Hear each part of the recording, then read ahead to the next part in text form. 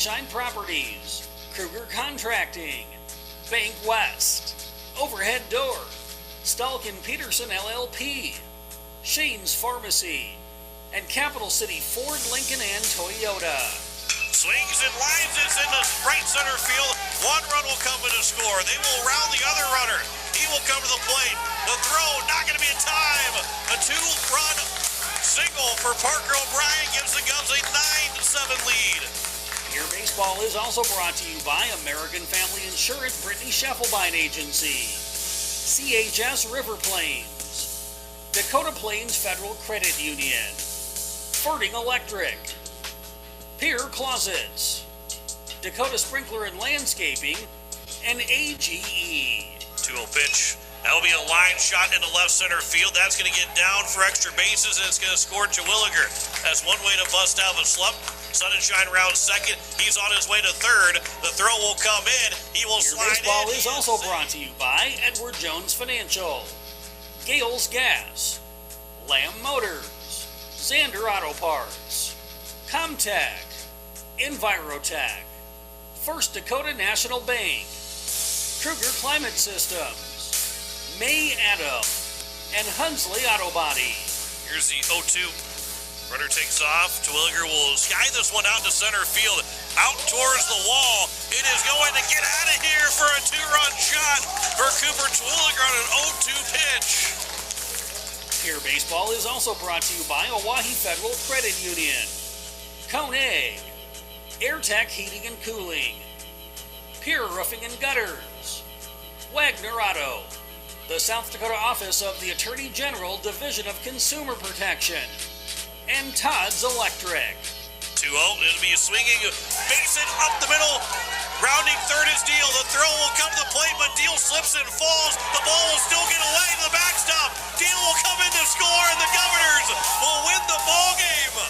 And now to the booth for the call of the game with KCCR award-winning sports director, John Winkler. And a good afternoon as we welcome you, good morning still, as we welcome you here to Maple Grove as we get set for our game between Pierre and East Grand Forks in our first of two today. As the Eights will play their final two games, they can no longer win the pool after starting out 0-2. Maple Grove and Rock Island both went 2-0 yesterday. Maple Grove, or make that Rock Island won their game against Excelsior earlier just a little bit ago. They're now 3-0 and looking to win the pool against Maple Grove coming up at 4:30 today. But Pierre and East Grand Forks, they will play, and East Grand Forks, both these teams, now the next two games are playing just to play these two games, get some games in, as they are also eliminated from contention after that win from what was Excelsior White, beating them with Rock Island beating Excelsior White. East Grand Forks lost yesterday to Rock Island 7-0 before coming back and beating Excelsior 10-2. So they're sitting at 1-1. Pierre at 0-2, Excelsior White at 0-2. Now Rock Island to make that Excelsior White at 0-3. Rock Island at 3-0. So these two teams looking to try and get a couple wins to wrap up their Gopher Classic and then get set and ready to go here as we get closer to the end of this Gopher Classic, but also the end of the regular season for Post State. After today's games are done, they will not play again until the playoffs. So they're looking to finish out on a strong note against this East Grand Forks Post 157 squad here this morning and into the afternoon before they take on Excelsior White in the second game of our day. Let's take our first break here, the pregame show. When we come back, we will have starting lineups and start to get you set for Post States and East Grand Forks. Back in 3 minutes here on KCCR, and you're watching it on YouTube at KCCR Sports. Building a home. It's the biggest investment most of us make in a lifetime. Not to mention, it's a decision that, well, you pretty much live with day and night. The quality of the workmanship stares back at you like a reflection. It also affects the value of your investment. Choosing the right contractor is critical. Kruger Contracting is that contractor. Call 222-2523. Quality workmanship and materials completed on time. Kruger Contracting. In a word, quality. Call 222-2523.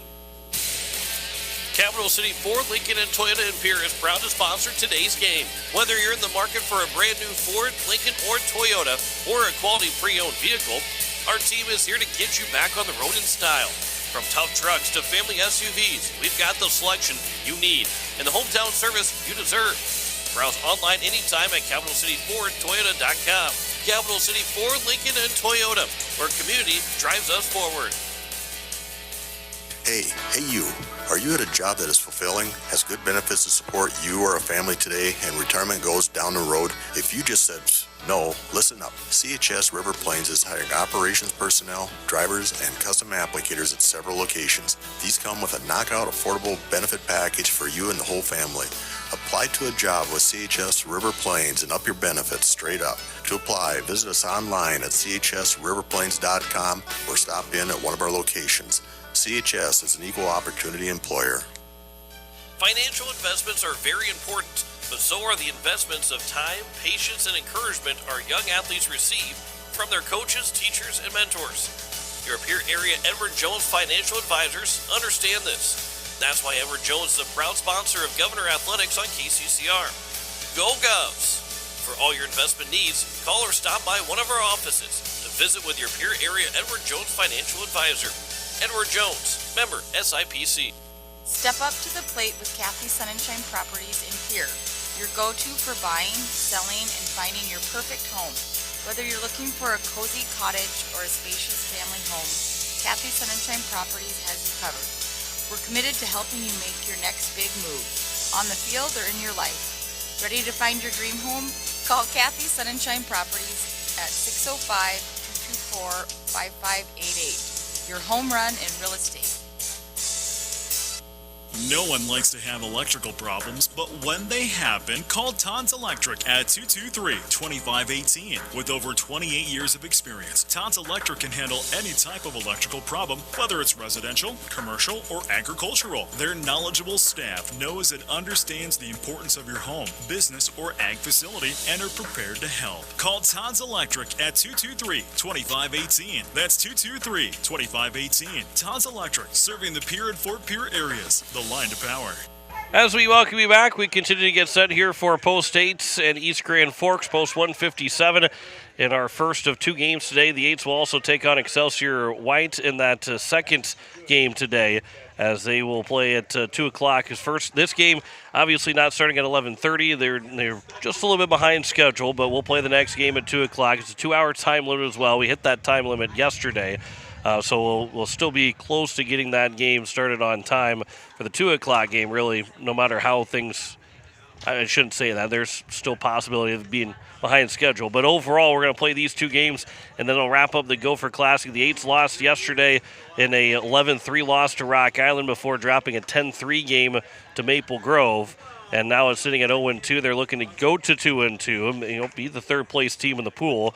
But Rock Island at 3-0, Maple Grove also at 2-0 right now. That game pretty much will decide, potentially could decide, whoever wins that game goes, especially if Pierre would win this game, then that game certainly is the deciding game coming up at 4:30, who will move on to Sunday morning's game against the Pool C winner. But that will be here at Maple Grove. But Maple Grove at 2-0, Rock Island now at 3-0. They won 11-2 in the first game, so 6 of the 10 games are now done, and we'll have 8 of the 10 games done by the time that we get off the air. With this being Pierre Post 8 against East Grand Forks, and then taking on Excelsior in that second game of the day today. Let's go through the starting lineups for both these teams. First, for Pierre, who are the visitors in Game 1, they'll be the home team in Game 2. Carter Scheffelbein will lead off. He's the shortstop. Hudson Stosher, the second baseman, batting second. Sutton Sunshine, the catcher, will bat third. Trip Linda Kugel, the third baseman, batting fourth. Will Eilers, the right fielder, will bat fifth. Bridger Babcock is the first baseman, batting sixth. Carter Templeton, the pitcher, will bat seventh. Hudson Schaefer, the left fielder, batting eighth. And Porter Hunsley is the center fielder, rounding out the order. Carter Templeton, as just mentioned, he is the pitcher. No DH for the 8s here in Game 1 of this doubleheader. For East Grand Forks, Riley Hams, the shortstop, will lead things off. Mason Freeze, the second baseman, will bat second. Brody Anderson, the catcher, batting third. Caden Walsh, the DH, will bat fourth. Carter Carlson, the left fielder, batting fifth. Nick Satterlin, the right fielder, batting sixth. It'll be Yolan, the first baseman, batting seventh. I'll make sure I get the Mason Yolan. I did not finish spelling his name on my sheet. Mason Yolan, the first baseman, will bat seventh. Jake Stassen, the third baseman, batting eighth. And Jay Base Flug, the center fielder, is batting ninth, with Carson McDonald, the pitcher, on the mound for East Grand Forks, as he will get the start in Game 3 of their Gopher Classic. We start to get closer to being set, so we're still probably 15 minutes away. The way things are looking right now, might be 15 minutes away before we get first pitch between Pierre and East Grand Forks. It'll give us a chance to kind of look at the standings for South Dakota, although there are no South Dakota games this weekend, but a chance to look at the standings where they sit going into the final week of the regular season. The 8s are done. They will not play another South Dakota game until the playoffs, but we will check out those standings coming up here after this break. Back in 3 minutes here on KCCR, and you're watching it on YouTube at KCCR Sports. Looking for your next new or used car, truck, or SUV? Then go no further than the comfort of your own home. Shop online at lambmotor.com. On lambmotor.com, you'll find the vehicles Lambs has in stock. You can schedule a test drive or your vehicle's next tune-up, all online. New or used, shop for it all online, anywhere you are. Lamb Motor has the right vehicle for you. Lamb Motor in Oneida and online, lambmotor.com. Step up to the plate with Overhead Door Company of Pierre. Like your favorite team, we deliver reliability, strength, and top-notch performance. For over 100 years, Overhead Door has been the most respected name in the industry. From commercial or residential repairs to full upgrades, our team of technicians stand ready to provide winning results. Don't let a faulty garage door strike you out. Look for the signature red ribbon and call the industry MVP at 605-224-6200. Bring your garage door game to the big leagues. People helping people. Have you ever wondered what the benefits are of becoming a Owyhee Federal Credit Union member? At Owyhee Federal Credit Union, we reinvest profits in you. We do this in the form of lower interest rates, higher dividends, and low to no fees. So come check us out or come in at 221 East Pleasant Drive in Pierre, because at Owyhee Federal Credit Union, we treat our members like they own the place because, well, they do. Owyhee Federal Credit Union. With any dream, the wind won't always be at your back, the sun won't always be shining, and some rain is going to fall. American Family Insurance is like a good solid roof that you can trust to protect your biggest dreams. With plans that could save you up to 23% when you bundle your home and auto. Also, you can continue to dream fearlessly, no matter what comes your way. American Family Insurance. Visit mfam.com to learn how discounts may apply to you. American Family Mutual Insurance Company assigned its operating company, 6000 American Parkway, Madison, Wisconsin. Contact the Brittany Scheffelbein Agency, LLC, 224-6627. Spring is the season for a fresh start, and that includes your technology. Whether you are looking to upgrade or need to breathe new life into your current device, CommTech is your one-stop solution. Experience the brilliance of LG OLED TVs, the immersive sound of Sonos and JBL, or the unmatched performance of Lenovo laptops. Buy with confidence thanks to our price match guarantee and 0% interest on selected purchases. We're your locally owned technology experts on the truck bypass. CommTech, we sell the best and fix the rest. Koenig of Oneida, Pierre, and Winter has provided our services to growers of South Dakota for over 50 years. We focus on providing our customers with the products, services, and attention to detail that each farmer needs to succeed. For your individual needs of custom spraying, liquid or dry fertilizer, chemical, soil sampling, seed sales, and treating, stop in and see us at Koenig with offices located in Oneida, Pierre, and Winter. As we welcome you back, we continue to get set here for Post 8s and East Grand Forks, as might be getting closer to game time. The umpires making their way out to the field. Let's look at the South Dakota standings right now as we continue to get ready for this game. This is through the weekend, and we'll pick back up next week, although the 8s will not be playing again until after until the playoffs at this point, but they are sitting at number 7, and they need to be passed by 2 teams. Harrisburg Gold, who is sitting at number 8, they are done playing games. The only way things can change is if Watertown drops below 500. They only played them once, where Pierre played them twice, but with them sitting at 40.2778, I don't think losing 3 points to Harrisburg is going to put them ahead of Pierre. So then Renner Royals, they're sitting at 12-13 at 39.9. They've got to pick up almost an entire seed point. Same for Watertown at 39.85 to try and pass Pierre Post State. And for Renner, their outlook for the rest of the season, they have 2 games against Aberdeen, 2 games against Yankton. Those 2 games against Yankton will be big. Pierre will pick up a couple of points if they get back above 500. But those 2 games against Yankton, who are sitting at a 706 win percentage, those could be 2 big wins for Renner to try and get back into that home playoff spot. And then Brookings and Spearfish are the 2 doubleheaders left for Watertown.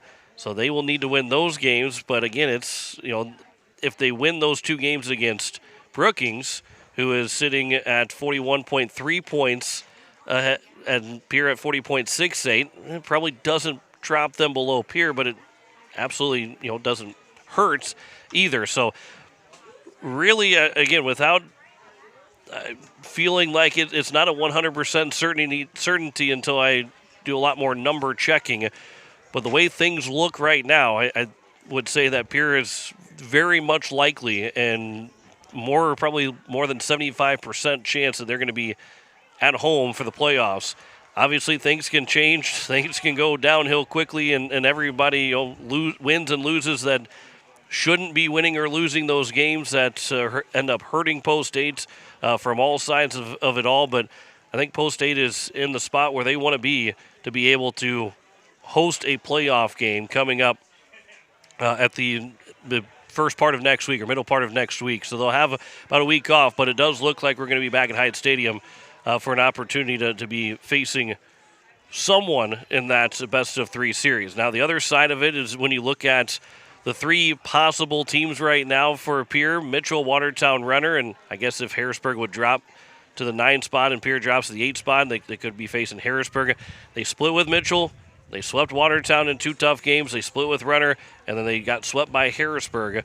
And then Sioux Falls East would be probably the pretty much farthest away that they could play, and because Sioux Falls East will play, I believe, 320 and post 22 before the end of the season.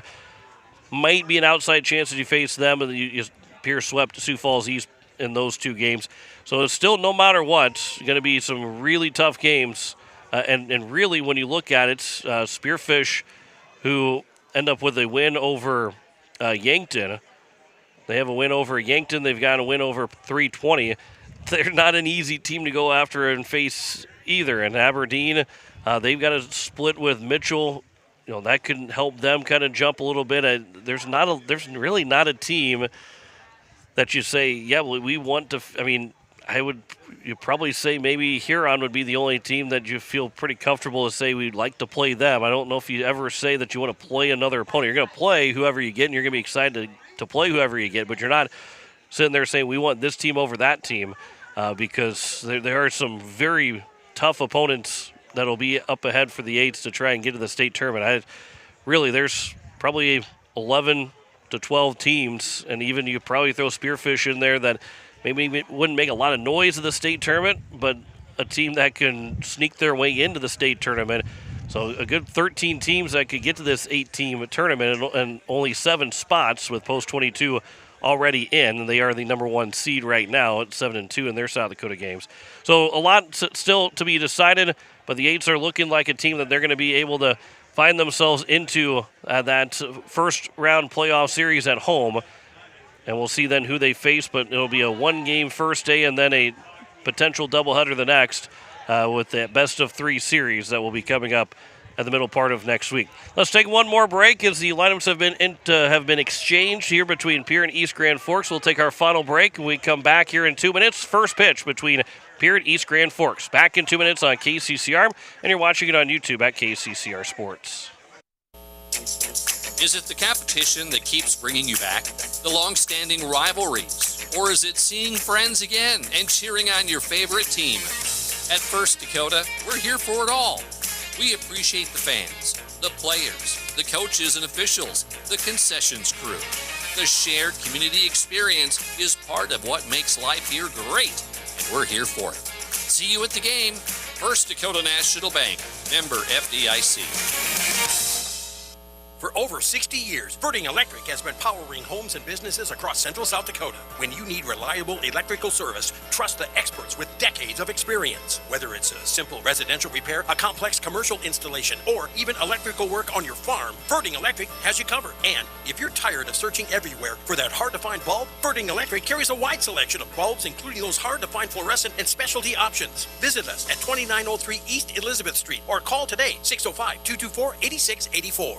When you're looking for quality trash pickup services, look no further than Envirotech. 6 days a week, their trucks are on the road picking up trash, even holidays. They're also the place to contact for recycling services. Their friendly, professional staff is ready to assist with weekly pickups or even special pickups. Check out the website at envirotechwaste.com. Envirotech is locally operated. Call 224-4804. Envirotech Waste Services in Pierre, proud to support high school athletics. For over 20 years, Shane's Pharmacy has been serving the Fort Pierre area as your locally and veteran-owned independent pharmacy. From fast prescription service and free local delivery to immunizations and rapid strep testing, our experienced team is here with the personal care you deserve. We're honored to care for our family, friends, and neighbors, and proud to support our local high school athletes. Experience the difference personal care makes at Shane's Pharmacy. Feel better for less and stay well with us. As we welcome you back, we are getting sent for first pitch between Pierre and East Grand Forks. As we are ready to go here from Maple Grove, as it will be East Grand Forks, the home team here in this doubleheader, or in this first game of our doubleheader. Carson McDonald's on the mound. The last time that he pitch, it was a 6 2/3 performance, 7 hits, 6 runs, but none of those runs were earned. 3 walks and 2 strikeouts in the 6-5 loss, and it was Fergus Falls that beat them on that Monday, July 6th, where he threw a total of 103 pitches, but no earned runs for McDonald last time out. He is ready to go, and he will go against Carter Shufflebein to lead us off. We're ready for some baseball, about 15 minutes behind schedule, but we're ready to go here between East Grand Forks and Pierre Post States. As the first pitch comes in and swinging a fly ball to center field. Backing up is the center fielder, and Base Flug will make the catch for the 1 pitch, 1 out to open things up here at 11:46. And here the defensive positioning. It is Carter Carlson in left, Base Flug in center. Right field is Nick Satterlin. Third baseman and Jake Stassen. Shortstop Riley Hams, as that first pitch is fouled back for strike 1. Second baseman Mason Freeze. First baseman Mason Euland. The catcher behind the plate Brody Anderson. And Carson McDonald throws his third pitch, and it's a ground ball to the left side. It'll be fielded by the shortstop. Throw to first is going to be in time for Hams. And there's now 2 down quickly here at the top of the first inning. And it brings up now Sutton Sun and Shine. So it was Carter Shufflebein, Hudson Stosher, now Sutton Sun and Shine. Followed by Trip Linda Kugel, Will Eilers, Bridger Babcock, Carter Templeton, Hudson Schaefer, and Porter Hunsley. The 9 guys in the batting order for the Eights.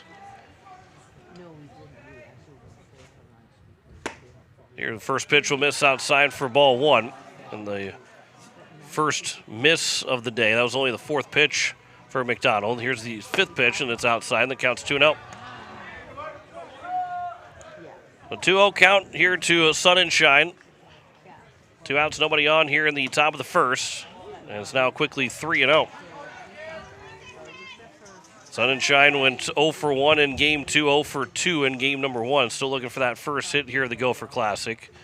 3-0 pitch is going to be at the knees for a strike, and the count's 3-1 here to Sun and Shine. The Eights wearing their green jerseys with the white pants, white numbers and letters. It'll be a walk here to Sun and Shine. That one missed low and away. And the first base runner here for the Eights in this top of the first, and it brings up Trip Linda Kugel. Linda Kugel has hit the ball well here this weekend. Had a 2 RBI single in game 1 that tied the game at 2-2. He went 1 for 2 in that first game, as Aiden Johnson's going to go run for Sun and Shine. Then he went 2 for 3 in game 2 with a 2 RBI single again. At that point, it gave Pierre a 3-0 lead against Maple Grove before they end up falling 10-3. Here's the first pitch to him. That will be on the outside edge for strike one. A little bit farther. We're one row back than where we were yesterday. The camera's a little bit higher today, but still a beautiful spot here at Maple Grove. And a good day for some baseball. There's a swing and a miss, and the count's 0-2. It will be a warm day today. Not as hot as the heat advisory that's in effect for Pierre. But going for a high of 89. It's 84 right now here in Maple Grove. Winds are out of the southwest at 7 miles an hour. As Linda Kugel will swing and miss for strike three, and that will take care of the first inning. No runs, no hits, no errors, and a man left on base. Half inning gone by. No score between Pierre and East Grand Forks. Back in a minute on KCCR, and you're watching it on YouTube at KCCR Sports. When your tank's running low and your stomach is growling, there's one place Pierre trusts, DJ Senex. Feel it fast. Grab ice-cold drinks, selection of fresh donuts, and that perfect cup of coffee to keep you moving. Friendly faces, quick stops, and everything you need right when you need it. So next time you're on the go, make the easy stop. DJ Senex. Fueled by community, driven by you. For years, you have trusted Larry Fry Heating and Cooling to keep your home comfortable, no matter the season. Now that same commitment to quality service and expert care has a new name. Introducing Kruger Climate Systems. We're familiar faces, the reliable technicians, and the same dedication you've always known, now under a new banner. From essential repairs and routine maintenance to brand new installations, we're here to ensure your home's perfect temperature. Kruger Climate Systems, your trusted partner for a comfortable home. Call us today for all your heating and cooling needs. Back here, bottom of the first. No score between Pierre and East Grand Forks as the East Grand Forks lineup. It is Riley Hams, the shortstop, to lead things off. Mason Freeze, the second baseman, batting second. Brody Anderson, the catcher, will bat third. Caden Walsh, the DH, is batting cleanup. Carter Carlson, the left fielder, batting fifth. Nick Satterlin, the right fielder, will bat sixth. Mason Yulin, the first baseman, batting seventh.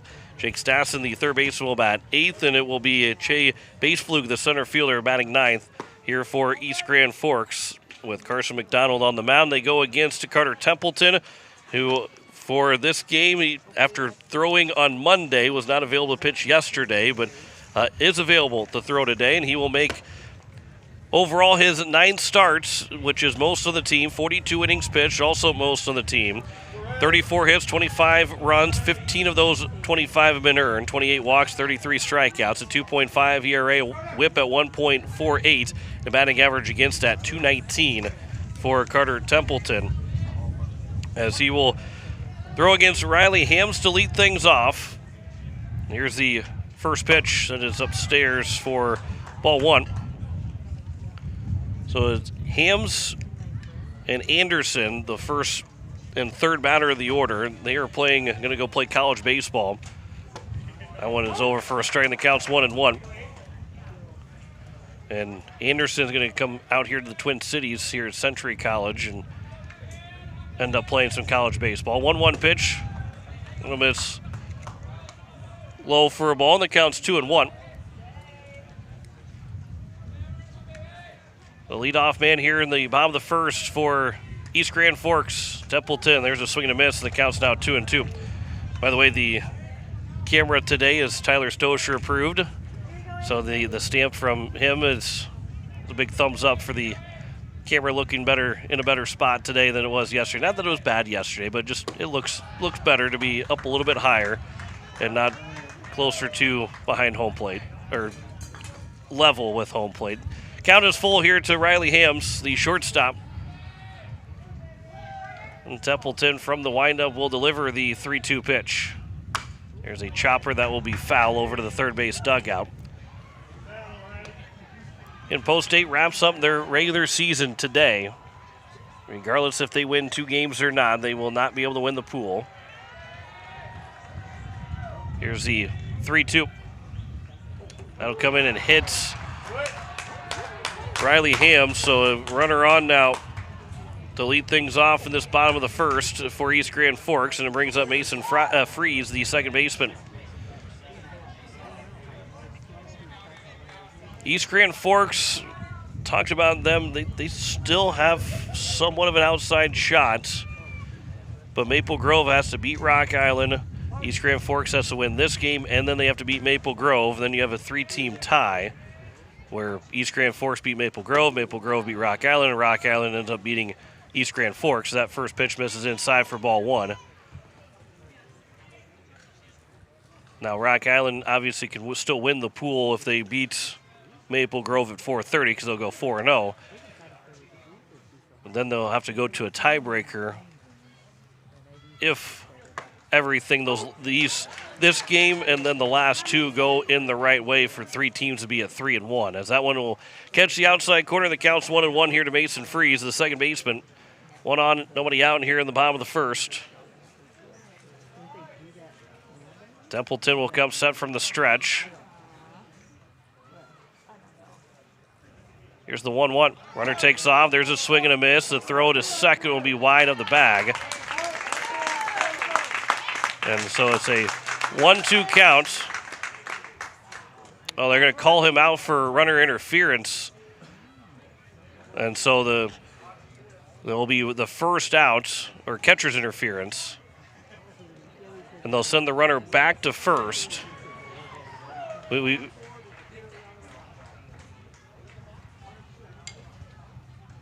will say that he stepped out of the box in front of the plate. I know we've seen the, I guess it's batter interference, not catcher's interference.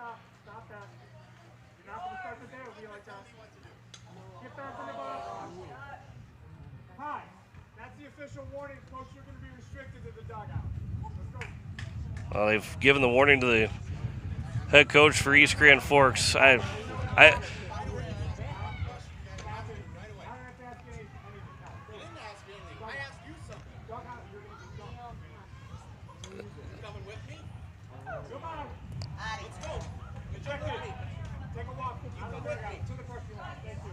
So the East Grand Forks coach, as you probably could hear, East Grand, like I say, you can hear probably the crowd mic picking up that conversation. The East Grand Forks coach has been ejected from the game just two batters in. I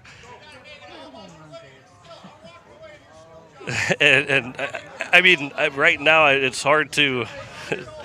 The East Grand Forks coach, I think, has every right to be upset where he is right now because he was asking the question of how is batter's interference, and then he was told to go back to his spot. I mean, it was very. I can't think that he. I mean, you could hear everything that he was saying. He was not saying anything bad that would have gotten him ejected to begin with. But, and obviously we're here in Minnesota. So in South Dakota, we've seen a lot of these calls that aren't made when a guy steps across the plate and the throw down to second. We don't see him. This one didn't look like it was much of a step. And he got called out. Now, the home plate umpire, he was asking the question. And now Coach Iverson is going to ask if he's supposed to be out at second. And so he'll get the quick conversation that the runner will go back to first. But the conversation that was had was about that play, and it didn't seem like it was that tough of a conversation, but he was told to go back, and sometimes coaches don't like to hear that, especially when they're trying to ask a question. It's the first pitch here down to Brody Anderson. That's over for strike one. And when you get told to go back, I can understand where the head coach is frustrated with that because, again, we're only two batters in the bottom of the first inning. Then he gets a warning, and it's probably not going to stop there. And so I understand his frustration. I understand how that led to the ejection pretty quickly there for the head coach for East Grand Forks. Counts 0-2 as Anderson fouled that 0-1 pitch away. Here's the 0-2 from Templeton. That time is called. Oh, boy, we're going to have more conversations. I don't...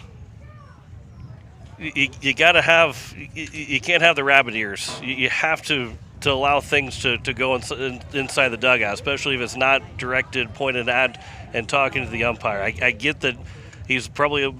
Everything that he's hearing, probably you can hear everything right now, but you got to be laser focused a little bit, because we are playing a baseball game and not watching somebody umpire a baseball game. And so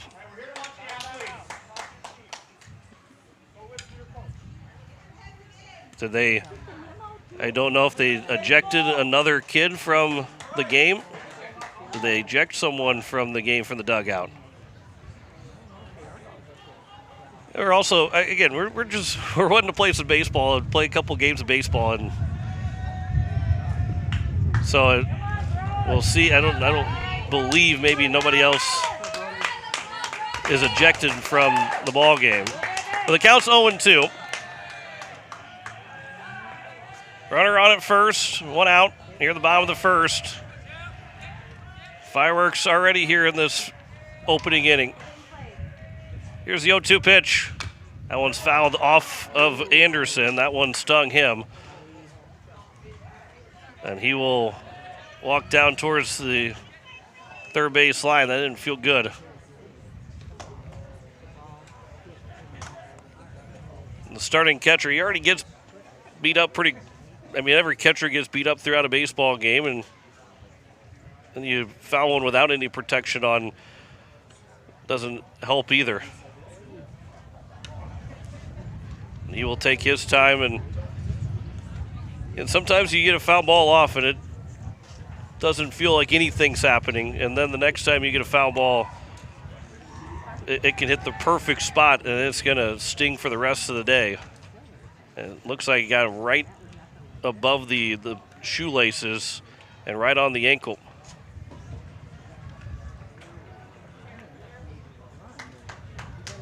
So he will step back in.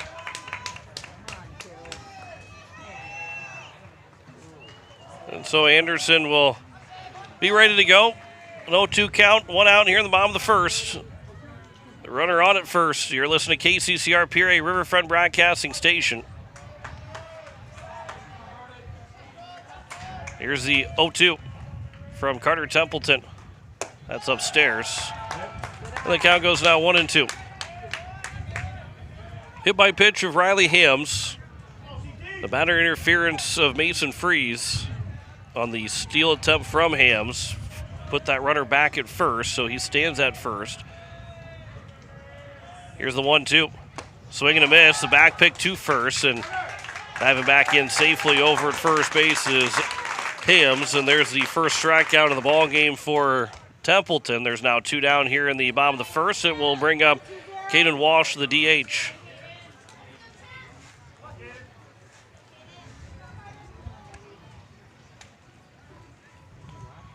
So as Walsh steps to the plate,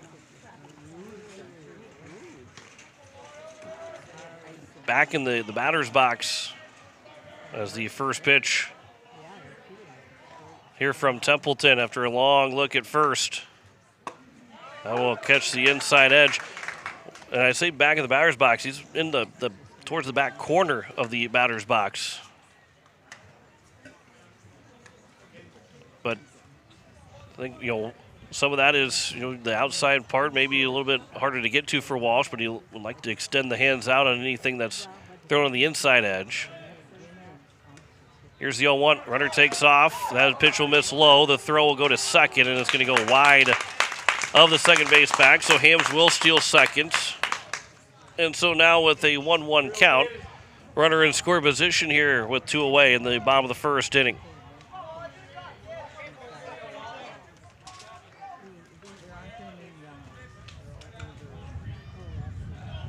Now time is called. Sun and Shine will make sure that he and Templeton are on the same page, with now having to flash more than just one sign with a runner on at second. Make sure that I believe it might have been Rock Island yesterday. I think that they were picking up the signs, able to figure out what pitch was coming. I believe it was that Rock Island game. The guy on second started patting the top of his helmet like he'd be going for the ABS challenge, and probably a signal of that they had the pitch figured out, whether it be a fastball, breaking ball, whatever it might be. And the 1-2 pitch coming up here from Carter Templeton here to Caden Walsh, the DH. There's a swing and a miss and a strikeout on the breaking ball from Templeton. That will take care of the inning. No runs, no hits, no errors, man left on base, and one ejection already in the ball game. We head to the top of the second. No score between Pierre and East Grand Forks. Back in a minute on KCCR, and you're watching it on YouTube at KCCR Sports. Stolken Peterson LLP has been your local CPA firm for over 40 years, offering tax preparation, bookkeeping, payroll, and consulting services. If your business, farm, or ranch needs professional, accurate, and reliable services, we are your firm. Our clients are our #1 priority. If you need a higher level of accounting service, give us a call at 605-224-5828. That's Stolken Peterson LLP, 222 East Missouri Avenue in Pierre. Has life left a dent in your ride? Or maybe you're dreaming of a fresh start for your classic. At Hunsley Auto Body and Sandblasting, we bring vehicles back to life. Located right here in Fort Pierre with over 25 years experience, we specialize in expert auto body repair. From minor dings to major collision work. Got a boat or RV with fiberglass damage? We handle that too. And for projects needing a complete refresh, our professional sandblasting service preps anything ready for a perfect finish. For quality work you can trust, Hunsley Auto Body and Sandblasting, 605-280-4451, 310 West Highway 1434 in Fort Pierre. As we welcome you back, it is the top of the second. No score between Pierre and East Grand Forks. And for the Eights, it'll be 5, 6, and 7. Will Eilers, Bridger Babcock, and Carter Templeton. He might reach his base, so we go to Hudson Schaefer. As the Eights looking to try and get the lead here early on in this ball game, as the first pitch from Carson McDonald will miss for ball one. Only one base runner in that first inning. He had a lot of time, though, between that last pitch of the top of the first and the first pitch here of the top of the second. That'll miss low and away, and the count's 2-0 here to Will Eilers. Eilers, so far in these two games, he is 0 for 5 as he'll foul that one away, and the count's 2-1. Again, Pierre will not play again until the playoffs after today is done, which will be just under 10 days. That'll miss inside. The count's now 3-1. Here from Carson McDonald to Will Eilers. 3-1 pitch. That'll catch the outside edge, and the count is now full at 3-2.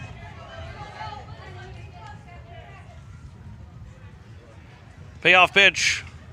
There's a ground ball that will be fielded by the third baseman in Stassen. His throw to first is going to be in time. And the leadoff man gone here in the top of the second, and it brings up now Bridger Babcock, the first baseman. Would assume that Will Danberg will be the starter in the second game today for the Eights when they take on Excelsior Whites. But you got to think that Bridger Babcock may be the first guy in relief today, whether that be in this game or if needed in that second game. I guess, if Carter Templeton and Danberg throw complete games, that's one thing, as that first pitch is over for strike one to Bridger Babcock. And you got to think that Babcock will be probably that first guy in relief. He's started most of the time this year and doesn't really come in relief, as he has started all 7 games that he has appeared in. So it would be his first relief appearance, but probably a guy that you're going to need. And again, I don't know exactly how the Eights will line up their pitching staff for the playoffs. You kind of, again, expect that it would have been, that will be Danberg and Templeton. Here's a ground ball and a high chopper and a high jump from the pitcher McDonald. And he's able to snag it, make the quick throw to first, and there's now 2 down on 2 ground outs. And it brings up now Templeton, the pitcher. Whether it be Schaefer, maybe Bridger Babcock, one of those guys starting one of those games. Again, the strategy, you assume that Templeton and Danberg would be starters for the playoffs. than that number 3 guy, and it depends on where you want to use them, whether you say, I want Templeton or Danberg to throw our must-win game, whether that be falling in game 1, throwing in game 2, or if it's a 1-0 lead and then they make it a counts 1-1 here to Templeton. But if they end up going to game 3, you want Templeton or Danberg to be able to throw. 1-2 count here to Templeton with 2 outs and nobody on here at the top of the second. Whole bunch of strategy that goes into it. There's a slider that's going to be swung on and missed by Templeton, and that will take care of the inning. A 1-2-3 inning for Carson McDonald. We'll step aside. It's a 0-0 tie between Pierre and East Grand Forks. Back in a minute on KCCR, and you're watching it on YouTube at KCCR Sports. Dakota Sprinkler and Landscaping wants to make it easy for you to get that lush green lawn and that yard haven that you've been dreaming of. Visit dakotasprinkler.com to make appointments for sprinkler system spring startup, service calls, fall winterization, and landscaping quotes. Trust Dakota Sprinkler and Landscaping's professionals to get you through the planning and installation to make your landscaping needs a reality. Visit dakotasprinkler.com today. Most of us already know that Gales Gas of Pierre is the place to call for propane. They offer an automatic fill plan so you never have to worry about running out of propane. They accept debit and credit payments or a budget payment plan to spread out the cost throughout the year so you never have surprises when you get your bill. For delivery, convenience, and great customer service, call Gales Gas at 224-5518. That's Gales Gas at 224-5518. It is the bottom of the second. No score between Pierre and East Grand Forks on the American Family Insurance Brittany Shufflebein scoreboard. This is game 3 of the tournament for Post State. They will take on Excelsior Whites after they played in the first game. They lost 11-2 to Rock Island. And then it will be Pierre and Excelsior coming up in that second game here for the 8s, and the third game overall today here at Maple Grove. And it is Carter Carlson, Nick Satterlund, and Mason Yulin will be the first 3 hitters. 5, 6, and 7 here for East Grand Forks. Left fielder will dig in first. Here is the first pitch from Templeton. That'll catch the outside edge for strike 1.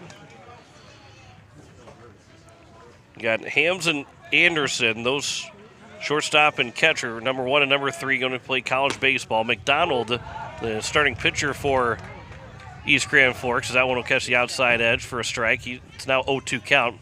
McDonald's going to go play junior college basketball next year. Here's the 0-2. Swing and a miss. Good morning, good afternoon, good night. A 3-pitch strikeout, third straight strikeout here for Carter Templeton. And there's one down here in the bottom of the second inning. And it brings up Nick Satterlund, the right fielder.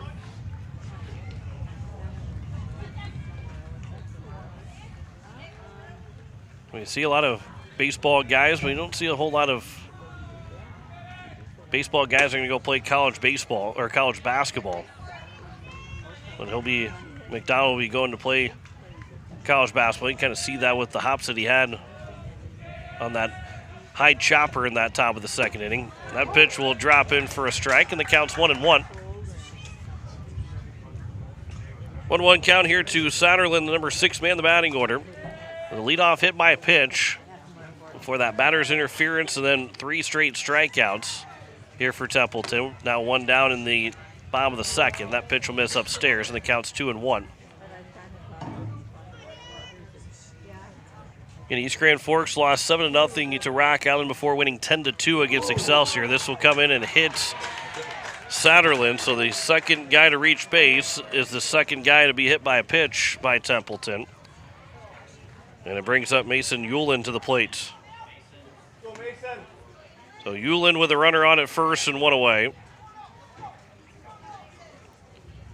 East Grand Forks coming in at 10-11 on the season, trying to get to 500. Yulin, who did not play in game 1. He went 0 for 1 with 2 walks yesterday in that second game against Excelsior. Time is called right as Templeton was starting to make the move. Now we have another issue.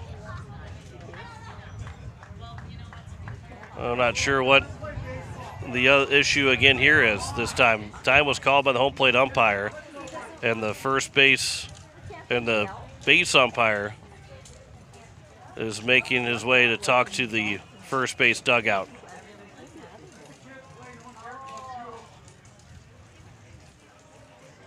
I'm not sure if they're telling him that they're, because Pierre was told to knock it off yesterday in their game against Maple Grove for yelling or talking, whatever it was, and I guess now East Grand Forks, I think it's a rule in Little League, but not so much in American Legion Baseball, that you have to stop talking before the pitcher throws a pitch.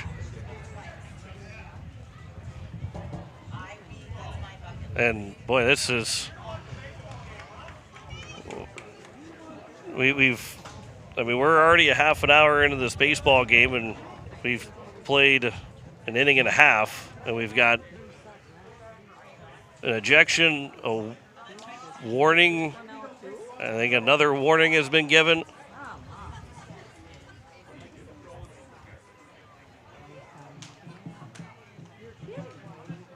So it's and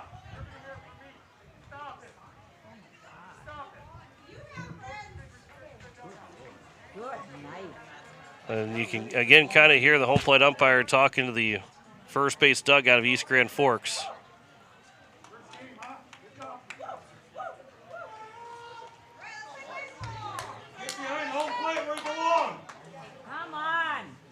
So now they have a player that's going to be coaching first, and the third coach, who then came to go coach first after the head coach was ejected, is now going to be in the dugout, I guess, the whole time. So here is Yulin now, the first pitch to him. First pitch will miss low for ball one. And now the East Grand Forks fans are getting a little bit more energy as before the pitch is coming in.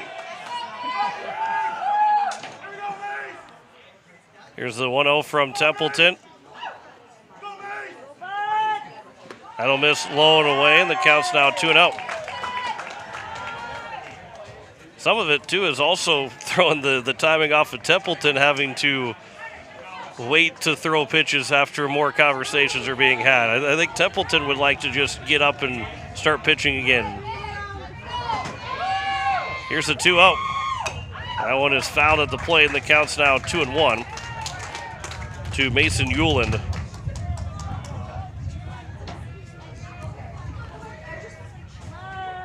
And East Grand Forks won 10-2 in that game against Excelsior in 5 innings. They had a big 6-run second inning, before scoring 3 in the fourth to take that 10-1 lead and ended up winning 10-2. 2-1 pitch, runner takes off. This will be fouled. Oh, it's going to be catcher's interference.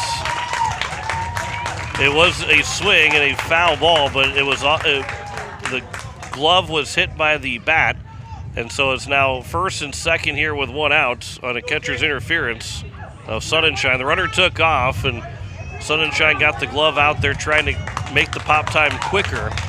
It ends up being catcher's interference, so it's now first and second, 1 away. Jake Stassen, the third baseman, now to the plates. Now dangerous spot here for East Grand Forks to try and take the first lead of the ball game. That one, first pitch is fouled back for strike one.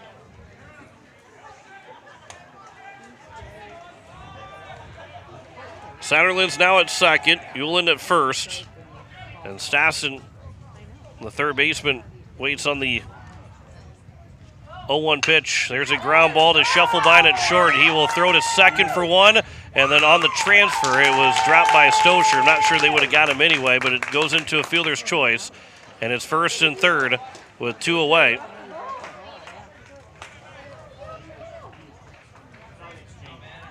And so a 6-4 fielder's choice. And with 2 away, going to bring up Jay Baseflug.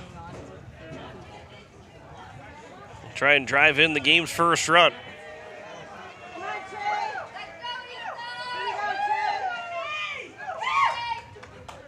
Templeton from the stretch. He'll deliver the first pitch. That is upstairs for ball one.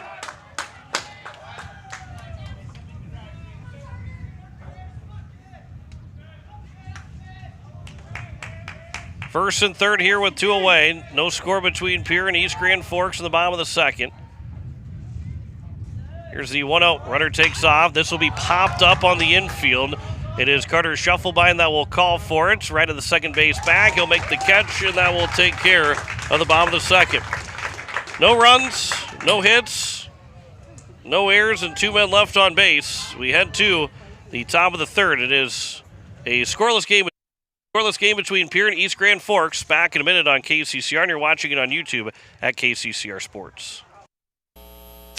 At Dakota Plains Federal Credit Union, we salute the service and sacrifice of our members. To show our appreciation for veterans, active duty military, and first responders, we're proud to introduce the We Salute Service and Sacrifice Loan Program, granting a special rate reduction on eligible consumer loans. Valid offer on new secure loans only. Internal refinances and unsecured loans do not qualify. Veterans, active duty military, and first responders, contact our loan team for more details. All deposits are insured up to $250,000 by NCUA. At Dakota Plains Federal Credit Union, we're big on you. Wagner Auto and Pierre has been hitting home runs for over 100 years, delivering quality vehicles and top-notch service to our community. Whether you need a rugged truck, a dependable SUV, or a fuel-efficient car, we've got the perfect lineup to keep you on the road. Proud sponsor of this season's baseball action, we're here to help you drive home a great deal. Stop by today or visit WagnerAuto.com. Wagner Auto, South Dakota's oldest auto dealer. As we welcome you back, it is the top of the third. No score between Pierre and East Grand Forks. Had mentioned in the bottom of the second there was no runs, no hits, no errors, but the catcher's interference does go down as an error as the first pitch is fouled away by Hudson Schaefer at the plate.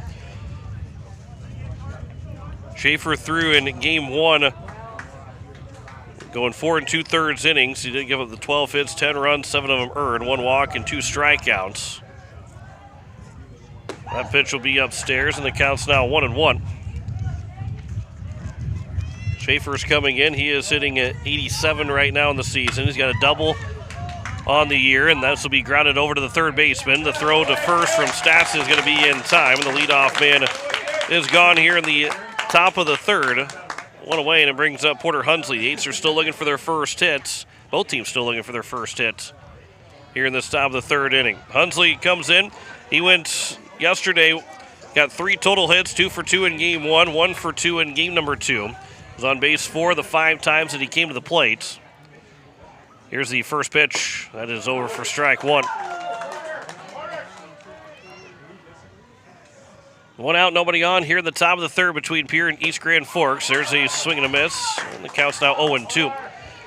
By the way, Excelsior played that first game against Rock Island, and now will come back and play this third game. Here's a ground ball over to the third base side again, fielded by the third baseman. The throw will be wide. Hunsley will end up at second as the ball bounces over the fence or through the fence, and it turns into a 1-out error that puts the Eights having their second man on base, but the first time they'll get a runner in scoring position here with 1 away in the top of the third. Sunshine that drew a walk in the first inning, but it is back to the top of the order. Carter Shufflebein, who flew out to center in his first at-bat, he'll dig back in. Chance to drive in the game's first run. Here's the first pitch. That'll miss low for ball.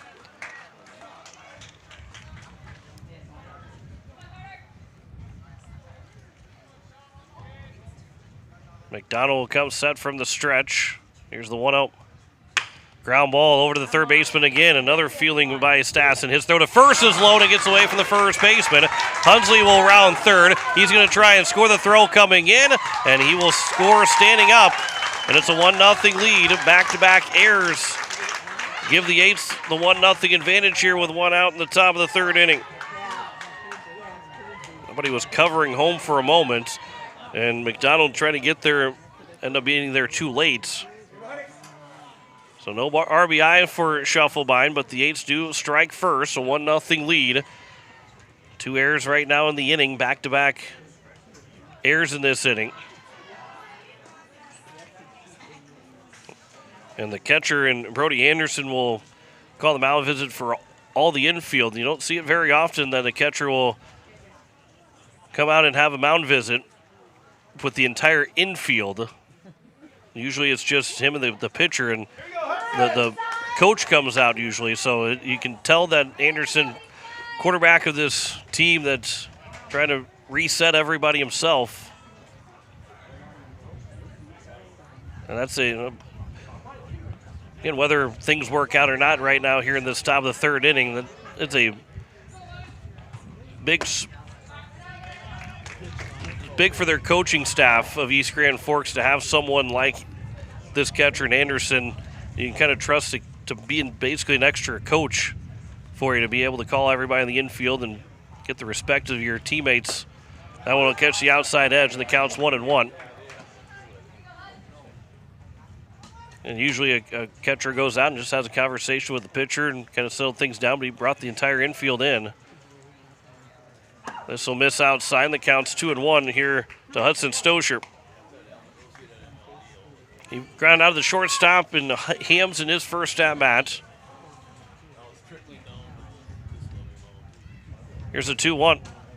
There's a swing and a miss. Back pick to second, and sliding back in is Shufflebine without a tag. And the count's now 2-2.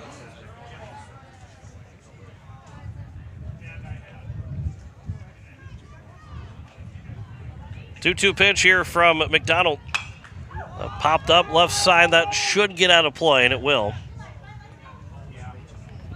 In the fences here at Maple Grove, 320 down the left and right field line, 344 in dead center. So it does jut out towards around 360 in the gaps. The foul territory juts in once you get halfway up the line in left and right field. Here's another ground ball over to the third baseman. It is going to be a fair ball right over the bag, and it's an infield single for Stosher as the third baseman and Stassen fielded it. Did not throw it to first. He thought maybe that had gone foul. And so now it's first and second here with one out. And it brings up Sunshine to the plate.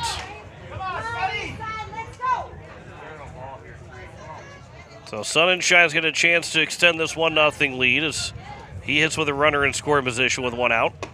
First pitch will be a miss upstairs for ball one.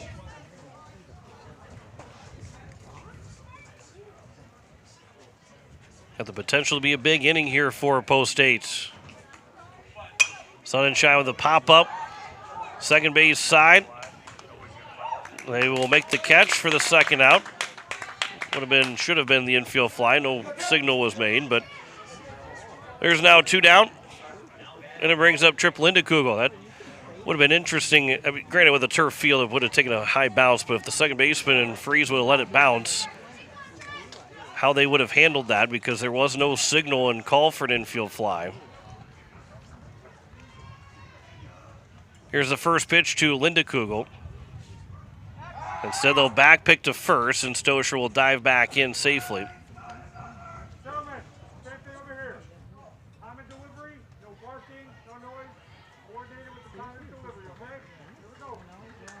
And so now Pierre will get their warning over to their side of the bench that they can't be talking once the pitcher gets set. And so both teams will have been told to be quiet, I guess.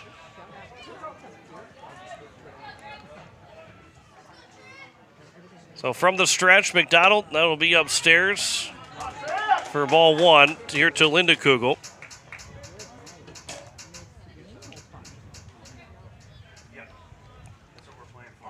Here's the 1-0 from McDonald. That'll catch the top of the zone. Lindekugel's 0 for 1, struck out swinging in his first at-bat, then end the top of the first.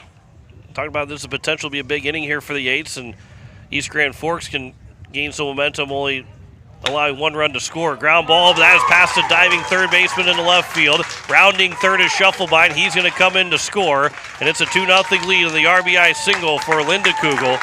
And the Eights will take a 2-0 advantage. They've taken advantage of those 2 errors. Linda Kugel will get the base hit, the first RBI today for either side or for the Eights. And they lead it 2-0.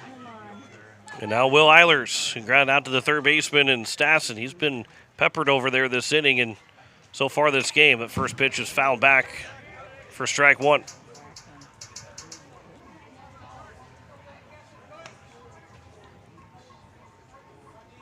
Stosher at second. Linda Kugel with the RBI single stands at first. Stosher's oven mitt came off. He will re-wrap that over at second base. 0-1 pitch will miss outside, and the count's 1-1.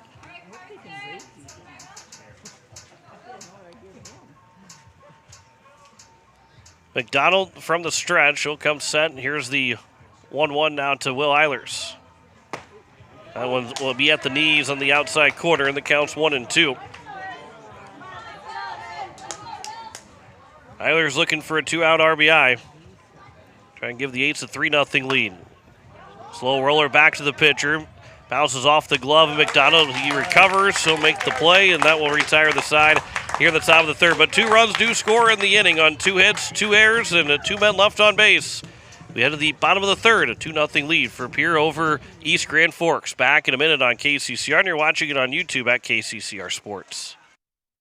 When the South Dakota wind howls and the rain pours, is your home ready? Introducing Pierre Roofing and Gutters, the newest name serving Pierre, Fort Pierre, and surrounding communities. Owned by Karsten Erickson, the same expert you've trusted for years at Karsten Erickson Roofing and Construction, we're expanding to keep our community covered. From full replacement to seamless gutter installs, Karsten and his team deliver. Don't wait for the next storm. Call Pierre Roofing and Gutters today for a free estimate. 605-280-8080. Pierre Roofing and Gutters. Built strong. Built local. As community bankers, BankWest employees are deeply committed to supporting local causes, growing the local economy, and creating local opportunities. At a time when you can bank anywhere, we hope you choose BankWest. We'll be your financial partner for the long haul, helping you and your community achieve financial success. BankWest. Convenient, connected, committed. Member FDIC. It is the bottom of the third. It is a 2-0 lead here for Post 8 over East Grand Forks. Carter Templeton will pitch with the lead, and it'll be the top of the order for East Grand Forks, post 157. Riley Hams, Mason Freeze, and Brody Anderson. The first 3 hitters here for East Grand Forks. It is a 2-hour time limit. We started at 11:46, so we have an hour and 15 minutes remaining on the time limit. That one's over for strike 1. We hit it yesterday in that game against Maple Grove before we got to the bottom of the 6th.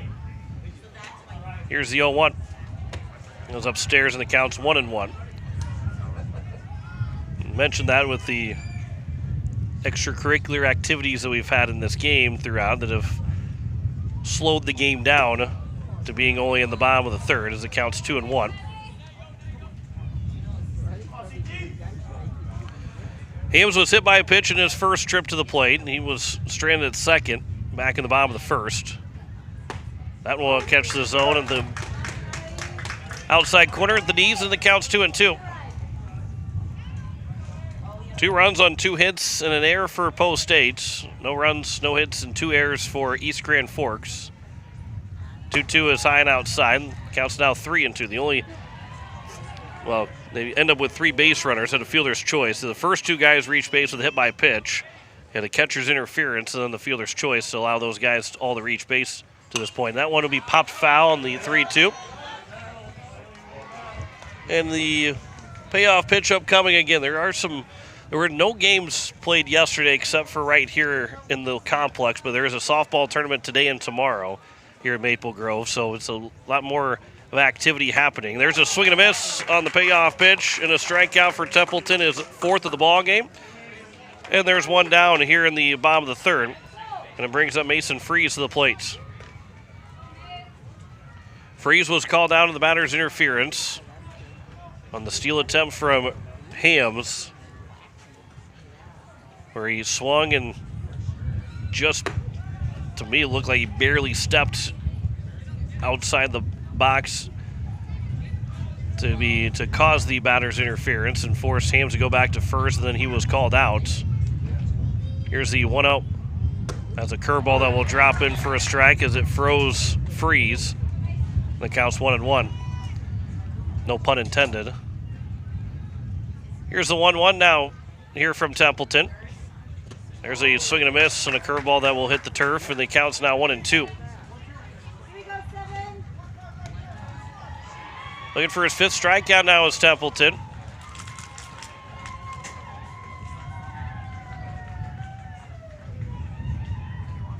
Templeton from the windup, deliver the 1-2. Swing and a miss and a strikeout, back-to-back strikeouts. That is strikeout number 5. And now it's Brody Anderson, who is one of those 5 strikeout victims. So the catcher will dig in. 2 outs, nobody on here in the bottom of the 3rd, and with a 2-0 lead for Pierre.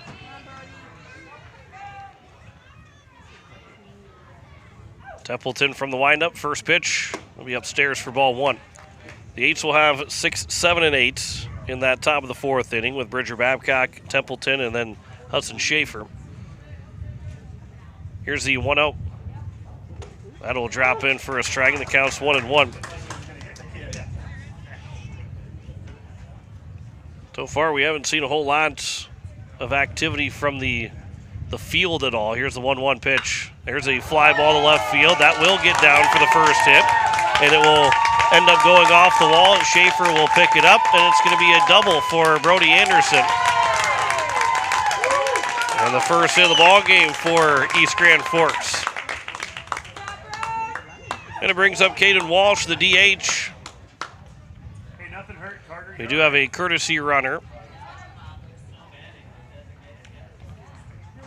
Get you the courtesy runner, as it will be Jackson Stassen. Jake Stassen, the third baseman, but Jackson Stassen will be the courtesy runner over at second. This will get away from Sun and Shine. It went off the backstop pretty quickly, but no chance to fire to third. So it's a 1-0 count here to Caden Walsh, who struck out in his first trip up.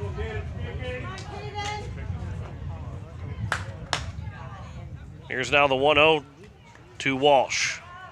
That one high and outside, and the count's 2-0. Looking to still get through this inning. Keep a 2-0 lead intact here for Templeton.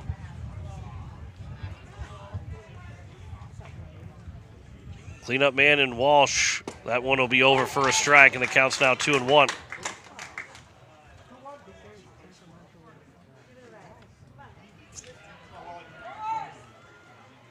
Templeton will get the sign. Here's the 2-1.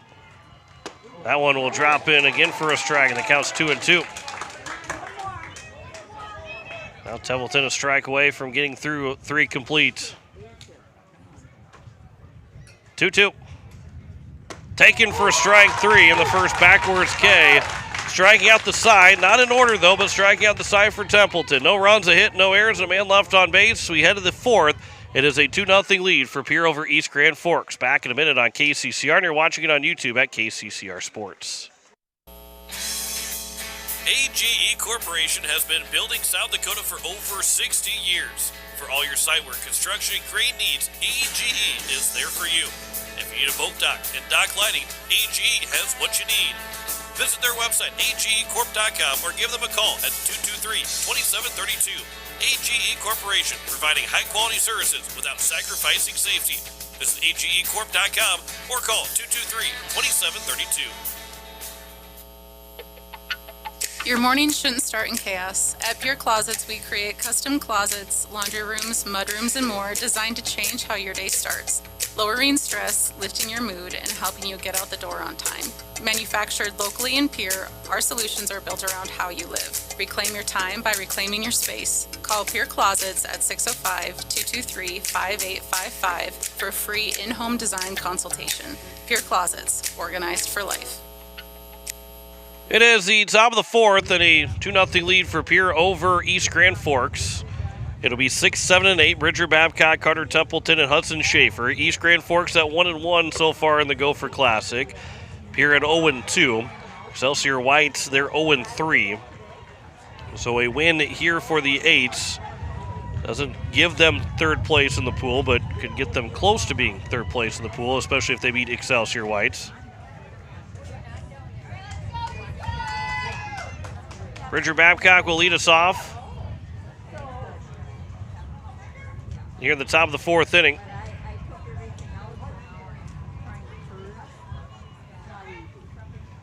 First pitch swinging, that is fouled away for strike one. He's 0 for 1, grounded back to the pitcher. His lone trip to the plate. Here's the 0-1. That one is a chopper that will be foul up the first base line. And the count goes now 0-2.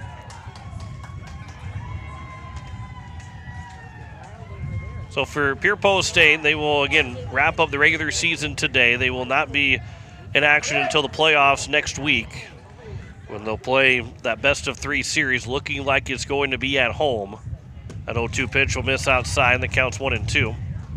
For a chance to go back to the state tournament for a second straight year, which would be in Rapid City that last week of July, beginning of August. That'll miss outside, and the count's 2-2. Of course, we'll have those games for Pierre State on KCCR and on YouTube at KCCR Sports.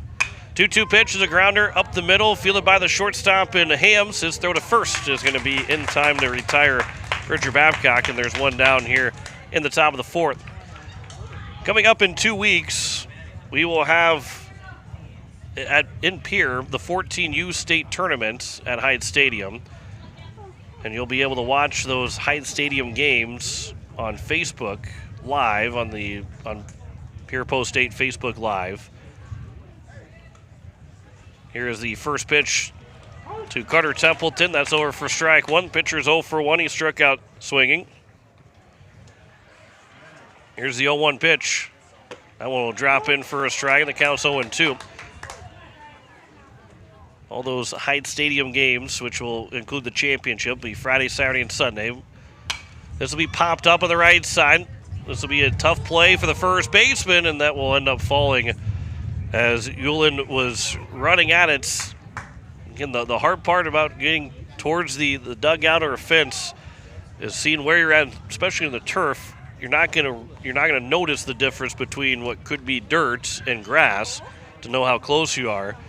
And he looked down, and when he looked back up, the ball had gone farther behind him than he had thought. The count goes now 0-2. Here to Carter Templeton, or stays at 0-2 to Carter Templeton. 0-2 again. Here's a ground ball back to the shortstop again, charging in his Hams. His throw to first will retire the pitcher Templeton. Back-to-back ground outs to the shortstop. 2 down here in the top of the fourth, and it brings up Hudson Schaefer, who is 0 for 1 with a ground down to the third baseman. And his first at-bat today. I'm looking forward to having that 14U state tournament, which then also reminds you that next year we'll have the Senior Legion state tournament at Hyde Stadium. First pitch is at the bottom of the zone for strike one to Hudson Schaefer. So the Eights will be this year. This will end up hitting Schaefer as McDonald caught his cleats or shoe, whatever. I mean, it's not obviously a metal spike, but he got caught trying to, from the windup, move around his normal windup, and he tried to, again, just throw the pitch, let it be a ball instead of, throwing it or not throwing it, but it turns into him throwing it and hitting Schaefer. He didn't try to hit Schaefer, obviously, but turns into a hit by pitch.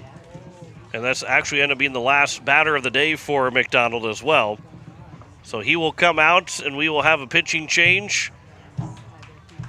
And we will tell you the changes coming up here in just a moment. We'll step aside for a minute. You're listening to Post-State Baseball on KCCR, and you're watching it on YouTube at KCCR Sports. When you're in the need for high-quality replacement auto parts, look no further than Zander Auto Parts and Machine Shop in Pierre.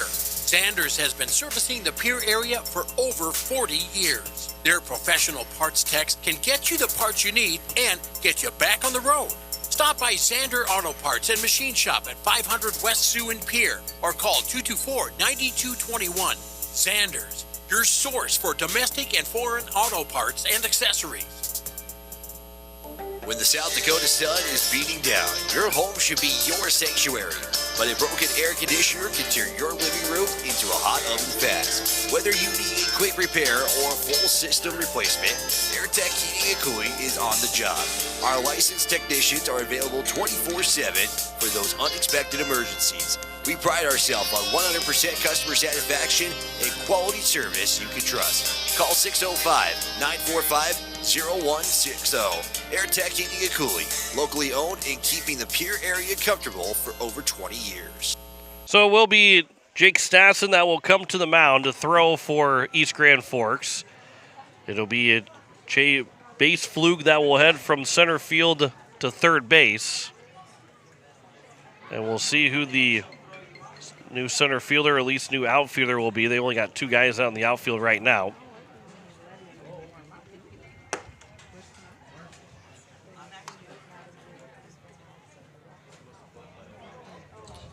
And we got two outs here, and then it will be McDonald that will go out to the outfield. And so nothing will change on the defensive side, but Caden Walsh then will come out of the ball game, I believe. I don't know if maybe the rules are different that McDonald can still DH for anybody.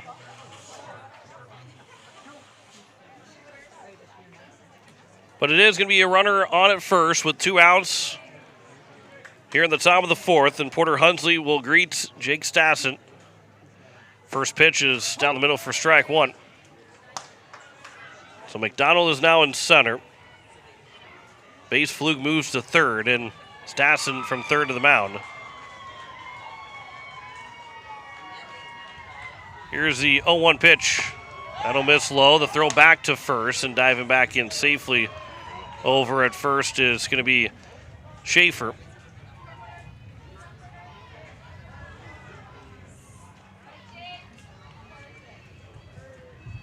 So now Hunsley, who reached on an air back in the top of the third, he'll dig back in with a 1-1 count. That'll be high and outside. Another back pick to first, and again, Schaefer will dive back in safely, this time without a tag applied. First baseman and Ulen didn't catch it cleanly anyway. But the count goes to 2-1 in favor of Hunsley.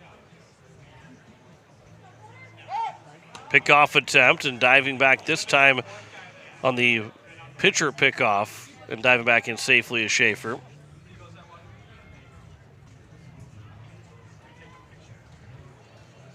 Stassen from the stretch. Here's the 2-1. That'll catch the outside edge of the strike zone. The count's now 2-2.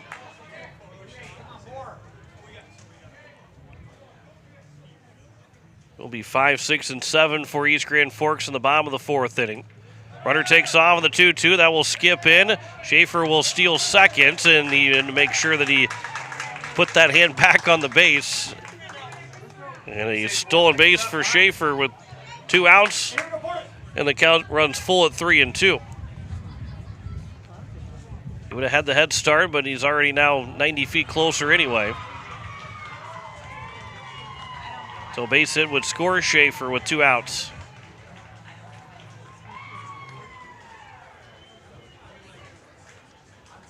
Here from the stretch, Stassen. 3-2. That'll miss low for ball 4, and it will be a 2-out walk to Hunsley, and it brings up Schuffelbein to the plate. Schuffelbein 0 for 2. He reached on an error as well in the third inning.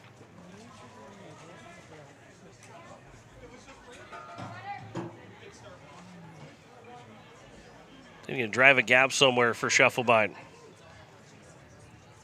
Here's the first pitch. That'll bounce in for ball 1.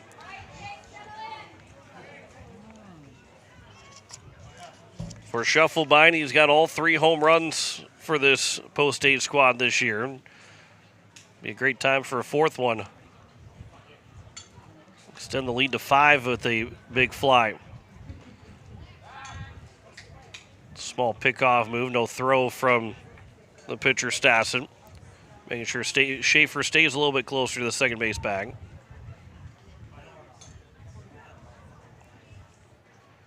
Here's now the 1-0 from Stassen to Schuffelbein. He'll deliver. And a high fly ball towards left center field. Backing up is the center fielder and shy of the track. The catch will be made by McDonald. And that will take care of the inning. Almost had it. Just missed it by a couple of feet. No runs, no hits, no errors, and 2 men left on base. We head to the bottom of the fourth. It is a 2-0 lead for Pierre over East Grand Forks. Back in a minute on KCCR, and you're watching it on YouTube at KCCR Sports. When life throws you a curveball, May Adam Law Firm in Pierre is here to help you knock it out of the park. For over 130 years, we've been providing trusted legal expertise in business, family law, criminal defense, and more. Proud sponsors of this season's baseball action, we're committed to serving our community both on and off the field. Need legal advice? Step up to the plate with May Adam Law Firm. Visit mayadam.net or call today. May Adam, South Dakota's law firm since 1881. Building a home. It's the biggest investment most of us make in a lifetime. Not to mention it's a decision that, well, you pretty much live with day and night. The quality of the workmanship stares back at you like a reflection. It also affects the value of your investment. Choosing the right contractor is critical. Kruger Contracting is that contractor. Call 222-2523. Quality workmanship and materials completed on time. Kruger Contracting. In a word, quality. Call 222-2523. Bottom of the fourth, it is a 2-0 lead here still for Pierre over East Grand Forks and American Family Insurance. Brittany Schuffelbein scoreboard. It is 5, 6, and 7. Carter Carlson, Nick Satterlin, and Mason Hewlin. The left fielder, right fielder, and first baseman here against Carter Templeton. Still trying to keep this 2-0 lead intact. That first pitch will skip in for ball 1. Strikeout victim is Carlson in his first at-bats. For Templeton, that first pitch was pitch number 55 of the day for him. He's got 6 strikeouts, just that 1 hit allowed. By the way, we can close the book on McDonald, who went 3 2/3 innings. 2 hits, 2 runs, no earned runs, 1 walk, and 2 strikeouts. The count goes to now 2-0 here to Carter Carlson. The 2 runs that scored reached on the 2 errors so far from East Grand Forks. There's a swing and a miss from Carlson. The count's 2-1. And he threw 59 pitches. And some of that could be what East Grand Forks has coming up on their schedule, and knowing that maybe other games than this one are very important. The Perman Buzz are their next opponent. That one will just miss a little bit high. The count's now 3-2. They've got 3 games with the next from Tuesday and Wednesday on, or Tuesday and Wednesday for East Grand Forks, so that could have been something to do with the pitch count that they had. That one will be taken on the outside edge for strike 3. And a big strikeout for Templeton, his 7th of the ball game. Carlson thought that was ball 4, but was just catching the outside corner. And it brings up Nick Satterlin, who was hit by a pitch in his first trip up.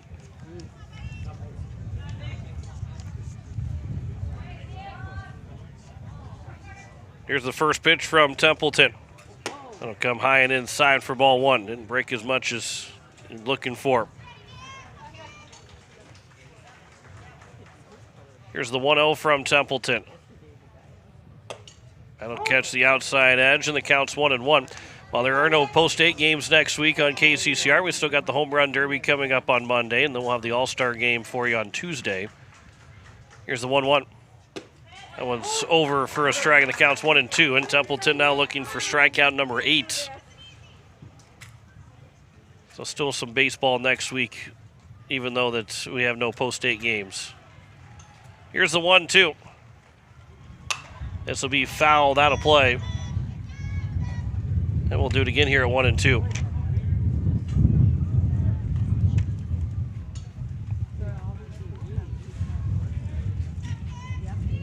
Wind blowing still out towards that left field foul pole. 1-2 pitch, ground ball that'll be up the middle. Shuffle by, not able to get to it as it gets through up the middle for a base hit. Second hit of the ball game now for East Grand Forks. 1 on and 1 out, and Mason Euland will come to the plate. He reached on a catcher's interference the first time that he was up. He's goes down as an error on Sun and Shine. The only error so far by the Eights here in this ball game.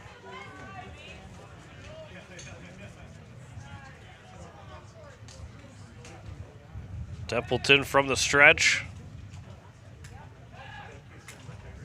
Pickoff attempt, and he did step off the rubber first. He did not throw it. He didn't make sure that he would throw it if he had turned, but stepped off the rubber. It almost looked like his cleat got caught too, stepping off the rubber.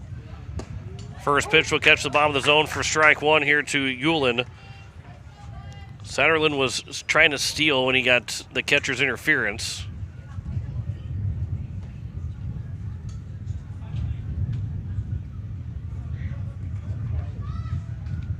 Templeton from the stretch. Here's the 0-1. Runner takes off. Pitch is low. The throw will go to second. Shuffle by with the tag. He's out.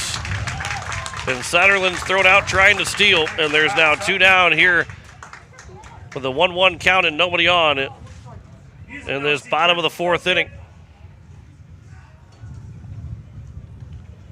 Another caught stealing from Sun and Shine, who is coming into this weekend having caught 15 different runners. Throws out his first today. That one will just miss upstairs, and the count goes to now 2-1.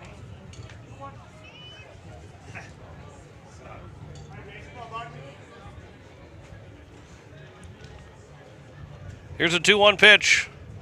Ground ball on a chopper over to the third baseman, Linda Kugel. Quick from the glove to the transfer, and the throw to first is in time. And the minimum face here in the bottom of the 4th. No runs, a hit, no errors, and no one left on. Halfway home here in Game 1 today for Pierre.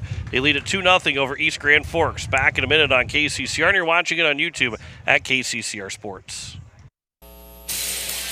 Capital City Ford, Lincoln, and Toyota in Pierre is proud to sponsor today's game. Whether you're in the market for a brand new Ford, Lincoln, or Toyota, or a quality pre-owned vehicle, our team is here to get you back on the road in style. From tough trucks to family SUVs, we've got the selection you need and the hometown service you deserve. Browse online anytime at CapitalCityFordToyota.com. Capital City Ford, Lincoln, and Toyota, where community drives us forward. Hey you. Are you at a job that is fulfilling, has good benefits to support you or a family today, and retirement goes down the road? If you just said no, listen up. CHS River Plains is hiring operations personnel, drivers, and custom applicators at several locations. These come with a knockout affordable benefit package for you and the whole family. Apply to a job with CHS River Plains and up your benefits straight up. To apply, visit us online at chsriverplains.com or stop in at one of our locations. CHS is an equal opportunity employer. It is the top of the 5th and a 2-0 lead for Pierre over East Grand Forks. When Jen Brazili is back at the station, John McLeod here on this Saturday now afternoon. We're closing in at 1 o'clock. The Eights will take on Excelsior in the second game today. It'll be at 2 o'clock, scheduled for a 2 o'clock first pitch. Potentially maybe getting that game started early, depending on how this game finishes out. We started 16 minutes late on this one. But as it will be 2, 3, and 4 here at the top of the 5th. Hudson Stosher comes to the plate. Sun and Shine, then Trip Linda Kugel. And the Eights will play these 2 games, regardless if they win both or not. They will not be able to advance in the pool. Rock Island already won their 3rd game of the tournament. However, we knew after last night the Eights were not going to be able to advance. The fact that Maple Grove and Rock Island both went 2-0 and still had to play each other today. The Eights with those 2 losses were not going to be able to end up playing. Here's the time called by the catcher, Brody Anderson.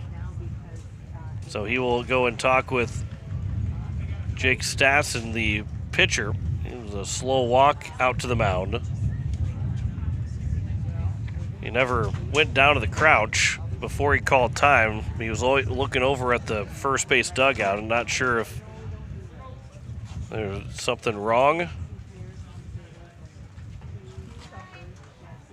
with his arm, maybe. And now he's waving over and making sure that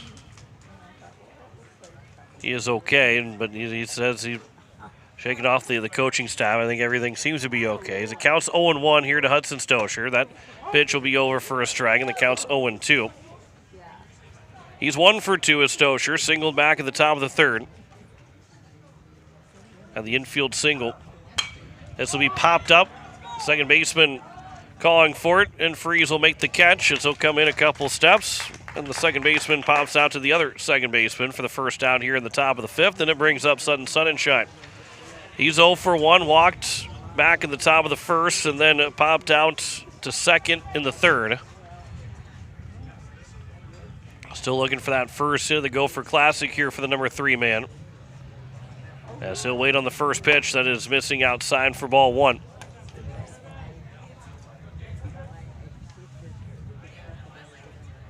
One-0 pitch. That one is fouled back to the netting, and the count's now 1-1. Netting goes up pretty far high up. There's no chance of a foul ball coming our way. There had to be a really big back kick and the backspin of a foul ball behind home plate for it to come back to us. That'll be at the bottom of the zone. That counts now 1-2.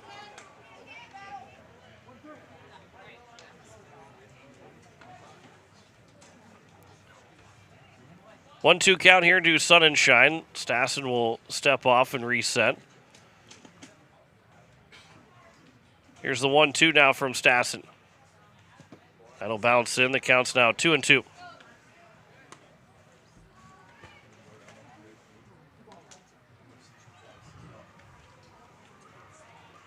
Two-two.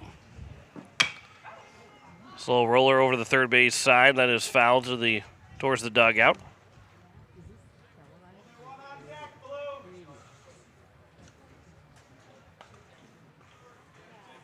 And the count is now at 2-2. Still at 2-2 here to Sun and Shine.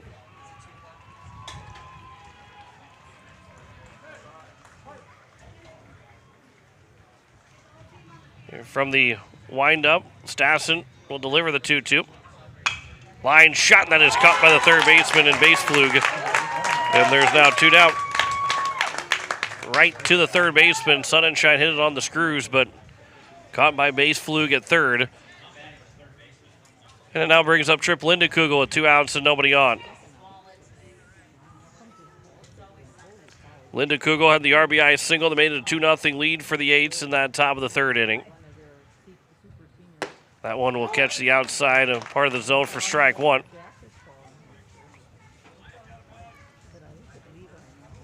Four hits here at the Gopher Classic for Lindekugel. He's driven in 5 runs as the count's 1-1 here to the rising high school freshman. 1-1 pitch. That is high and outside, and the count's 2-1.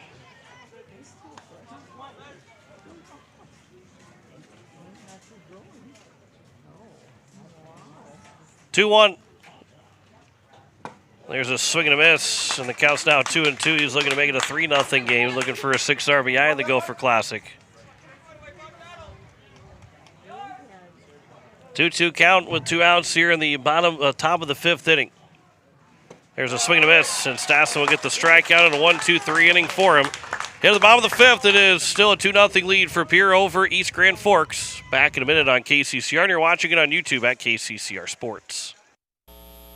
Financial investments are very important, but so are the investments of time, patience, and encouragement our young athletes receive from their coaches, teachers, and mentors. Your Pierre area Edward Jones Financial Advisors understand this. That's why Edward Jones is a proud sponsor of Governor Athletics on KCCR. Go Govs! For all your investment needs, call or stop by one of our offices to visit with your Pierre area Edward Jones Financial Advisor. Edward Jones, member SIPC. Step up to the plate with Kathy Sunshine Properties in Pierre, your go-to for buying, selling, and finding your perfect home. Whether you're looking for a cozy cottage or a spacious family home, Kathy Sunshine Properties has you covered. We're committed to helping you make your next big move, on the field or in your life. Ready to find your dream home? Call Kathy Sunshine Properties at 605-224-5588. Your home run in real estate. Bottom of the fifth, it is a 2-0 lead for Pierre over East Grand Forks. And for post 157, it'll be 8-9-1. Jake Stassen, Jay Baseflug, and Riley Hams. As Carter Templeton works into the bottom of the fifth of this 2-0 ball game.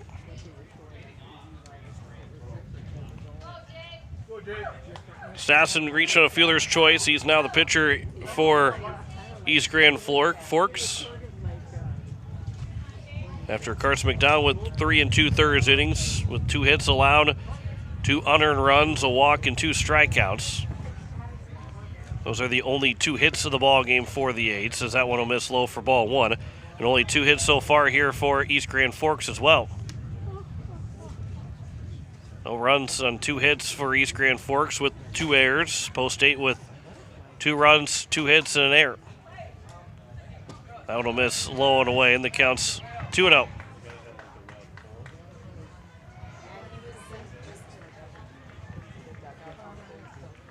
Two-0 pitch.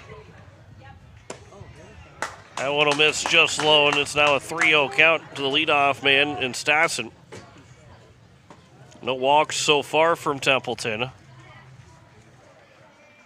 Only 2 hit batters. Everybody else has either got a base hit, catcher's interference, or had the fielder's choice. And it will be a leadoff 4-pitch walk. Stassen's on base for the 2nd straight time.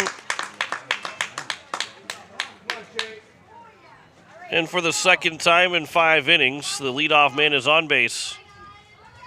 They'll have the courtesy runner over at first, but also time called, and Templeton, Sunshine will talk to Templeton. You're listening to KCCR Pierre, a Riverfront Broadcasting Station. As we're past 1 o'clock, we've got another 41 minutes left of game time here before that time limit would hit. Obviously, if we hit the time limit in the top half of the inning and the Eights are still leading, we'll have to play that bottom half of the inning. Here's the first pitch, showing bunt, and it will be fouled at the plates by Baseflug. As Stassen was on his way to second, but will retreat back to first. Trying to put one of those 2 runs that they're down by, trying to put him in scoring position. See if the bunt will still be on here. 0-1, another bunt attempt, and then taking it back and taking it for a strike, and the count's now 0-2 now here to Baseflug.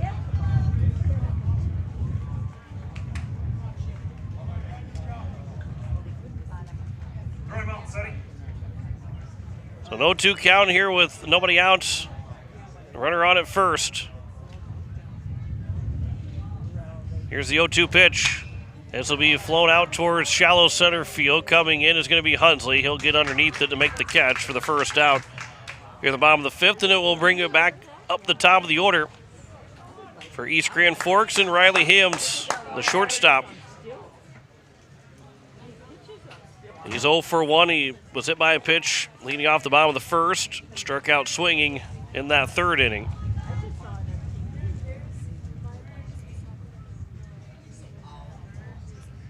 Here's the first pitch from Templeton.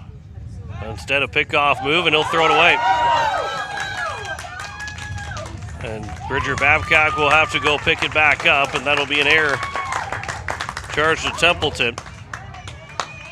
And so the runner is now at second here with 1 out in the bottom of the 5th inning.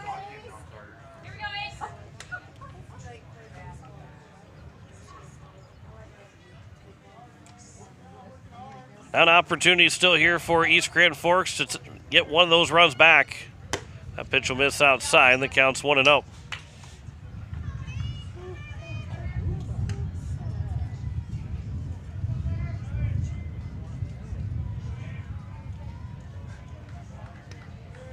Here's the 1-0 now from Templeton. Check the runner at second. And then as he fakes the pickoff move, and so everybody will reset again with a runner on it, second. One out. 2-0 lead for the Aids here in the bottom of the 5th inning. Here's the 1-0. It comes high and inside. 2-0 count here to Hams. And have some activity out in the left field bullpen. Here's the 2-0. That'll miss outside, and the count is now at 3-0.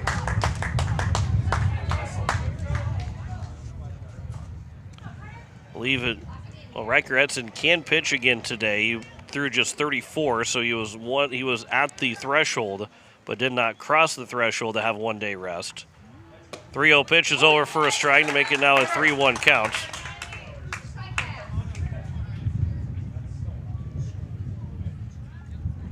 That was pitch number 80 from Templeton.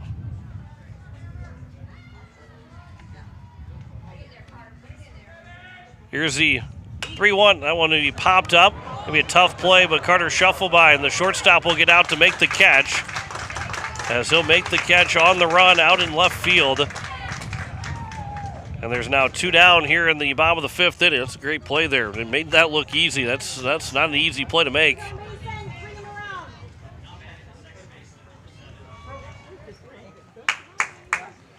I'll say the other guy that went down to the bullpen was Jackson Goodman, but looks like Edson's the one that's going to be warming up. Now Mason Freeze, who is 0 for 2. That runner on at second now with 2 outs. First pitch will miss just a bit upstairs for ball 1.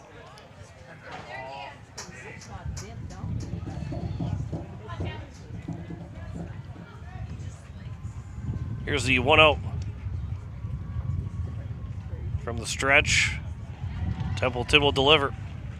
That will get between the legs of Sun and Shine, and the count's now 2-0. And for the second time today, runner will reach third.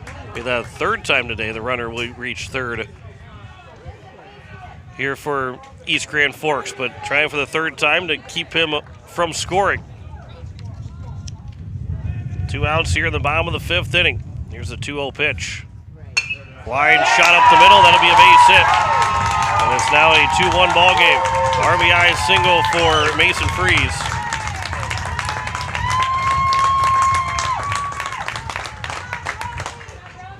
They're making a 2-1 game here with 2 outs in the bottom of the 5th inning, and time will be called, and Coach Elliott Life will make his way out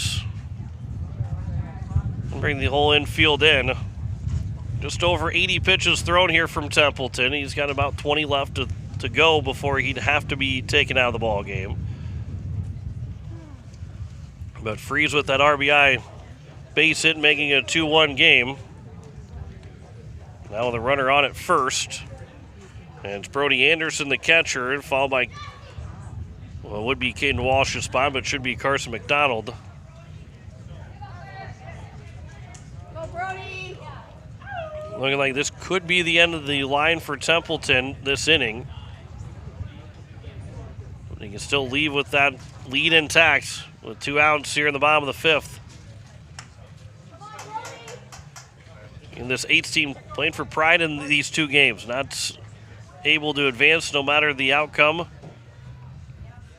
They win both and still not advance. Runner takes off, and the Sun and Shine could not get the ball from the glove to his hand cleanly. And so a stolen base now here for Freeze, and he is in scoring position. And Brody Anderson a base hit away from tying this game up in the bottom of the 5th inning.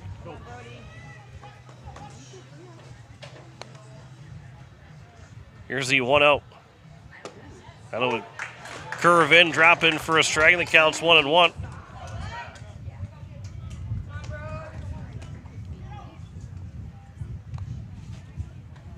Carson McDonald is waiting on deck. This pitch will be popped up, shallow left field, actually deep left field. Carried out there a ways, and Hudson Schaefer maybe having a little bit of trouble with the sun trying to see it, but he does make the catch, and he'll put away the inning. A run does score on 1 hit with 1 error and 1 man left. We have played 5 complete. It's a 2-1 lead for Pierre over East Grand Forks. Back in a minute on KCCR, and you're watching it on YouTube at KCCR Sports. No one likes to have electrical problems, but when they happen, call Todd's Electric at 223-2518. With over 28 years of experience, Todd's Electric can handle any type of electrical problem, whether it's residential, commercial, or agricultural. Their knowledgeable staff knows and understands the importance of your home, business, or ag facility and are prepared to help. Call Todd's Electric at 223-2518. That's 223-2518. Todd's Electric, serving the Pierre and Fort Pierre areas. The line to power. Looking for your next new or used car, truck, or SUV? Then go no further than the comfort of your own home. Shop online at lambmotor.com. On lambmotor.com, you'll find the vehicles Lambs has in stock. You can schedule a test drive or your vehicle's next tune-up, all online. New or used, shop for it all online, anywhere you are. Lamb Motor has the right vehicle for you. Lamb Motor in Oneida and online. lambmotor.com. As we welcome you back, it is the top of the 6th, and in the 8s have a 2-1 lead on the American Family Insurance Brittany Shufflebein scoreboard. And it will be 4-5, make that 5, 6, and 7. Will Eilers, Bridger Babcock, and Carter Templeton. If anybody reaches base, it'll go to Hudson Schaefer. And it is Will Eilers that will lead us off. He is 0 for 2 with 2 ground outs. And again, we'll see if Templeton will start the bottom of the 6th, and he looks like maybe Shufflebein will go warm up as well. To potentially put an extra, they had Edson warming up down the left field line, or in that left field bullpen, and now it looks like Shufflebein is making his way out there. Maybe he'll pitch in that 6th inning, or Templeton will have a chance to still be pitching in that 6th inning. He still has some pitches left to work with, but sometimes you want that clean inning for a pitcher. A relief a pitcher to come in and have that clean inning. He's got 87, so it's very doable with 18 pitches left that Templeton could go through the 6th inning and not use all 18, or at the very least get out of that inning.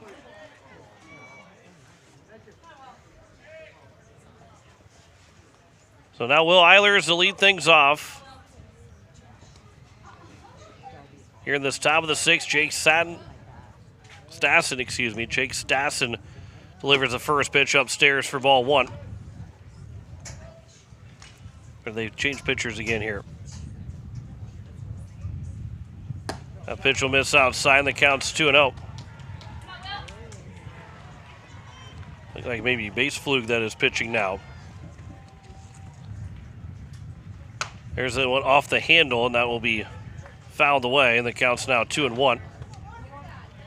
That is base fluke that is now on the mound.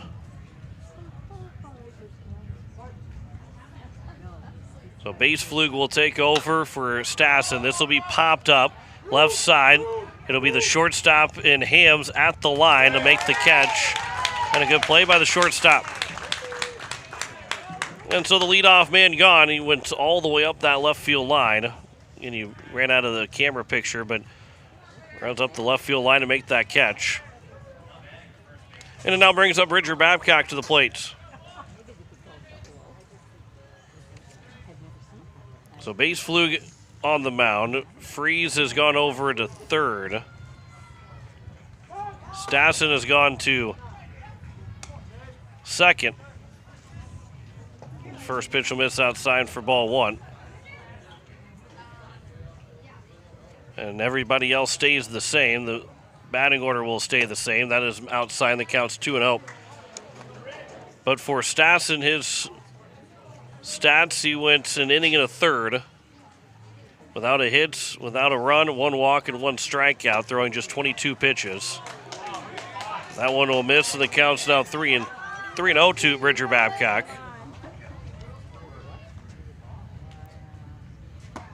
3-0 pitch is over for a strike to Babcock, and the count's now 3-1. He's 0 for 2, 2 ground outs, back to the pitcher and out to shortstop.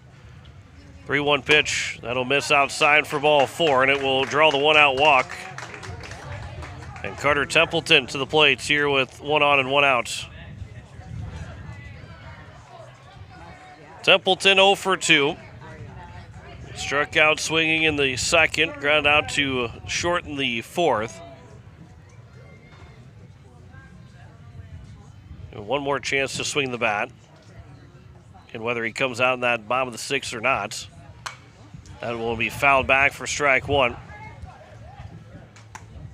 And he threw 87 pitches through 5 innings, so he still has those 18 pitches to work with in that bottom of the sixth to try and get through 6 completes. At the same time, you might say you might go with Scheffelbein or Edson just for a clean inning to start out with, as the count is 1-1.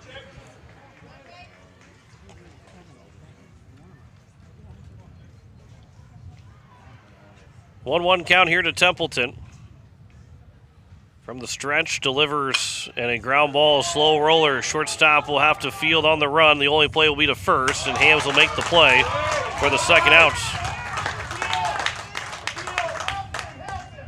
Bridger Babcock.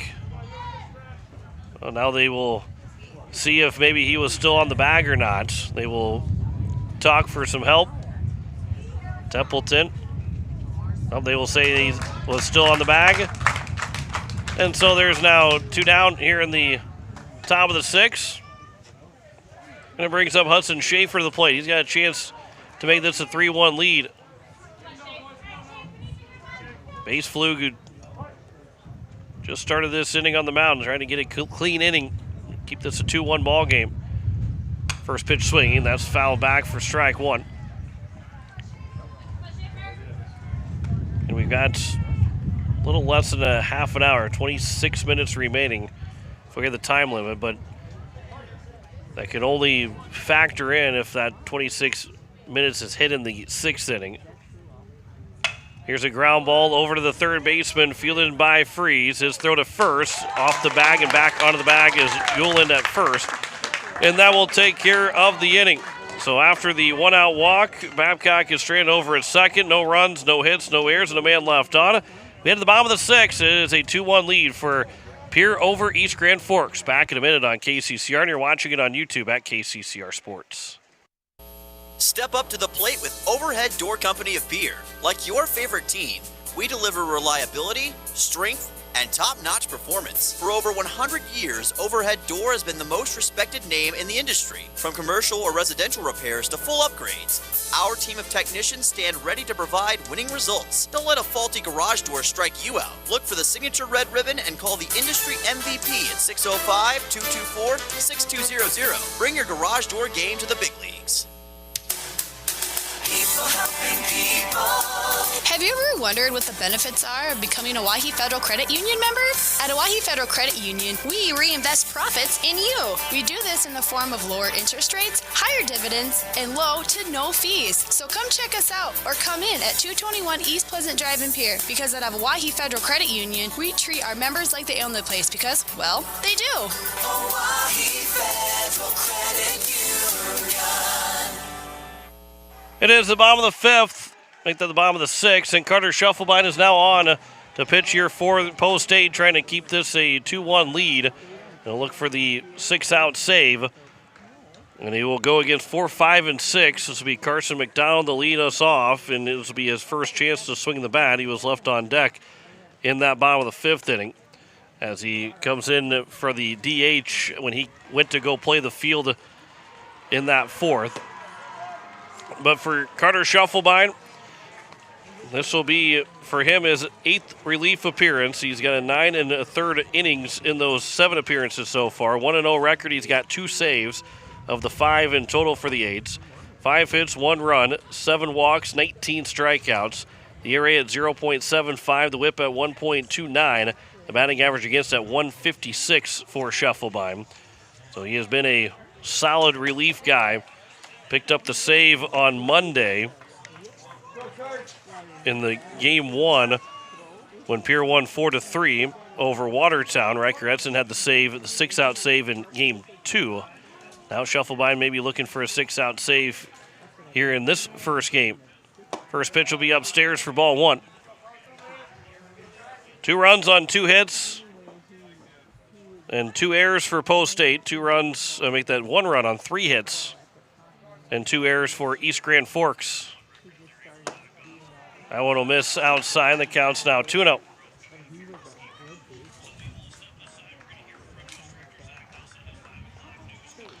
Here's the 2-0 pitch here to Carson McDonald.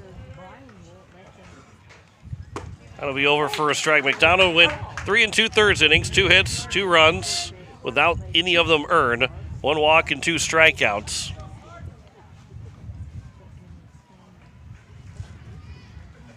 Here's the 2-1 now from Scheffelbein. There's a swing and a miss, and the count is now 2-2. Here to Carson McDonald, who takes over for Caden Walsh. He went 0 for 2 with 2 strikeouts. He struck out swinging, did Walsh in the first, and struck out looking in the third. Here's the 2-2 now.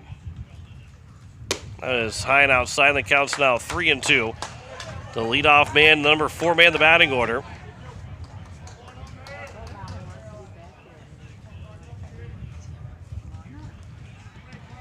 Here's the payoff pitch here from Carter Scheffelbein.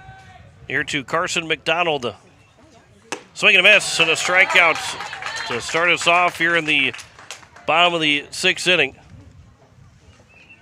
And it brings up Carter Carlson.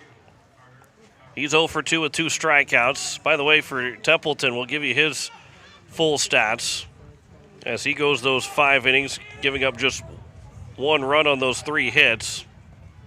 He was lights out in this ball game as the first pitch will miss outside for ball 1 to Carter Carlson. He threw, again, 87 pitches to Templeton. 5 innings, 3 hits, 1 run. It was unearned, 1 walk and 7 strikeouts. That'll miss low, and the count's 2-0. 87 pitches for Templeton. It doesn't matter how much you throw, there are no games over the next 4 days. This will be fouled away, and that will get off the netting, top of the netting, to stay here in the field of play. And the count's 2-1. Here to Carter Carlson. Scheffelbein at the plate. He'll have a chance to swing the bat in the top of the 7th inning. Here's a 2-1 pitch. That'll miss inside, and the count's 3-1. As it'll be 9-1-2 for the Eights in that top of the 7th. They'll be looking to try and extend the lead. They want to keep this a 2-1 advantage and then try to extend the lead in the 7th. 3-1 pitch. Swing and a miss, and it counts 3-2. And another full count here for Scheffelbein.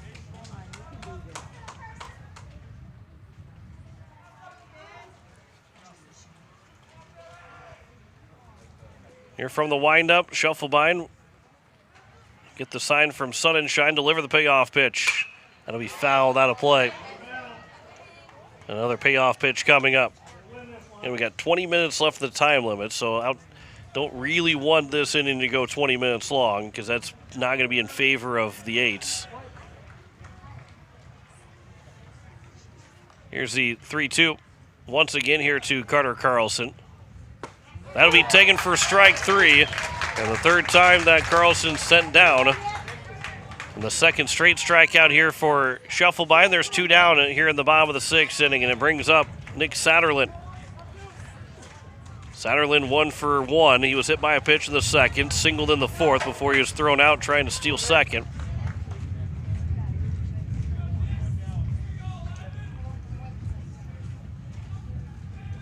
Here's the first pitch from Scheffelbein to Satterlin.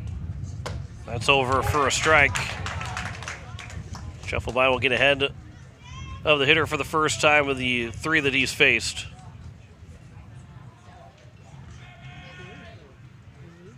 Here's the 0-1 now from Scheffelbein. They'll go from the windup. That one will drop in. Good breaking ball there from Scheffelbein. Froze Satterlin. The count's now 0-2.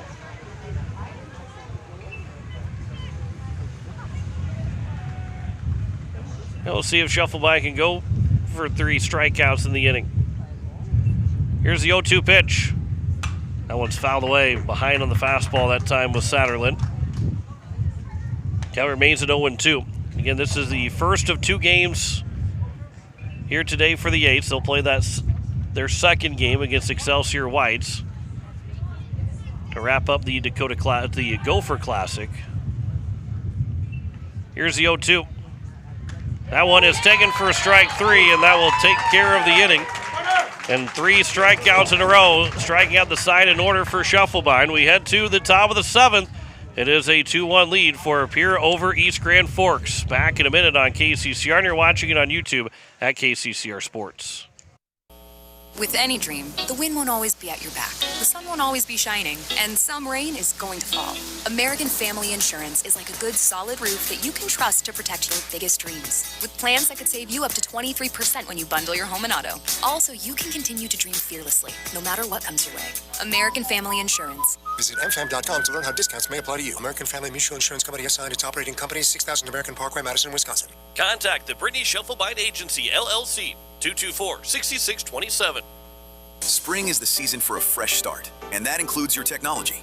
Whether you are looking to upgrade or need to breathe new life into your current device, CommTech is your one-stop solution.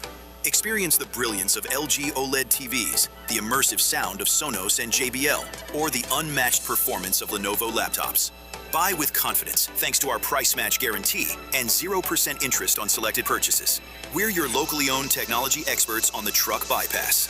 CommTech, we sell the best and fix the rest. As we welcome you back, it is a 2-1 lead for Pierre over East Grand Forks as we head to the top of the 7th inning. And it is 9-1-2 here for the Eights. Porter Hunsley, Carter Schuffelbein, and Hudson Stosher trying to extend this 2-1 lead before the bottom of the 7th inning, where it'll be 7-8-9 for East Grand Forks.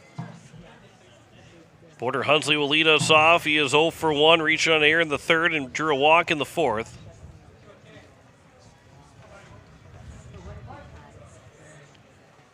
And Bates Flug will deliver the first pitch, and they'll be fouled back for strike 1. Here to Porter Hunsley. Schuffelbein with 3 strikeouts in that bottom of the 6th inning in order. He waits on deck. Both times, or 2 of the 3 times he's come to the plate. Obviously the first time, there absolutely can't be anybody on base as the leadoff man, but he's been able to come up with Hunsley on base, reaching on air and also drawing a walk. There's a line shot that will be fouled down the 3rd base line. That counts 1-2. These are the innings that you really love.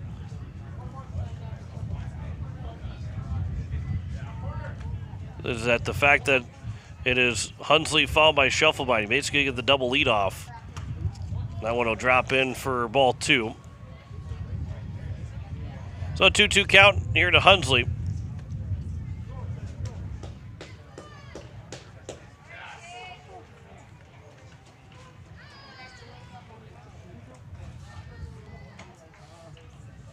Now here's the 2-2.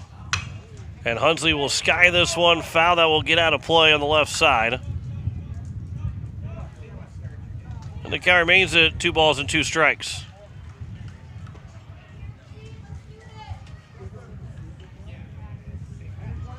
Yeah, a lot of baseballs coming back into play.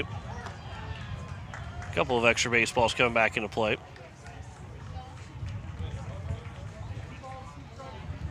Another 2-2 pitch upcoming here from Bates Flug to Hunsley. That will drop low, and the count's now full at 3-2.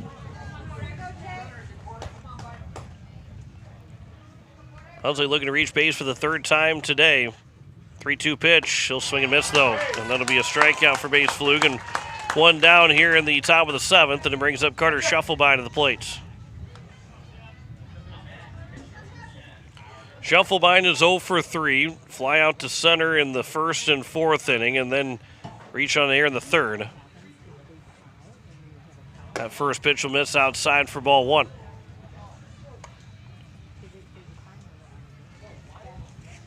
Schuffelbein so far, he's singled in that 2nd game, and he singled in the 1st game, looking for his 3rd hit overall the Gopher Classic. That'll be fouled out of play to the right side. The count's 1-1.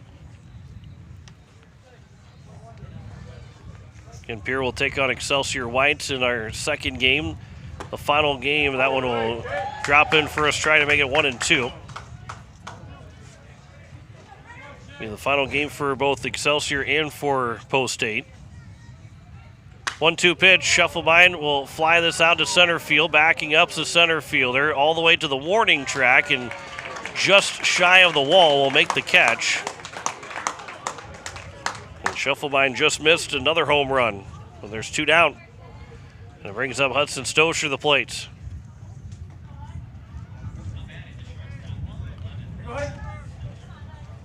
So Stosher, it was 1 for 3. Ground down in the first, base hit in the third, and popped out in the second. We'll fly this out towards right center field. That will get down for extra bases as it will bounce over the top of the wall, and it will turn into an automatic double for Stosher. Actually, probably a benefit for East Grand Forks. Depending on how that was picked up out in the outfield, had it stayed in play, Stosher had a chance for maybe a triple, but instead he'll have to settle for that double. And Sunshine, the catcher, now to the plate with 2 outs and a runner on at second, so he's got a chance to give the Eights a 2-run lead again. 0 for 2 with a walk back in the first. This is a big spot here for Sunshine to try and extend this to a 2-run lead. First pitch will miss low and away for ball 1.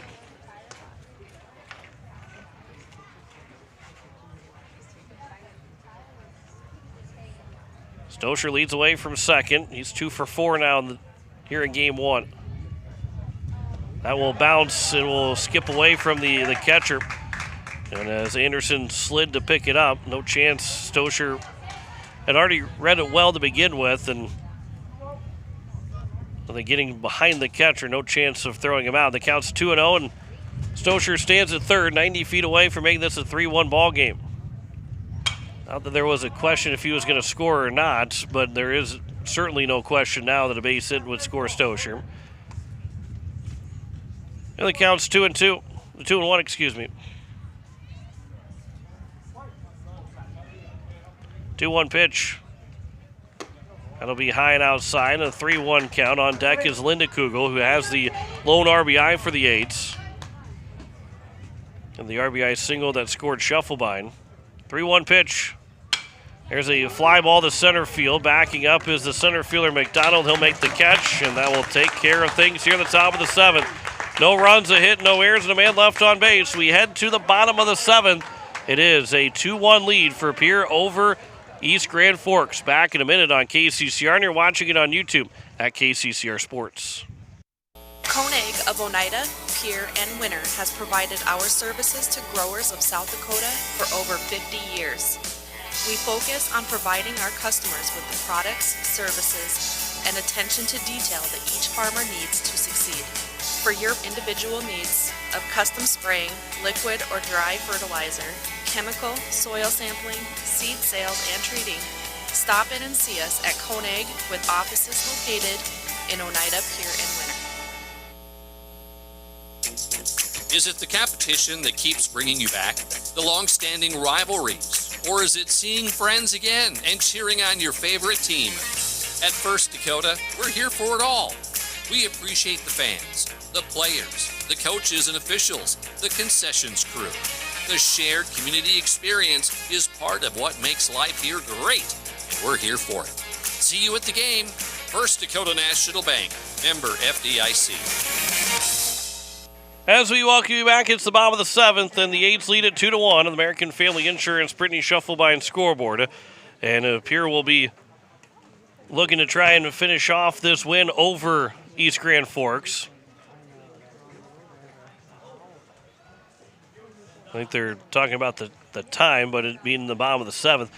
Now, I thought I saw in one of these games on the Game Changer yesterday, not here in this pool, but would have been one for the South Dakota game. Yeah, it was the Junior Blue Jays and Sioux Falls West. They tied 3-3. So if East Grand Forks ties the game up with only 9 minutes left to go on the time limit. If they would tie things up in the 7th inning, I think the game would just end with a tie.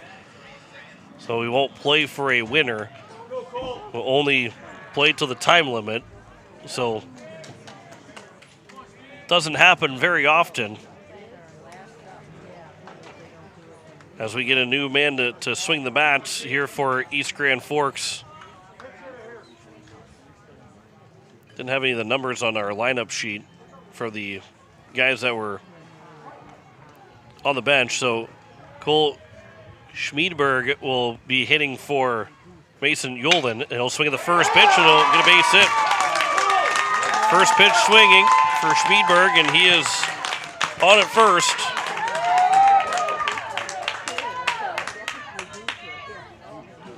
And so now as he stands as a tying run, it brings up Jake Stassen to the plate. Actually, you're going to have a new man coming to hit. It'll be Grant Kovar that will hit. And so Kovar with that tying run at first. Linda Kugel expects a bunt. Scheffelbein, he will be showing bunt, but it's a wild pitch that will get that runner to second. And so the tying run is now in scoring position with a 1-0 count. By the way, Stoscher is over at short and Edson over at second. Didn't mention that whenever Scheffelbein took over in the 6th inning. That will be a foul off the top of the knee of Sonnenschein, who started to stand up as the ball was bunted by Kovar, and that didn't feel good for Sonnenschein. The home plate umpire giving Sonnenschein a chance to catch his breath. He let Scheffelbein pick the new baseball that he wanted out of the hand. And so now it's Kovar, the 1-1 count. He was showing bunt, trying to move that runner over to third. Well, he will show bunt again, and he'll bunt it back to the mound. And Scheffelbein will fumble the ball. The throw to first is not going to be in time. And it's now first and third. With nobody out. An error will be charged to Scheffelbein. And now the tying run 90 feet away. And Base Flug will have a chance to tie things up here in this bottom of the 7th inning. And so the first and third, nobody out, and the infield is going to have to come in. You can't trade a double play for a run. The throw has to come home to try and keep Schmiedberg from scoring.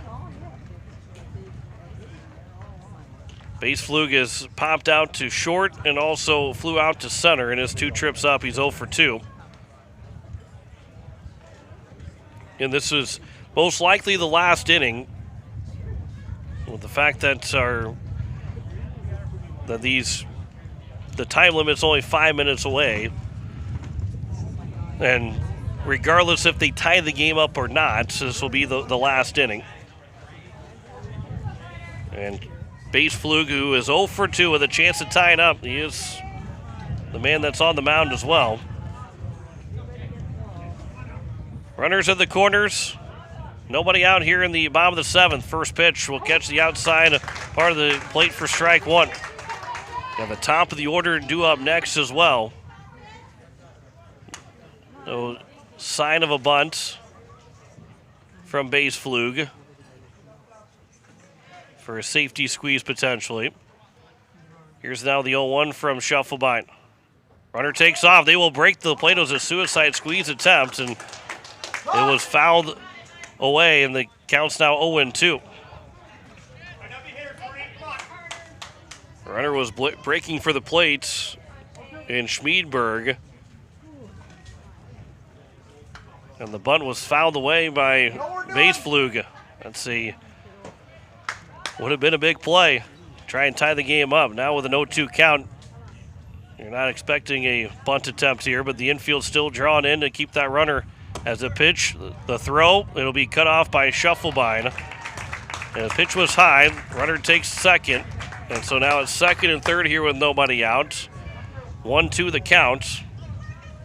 Here to base fluke with Riley Hams and Mason Freeze waiting on deck and in the hole with the tying run and the winning run now in scoring position here for East Grand Forks.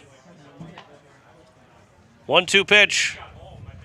That one just misses outside. Shuffleby was looking for his fourth strikeout. And the count goes now 2-2.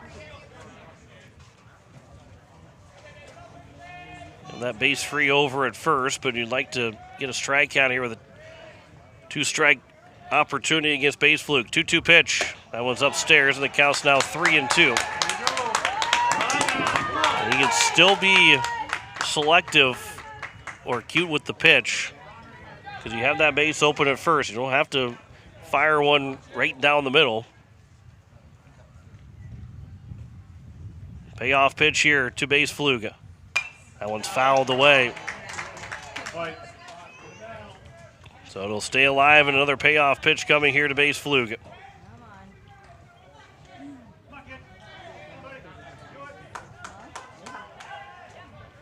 Shuffleby is going to go from the windup here with runners at second and third with nobody out.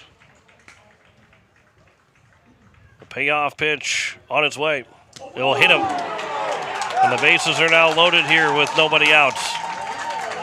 That actually probably was better that it ended up hitting base fluke because the pitch was going to be a wild pitch and could have scored that tying run, but instead it caught him on the back. It was going to be ball four regardless. He was going to get to first, so the fact that it hit him made it a dead ball instead of getting away from Sun and Shine. But the bases are now loaded here for Riley Hams. Hams and Freeze and Anderson, the top of the order with the bases loaded and nobody out in the bottom of the seventh. Ground ball, you have to go home, but there is a force out now at the plates. Here's the first pitch. Swinging a foul back as it goes off the mid of Sun and Shine. Back to the netting here behind home plate. 2-1 our score here in the bottom of the seventh. The bases loaded, nobody out. Top of the order for East Grand Forks trying to win their second game. There's a ground ball that will get through for a base hit to tie the ball game up. Schaefer will come away with it. The throw will come in, but it will keep that runner over at third. And so the Eights can no longer win the game because they will have the time limit exceed and there will be no top of the eighth inning. And the base hit RBI for Riley Hams, and it's now Mason Freeze. 3 batters left in this game, or less. Freeze, who is 1 for 3 with an RBI. He had a chance to win the ball game with a fly ball. That one will be fouled away for strike one. East Grand Forks wins. Their chance to win the pool stays alive, but they need then Maple Grove to beat Rock Island, and then they need to beat Maple Grove, and then they go into that tiebreaker. Here's the 0-1 pitch. Swing and a miss, and the count's now 0-2. If they don't win this game, it ends up being a tie. Then they will be eliminated from contention of winning the pool. Because Rock Island will have 3 wins, and East Grand Forks can only get, it'll be at 2-1-1. Here's the 0-2.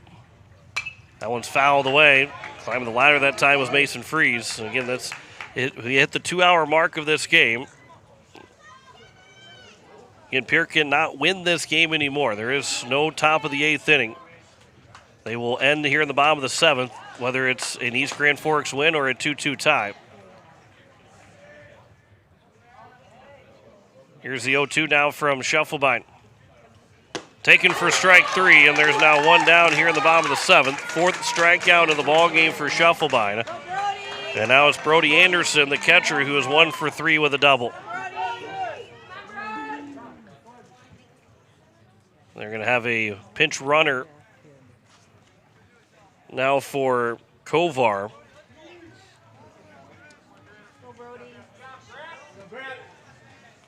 And so Brody Anderson,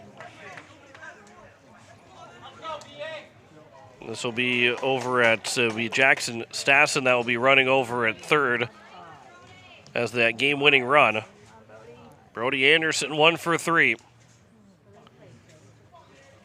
Schuffelbein working from the windup. Here's the first pitch.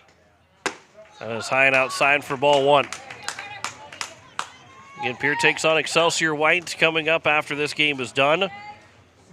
Would assume probably somewhere around 20 minutes after this game, with the fact that they're going to try and pick the pace up a little bit so they can try and keep games on time. The 1-0 pitch is on the outside corner for a strike, and the count's 1-1.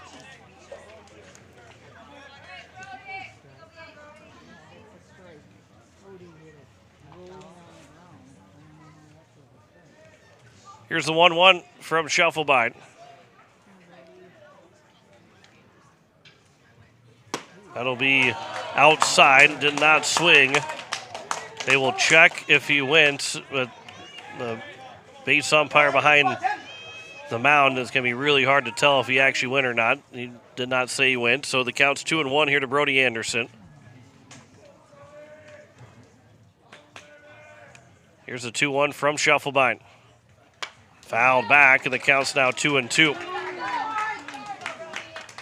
Carson McDonald, who waits on deck, he would be the last batter of the ball game if he comes to the plate.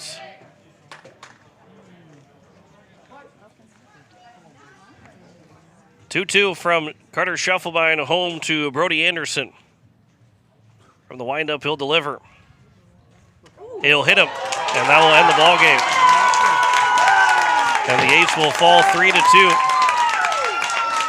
to East Grand Forks. On a walk-off hit by pitch.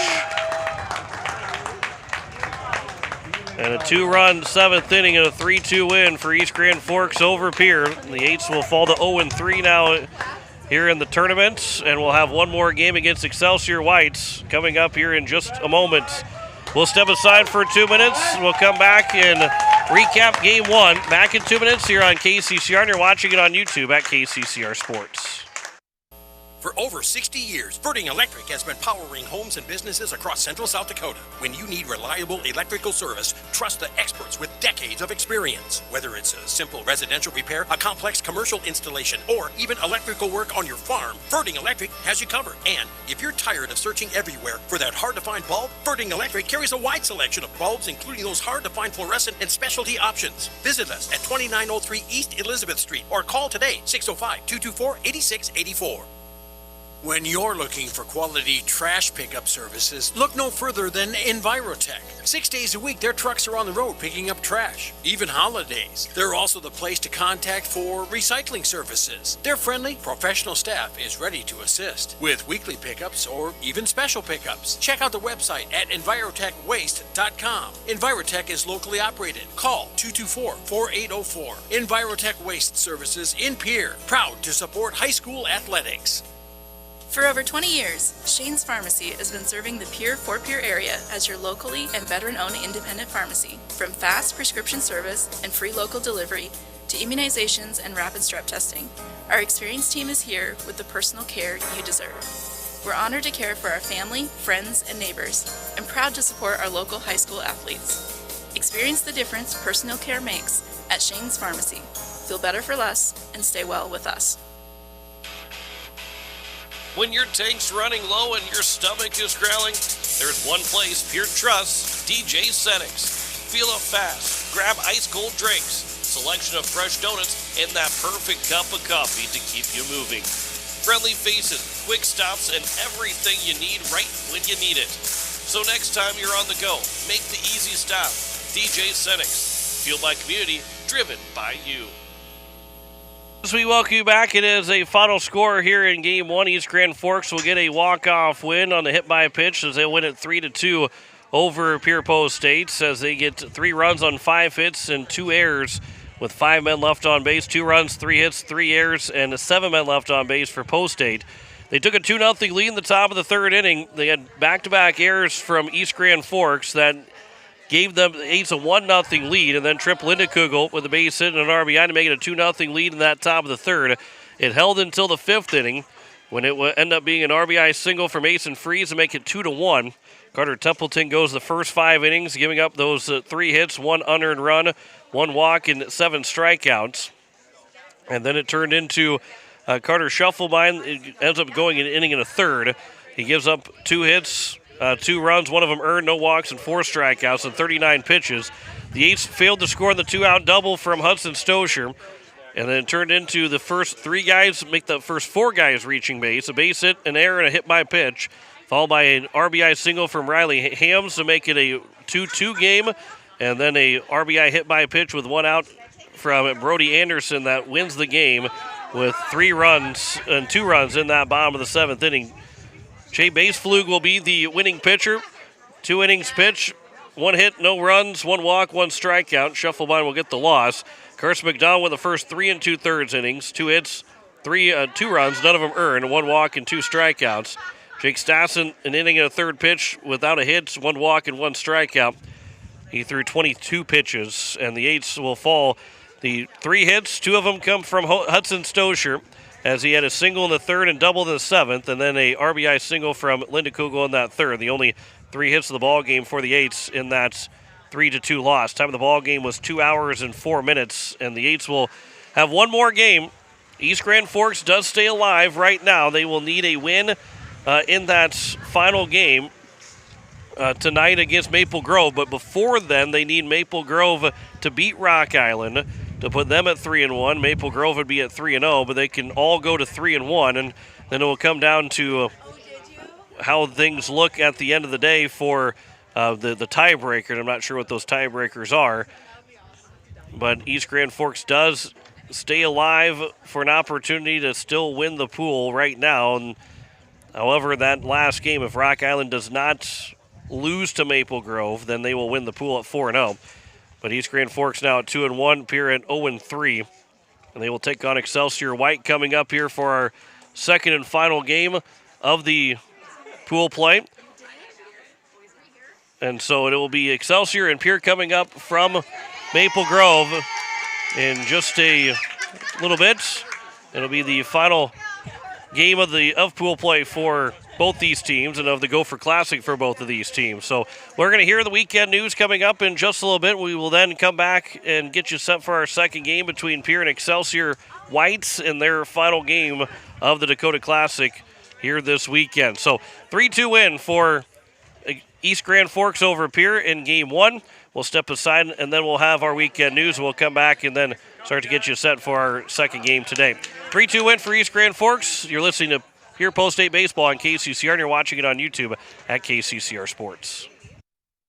For years, you have trusted Larry Fry Heating and Cooling to keep your home comfortable, no matter the season. Now that same commitment to quality service and expert care has a new name. Introducing Kruger Climate Systems. We're familiar faces, the reliable technicians, and the same dedication you've always known, now under a new banner. From essential repairs and routine maintenance to brand new installations, we're here to ensure your home's perfect temperature. Kruger Climate Systems, your trusted partner for a comfortable home. Call us today for all your heating and cooling needs. Stolken Peterson LLP has been your local CPA firm for over 40 years, offering tax preparation, bookkeeping, payroll, and consulting services. If your business, farm, or ranch needs professional, accurate, and reliable services, we are your firm. Our clients are our #1 priority. If you need a higher level of accounting service, give us a call at 605-224-5828. That's Stolken Peterson LLP. 222 East Missouri Avenue in Pierre. Has life left a dent in your ride? Or maybe you're dreaming of a fresh start for your classic. At Hunsley Auto Body and Sandblasting, we bring vehicles back to life. Located right here in Fort Pierre with over 25 years experience, we specialize in expert auto body repair. From minor dings to major collision work. Got a boat or RV with fiberglass damage? We handle that too. And for projects needing a complete refresh, our professional sandblasting service preps anything ready for a perfect finish. For quality work you can trust, Hunsley Auto Body and Sandblasting, 605-280-4451, 310 West Highway 1434 in Fort Pierre. Dakota Sprinkler and Landscaping wants to make it easy for you to get that lush green lawn and that yard haven that you've been dreaming of. Visit dakotasprinkler.com to make appointments for sprinkler system spring startup, service calls, fall winterization, and landscaping quotes. trust Dakota Sprinkler and Landscaping's professionals to get you through the planning and installation to make your landscaping needs a reality. Visit dakotasprinkler.com today. Most of us already know that Gales Gas of Pierre is the place to call for propane. They offer an automatic fill plan so you never have to worry about running out of propane. They accept debit and credit payments or a budget payment plan to spread out the cost throughout the year so you never have surprises when you get your bill. For delivery, convenience, and great customer service, call Gales Gas at 224-5518. That's Gales Gas at 224-5518. At Dakota Plains Federal Credit Union, we salute the service and sacrifice of our members. To show our appreciation for veterans, active duty military, and first responders, we're proud to introduce the We Salute Service and Sacrifice Loan Program, granting a special rate reduction on eligible consumer loans. Valid offer on new secure loans only. Internal refinances and unsecured loans do not qualify. Veterans, active duty military, and first responders, contact our loan team for more details. All deposits are insured up to $250,000 by NCUA. At Dakota Plains Federal Credit Union, we're big on you. Wagner Auto in Pierre has been hitting home runs for over 100 years, delivering quality vehicles and top-notch service to our community. Whether you need a rugged truck, a dependable SUV, or a fuel-efficient car, we've got the perfect lineup to keep you on the road. Proud sponsor of this season's baseball action, we're here to help you drive home a great deal. Stop by today or visit WagnerAuto.com. Wagner Auto, South Dakota's oldest auto dealer. When the South Dakota wind howls and the rain pours, is your home ready? Introducing Pierre Roofing and Gutters, the newest name serving Pierre, Fort Pierre, and surrounding communities. Owned by Karsten Erickson, the same expert you've trusted for years at Karsten Erickson Roofing and Construction, we're expanding to keep our community covered. From full replacement to seamless gutter installs, Karsten and his team deliver. Don't wait for the next storm. Call Pierre Roofing and Gutters today for a free estimate. 605-280-8080. Pierre Roofing and Gutters. Built strong. Built local. As community bankers, BankWest employees are deeply committed to supporting local causes, growing the local economy, and creating local opportunities. At a time when you can bank anywhere, we hope you choose BankWest. We'll be your financial partner for the long haul, helping you and your community achieve financial success. BankWest. Convenient, connected, committed. Member FDIC. AGE Corporation has been building South Dakota for over 60 years. For all your site work, construction, and crane needs, AGE is there for you. If you need a boat dock and dock lighting, AGE has what you need. Visit their website, agecorp.com, or give them a call at 223-2732. AGE Corporation, providing high-quality services without sacrificing safety. Visit agecorp.com or call 223-2732. KCCR Pierre, AM 1240 and 98.9 FM, a Riverfront broadcasting station. Governor Larry Roden cut a ribbon of razor wire to signal the completion of construction on the new Women's Correctional Facility near Rapid City Friday. The new 102,750 square foot facility has 3 96-bed housing units and boasts several rehabilitation efforts, including drug treatment, education, the Prison Fellowship Ministries program, and a 12-bed mother-infant program building. Each of the housing units includes space for group treatment and programming activities, and one of the housing units features 96 drug treatment beds in a therapeutic community, which uses a highly structured treatment approach to target criminal thinking, substance abuse disorder, and provide comprehensive care. The Department of Corrections has also developed a partnership with Western Dakota Technical College on a one-semester business hospitality program to help participants build practical skills in customer service, communication, business operations, and hospitality so they're ready to enter the local workforce upon re-entry. The Department of Corrections is also working with Sanford Health to create a 3-week patient care technician program with the potential to open doors to healthcare careers by providing participants with a foundation in patient care, professionalism, and workplace expectations. The construction project was deemed to be substantially completed this past week. The Department of Corrections plans to begin moving offenders from the Pierre Minimum Center and Women's Prison in Pierre to the new facility beginning next month once staff training is completed. A Tyrannosaurus rex fossil discovered on a ranch in western South Dakota will be auctioned off in New York City Tuesday with a possible sale price of $30 million or more. South Dakota Newswatch reporter Bart Fancook has more. Bart? The 38-foot-long skeleton nicknamed Gus stands more than 12 feet tall and has one of the most complete T-Rex skeletons ever found. According to Sotheby's auction house, Gus could bring the highest sale price ever for a dinosaur fossil. The dinosaur is from the late Cretaceous period and was believed to have lived on Earth 67 million years ago.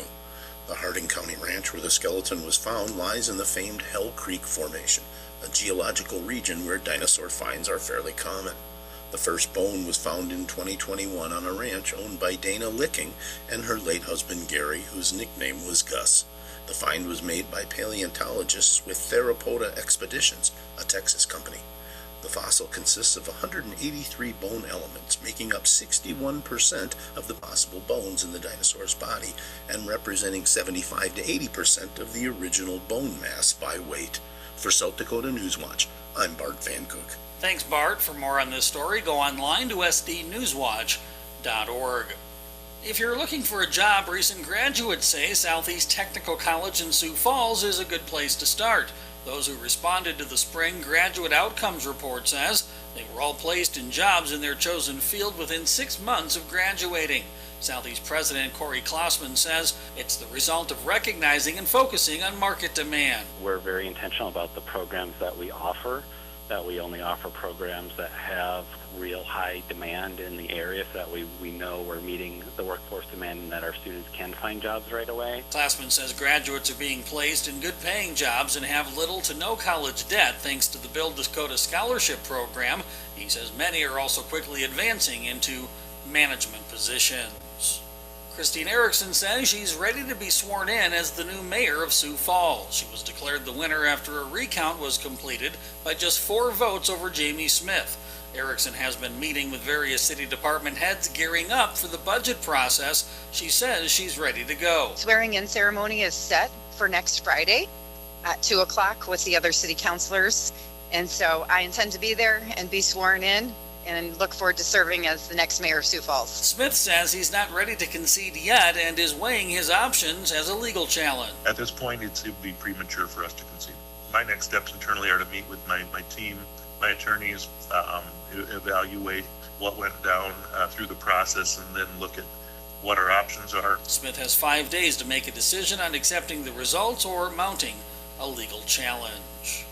And an 18-year-old Sioux Falls man is charged with 2 counts of indecent exposure, including a felony. Kason Shields O'Connor allegedly exposed himself to a woman and her 13-year-old daughter. They were stopped in traffic at 49th and Western at the time. Information officer Sergeant Aaron Benson says the daughter took cell phone pictures of the suspect and his license plate, information that helped police find him and arrest him 2 hours later. Benson says Shields O'Connor admitted to exposing himself when he was arrested. With your Riverfront Broadcasting News, I'm News Director Zach Nelson reporting. News anytime online at kccrradio.com. Your mornings shouldn't start in chaos. At Pierre Closets, we create custom closets, laundry rooms, mudrooms, and more designed to change how your day starts, lowering stress, lifting your mood, and helping you get out the door on time. Manufactured locally in Pierre, our solutions are built around how you live. Reclaim your time by reclaiming your space. Call Pierre Closets at 605-223-5855 for a free in-home design consultation. Pierre Closets, organized for life. When you're in the need for high-quality replacement auto parts, look no further than Zander Auto Parts and Machine Shop in Pierre. Zander's has been servicing the Pierre area for over 40 years. Their professional parts techs can get you the parts you need and get you back on the road. Stop by Zander Auto Parts and Machine Shop at 500 West Sioux in Pierre or call 224-9221. Zander's, your source for domestic and foreign auto parts and accessories. Did you know a well-maintained AC will last up to 40% longer? Save money and extend the life of your equipment with AirTech Heating and Cooling. From Oneida to Fort Pierre, we help homeowners and businesses slash their energy costs with high-efficiency cooling systems and precision maintenance. Don't let a dirty filter or low refrigerant drain your wallet this summer. Experience the AirTech advantage. Call AirTech today at 605-945-0160 to join our maintenance program. AirTech Heating and Cooling, locally owned, keeping the Pierre area comfortable for over 20 years.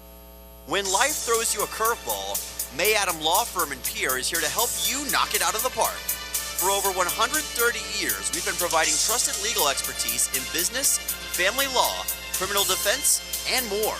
Proud sponsors of this season's baseball action, we're committed to serving our community both on and off the field. Need legal advice? Step up to the plate with May Adam Law Firm. Visit mayadam.net or call today. May Adam, South Dakota's law firm since 1881. Building a home. It's the biggest investment most of us make in a lifetime. Not to mention, it's a decision that, well, you pretty much live with day and night. The quality of the workmanship stares back at you like a reflection. It also affects the value of your investment. Choosing the right contractor is critical. Kruger Contracting is that contractor. Call 222-2523. Quality workmanship and materials completed on time. Kruger Contracting. In a word, quality. Call 222-2523. Capital City Ford, Lincoln, and Toyota in Pierre is proud to sponsor today's game. Whether you're in the market for a brand new Ford, Lincoln, or Toyota, or a quality pre-owned vehicle, our team is here to get you back on the road in style. From tough trucks to family SUVs, we've got the selection you need and the hometown service you deserve. Browse online anytime at CapitalCityFordToyota.com. Capital City Ford, Lincoln, and Toyota, where community drives us forward. Hey you. Are you at a job that is fulfilling, has good benefits to support you or a family today, and retirement goes down the road? If you just said no, listen up. CHS River Plains is hiring operations personnel, drivers, and custom applicators at several locations. These come with a knockout affordable benefit package for you and the whole family. Apply to a job with CHS River Plains and up your benefits straight up. To apply, visit us online at chsriverplains.com or stop in at one of our locations. CHS is an equal opportunity employer. Financial investments are very important, but so are the investments of time, patience, and encouragement our young athletes receive from their coaches, teachers, and mentors. Your Pierre area Edward Jones Financial Advisors understand this. That's why Edward Jones is a proud sponsor of Governor Athletics on KCCR. Go Govs! For all your investment needs, call or stop by one of our offices to visit with your Pierre area Edward Jones Financial Advisor. Edward Jones, member SIPC. Step up to the plate with Kathy Sunshine Properties in Pierre, your go-to for buying, selling, and finding your perfect home. Whether you're looking for a cozy cottage or a spacious family home, Kathy Sunshine Properties has you covered. We're committed to helping you make your next big move, on the field or in your life. Ready to find your dream home? Call Kathy Sunshine Properties at 605-224-5588. Your home run in real estate. No one likes to have electrical problems, but when they happen, call Todd's Electric at 223-2518. With over 28 years of experience, Todd's Electric can handle any type of electrical problem, whether it's residential, commercial, or agricultural. Their knowledgeable staff knows and understands the importance of your home, business, or ag facility and are prepared to help. Call Todd's Electric at 223-2518. That's 223-2518. Todd's Electric, serving the Pierre and Fort Pierre areas. The line to power.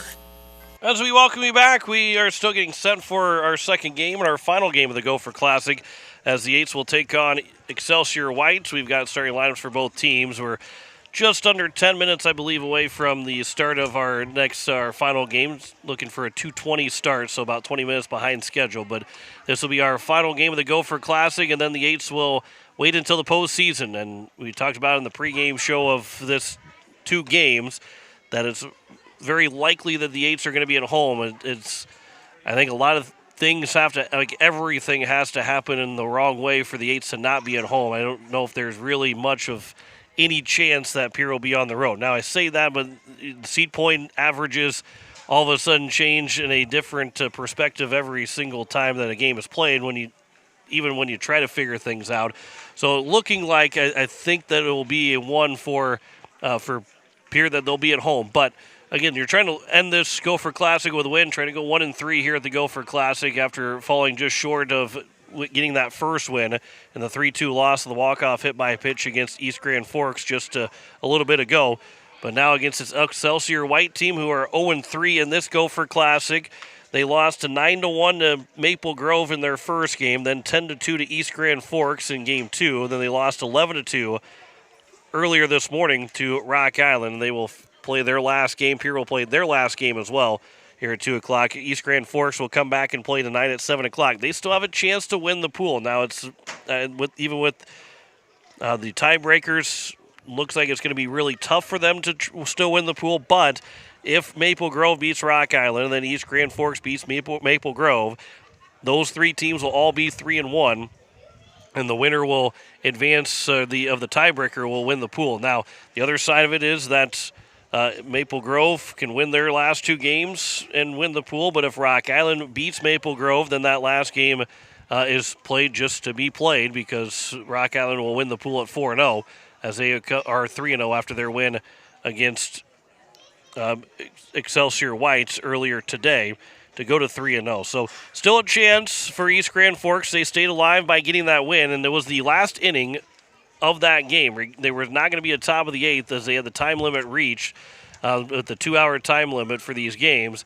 They reached the time limit, so had that inning ended with a 2-2 tie, that's how the game would have ended, and not had any extra innings, and that would have eliminated East Grand Forks as well. But they were able to get that walk-off win, and a chance still for them to advance to the knockout round in that round of 16 tomorrow morning. And here at Maple Grove, they would face the Pool C winner. But Pierre and Excelsior White, they will finish out their Gopher Classic. Both teams at 0-3 coming in. The Eights fell 11-3 in Game 1 yesterday, 10-3 in Game 2, and then lost now 3-2. We'll try and finish out their Gopher Classic with the win, trying to beat this Excelsior White squad, again, who is coming in at 0-3. So we're just about right around 5 minutes or so from first pitch. Pierre is the home team in this game, and they will have starting lineups coming up here in just a moment for both these squads. We'll take a break. We'll come back in 3 minutes and continue to get you set for Game 2 between Pierre and now Excelsior White. Back in 3 minutes on KCCR, and you're watching it on YouTube at KCCR Sports. Looking for your next new or used car, truck, or SUV? Then go no further than the comfort of your own home. Shop online at lambmotor.com. On lambmotor.com, you'll find the vehicles Lambs has in stock. You can schedule a test drive or your vehicle's next tune-up, all online. New or used, shop for it all online, anywhere you are. Lamb Motor has the right vehicle for you. Lamb Motor in Oneida and online, lambmotor.com. Step up to the plate with Overhead Door Company of Pierre. Like your favorite team, we deliver reliability, strength, and top-notch performance. For over 100 years, Overhead Door has been the most respected name in the industry. From commercial or residential repairs to full upgrades, our team of technicians stand ready to provide winning results. Don't let a faulty garage door strike you out. Look for the signature red ribbon and call the industry MVP at 605-224-6200. Bring your garage door game to the big leagues. People helping people. Have you ever wondered what the benefits are of becoming a Owyhee Federal Credit Union member? At Owyhee Federal Credit Union, we reinvest profits in you. We do this in the form of lower interest rates, higher dividends, and low to no fees. So come check us out or come in at 221 East Pleasant Drive in Pierre, because at Owyhee Federal Credit Union, we treat our members like they own the place because, well, they do. Owyhee Federal Credit Union. With any dream, the wind won't always be at your back, the sun won't always be shining, and some rain is going to fall. American Family Insurance is like a good solid roof that you can trust to protect your biggest dreams. With plans that could save you up to 23% when you bundle your home and auto. Also, you can continue to dream fearlessly, no matter what comes your way. American Family Insurance. Visit mfam.com to learn how discounts may apply to you. American Family Mutual Insurance Company assigned its operating company, 6000 American Parkway, Madison, Wisconsin. Contact the Brittany Shufflebite Agency, LLC, 224-6627. Spring is the season for a fresh start, and that includes your technology. Whether you are looking to upgrade or need to breathe new life into your current device, CommTech is your one-stop solution. Experience the brilliance of LG OLED TVs, the immersive sound of Sonos and JBL, or the unmatched performance of Lenovo laptops. Buy with confidence thanks to our price match guarantee and 0% interest on selected purchases. We're your locally owned technology experts on the truck bypass. Comtech, we sell the best and fix the rest. Koenig of Oneida, Pierre, and Winter has provided our services to growers of South Dakota for over 50 years. We focus on providing our customers with the products, services, and attention to detail that each farmer needs to succeed. For your individual needs of custom spraying, liquid or dry fertilizer, chemical, soil sampling, seed sales, and treating, stop in and see us at Koenig with offices located in Oneida, Pierre, and Winter.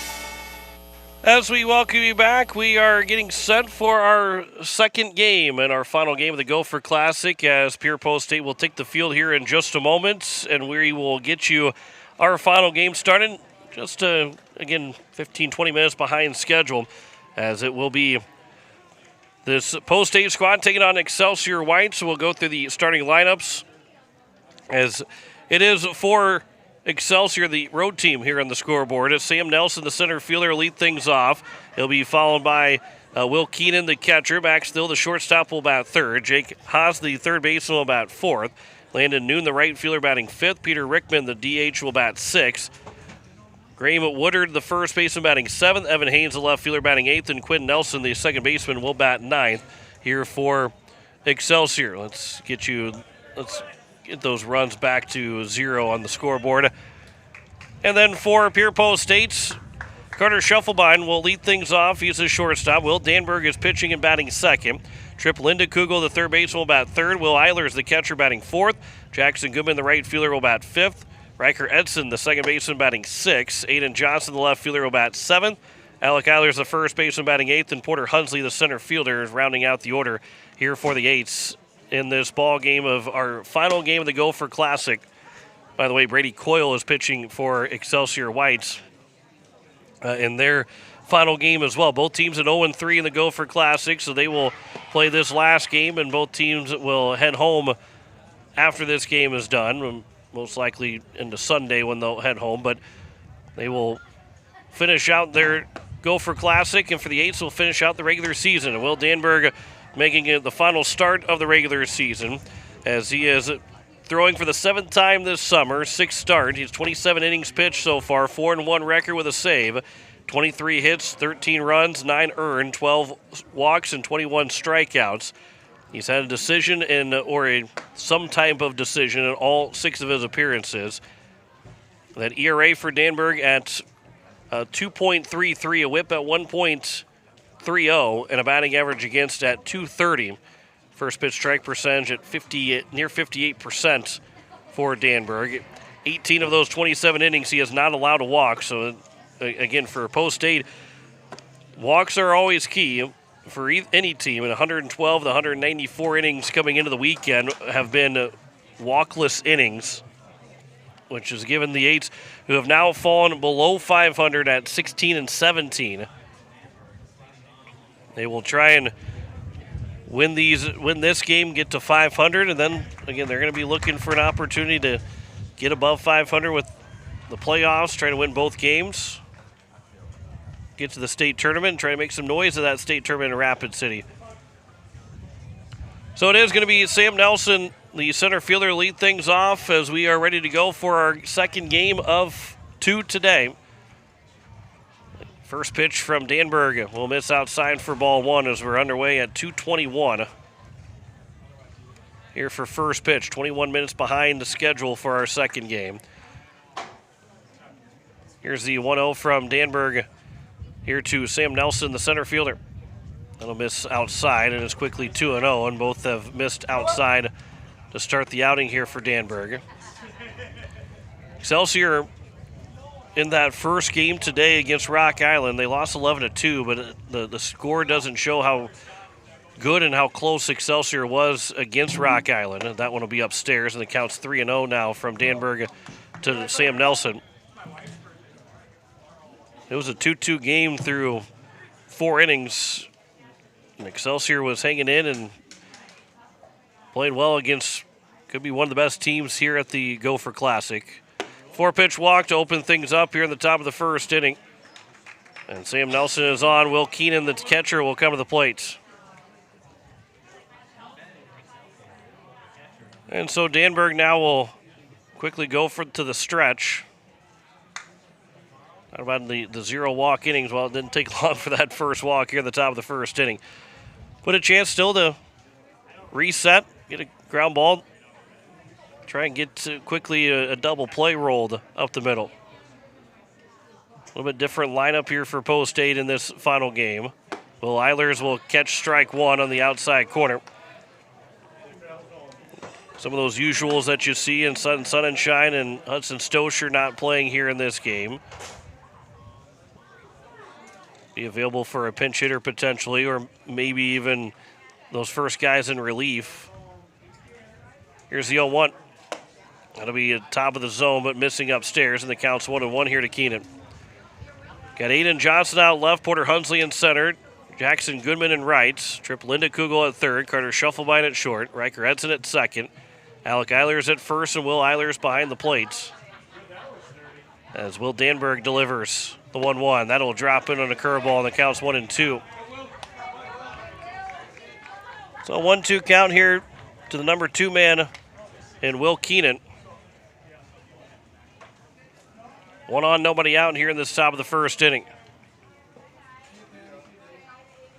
Here's the 1-2. Instead of check over and having to get back in, diving back was Nelson, who maybe slipped a little bit and had to almost crawl his way back to first, but got there back in time.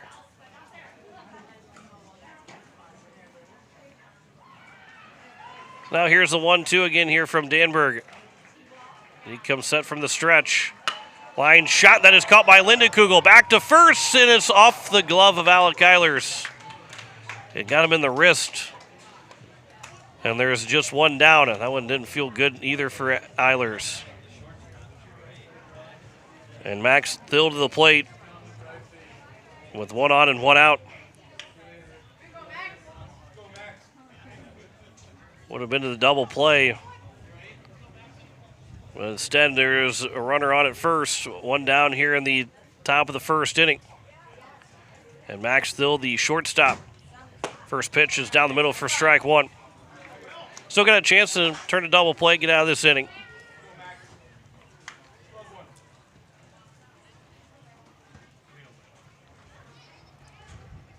Danberg gets the sign from Eilers. He'll come set from the stretch. Here's the 0-1. That one at the top of the zone and taken for a strike, and the count's quickly 0-2 here to Max Thill.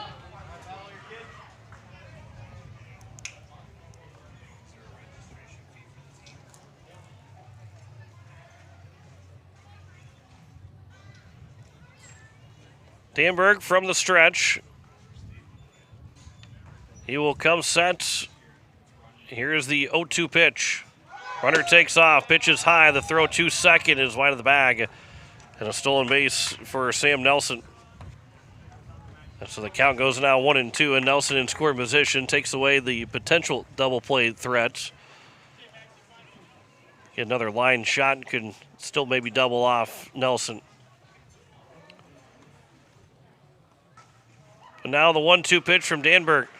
Curveball that froze everybody, including the home plate umpire. Because that one looked like it dropped down the middle for strike 3. And the count goes now 2-2 here to Max Thill. Well, Eilers goes out and has a chat quickly with Danberg, and they just make sure they're on the same page with the number of signs and what number they're going with that runner on at second. Danberg look for a strikeout pitch again. Here's the 2-2. This will be popped up, shallow center field, but it will be Porter Hunsley that will get underneath them to make the catch. And there's 2 down here in the top of the first, and it will bring up Jake Haas to the plate.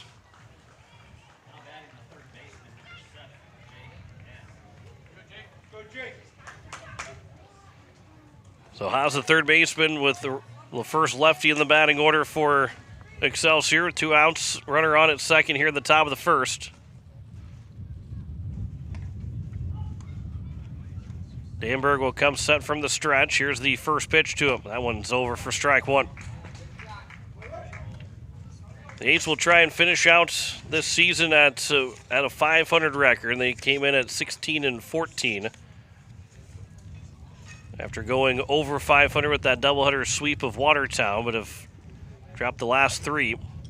Ground ball to the right side. This will be fielded by the second baseman, Riker Edson. The throw to first, and Alec Eilers does stay on the bag, and that will take care of the top of the first inning. And there is the leadoff walk that is straightened over at second. No runs, no hits, no errors, and a man left on base. So we head to the bottom of the first in a 1-0 lead. I'll make that no score between Pierre and Excelsior as the Eights will come to the plate. Back in a minute on KCCR, and you're watching it on YouTube at KCCR Sports. Is it the competition that keeps bringing you back? The long-standing rivalries? Or is it seeing friends again and cheering on your favorite team? At First Dakota, we're here for it all. We appreciate the fans, the players, the coaches and officials, the concessions crew. The shared community experience is part of what makes life here great, and we're here for it. See you at the game. First Dakota National Bank, member FDIC. For over 60 years, Birding Electric has been powering homes and businesses across central South Dakota. When you need reliable electrical service, trust the experts with decades of experience. Whether it's a simple residential repair, a complex commercial installation, or even electrical work on your farm, Birding Electric has you covered. And if you're tired of searching everywhere for that hard-to-find bulb, Birding Electric carries a wide selection of bulbs, including those hard-to-find fluorescent and specialty options. Visit us at 2903 East Elizabeth Street or call today, 605-224-8684. As we welcome you back, it's the bottom of the first. No score between Pierre and Excelsior as we go through the starting lineup here for Post 8. Carter Schuffelbein, the shortstop, will lead us off, followed by Will Danberg, the pitcher. It'll be Trip Lindekugel, the third baseman, followed by Will Eilers, the catcher, in the cleanup spot. Jackson Goodman, the right fielder, batting fifth. Riker Edson, the second baseman, will bat sixth. Aiden Johnson will bat seventh. He's a left fielder. Alec Eilers, the first baseman, batting eighth. And Porter Hunsley rounds out the order, the center fielder here for the Eights. In this final game of the Gopher Classic, as Carter Schuffelbein will wait for the first pitch from Brady Coyle, the right-hander pitcher. The first pitch is over for strike one. Schuffelbein in game one of today went 0 for 4 with reaching on an error, 3 flyouts to center. Couple of extra feet, and he could have gone 2 for 4 with 2 home runs. He'll fly this one to the right field line. That is down the line, and it will land foul. And the count's now 0-2. Here in the bottom of the first of our final game of the Gopher Classic. Rock Island and Maple Grove will play at 4:30. That could be for the pool. And then it will be Maple Grove and East Grand Forks at 7 o'clock. Again, if Rock Island wins at the 4:30 game, they will win the pool at 4-0. If Maple Grove wins, they can win the pool by beating East Grand Forks, but they have to win that game to win the pool. 0-2 pitch. That is a fly ball to center field, shallow center field. Long run. It'll be the second baseman that can't make the catch. And it'll be Carter Schuffelbein with a leadoff single here in the bottom of the first inning. That one did not have as much carry as I thought it was going to have. And the second baseman in Quinn Nelson trying to make the over-the-shoulder catch, unable to. And it allows the leadoff man to reach base, and it brings up Will Danberg, the pitcher. And so now Danberg will bat second, and usually the spot for Hudson Stosher gets the game off here in the fourth and final game. Here's a slow roller to the shortstop. This will be underneath the glove of the shortstop in Thill, and it'll be a air charge to Thill to make it first and second here with nobody out, and Lindekugel's got a chance to give the Eights an early lead here in the bottom of the first inning. So Lindekugel, who has driven in 5 runs so far in this Gopher Classic, he's gotten 4 hits. 1 hit in game 1 and 3, and then 2 hits in game 2. And has driven in 5 runs in total. That first pitch will miss upstairs for ball 1.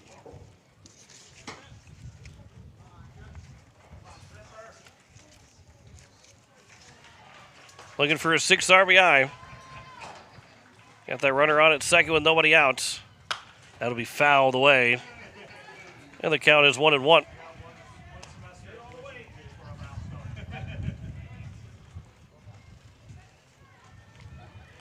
The foul lines, down the foul lines, 320, 344 in dead center. Here at the Maple Grove Park. Gleason Fields here in Maple Grove. Here's the 1-1 pitch. That one's high and outside and counts 2-1. We talked about it yesterday too, but they built these fields, and it's about I think it's the second year that they've been out here this summer, in the summertime. But if you're watching on YouTube at KCCR Sports, you can see two different circles. Maybe you can only really see one, but there are two circles in front of the pitching mound. That one's fouled away, and it counts 2-2 here to Linda Kugel. Because they have the option to play softball, and they have also a spot to put the fence in to put around the field, but they have softball teams, so they are not playing those softball games here. So that then gives, there are softball games going on around us on the other fields here today. And three other fields that they're playing softball games on. Here's the 2-2 pitch.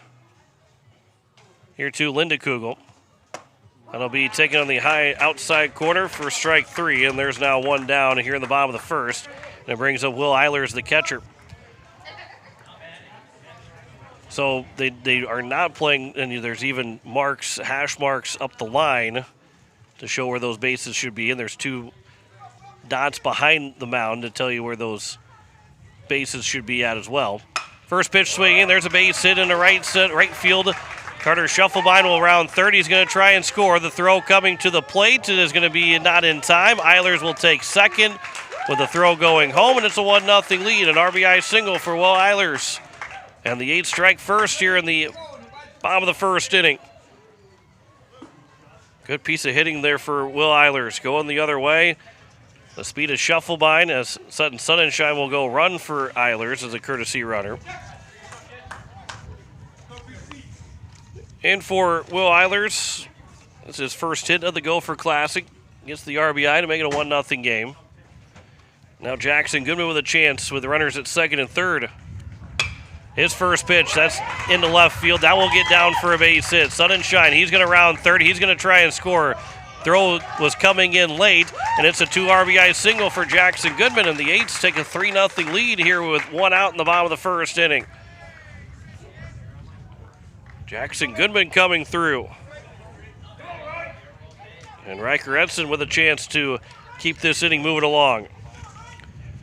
Goodman had an RBI single back in the second inning of Game 2, and that would end up being a 10-3 loss. He made it a 1-0 game at the time for the Eights. This time he makes it a 3-0 lead here for Pierre. Edson will foul that one off of his leg for strike 1.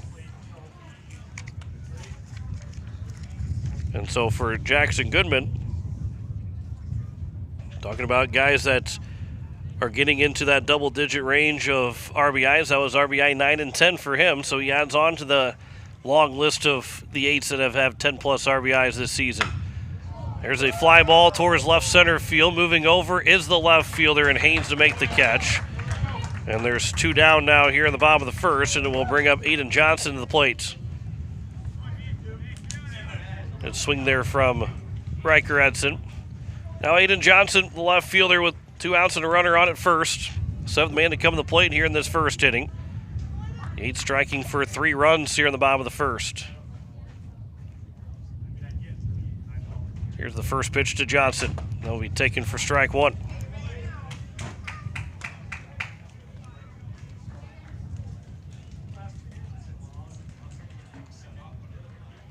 Goodman leads away from first, picking up RBIs 2 and 3 of the weekend. Here's the 0-1 to Johnson. Swinging a ground ball that'll be up the middle. That's off the glove of Thill. And another error by the shortstop makes it first and second with 2 away. And the inning will continue for Alec Eilers at the plate. Eilers went 0 for 3 in that Maple Grove loss, 10-3. Chance for him to get an RBI with 2 outs and runners at first and second. That pitch will be outside for ball 1. 8th man to come to the plate here in this bottom of the first inning. They've taken advantage so far of 1 error, now a second error that they're trying to take advantage of. Here's the 1-0 pitch. It'll be on the outside corner for a strike, and it's even now here to Alec Eilers.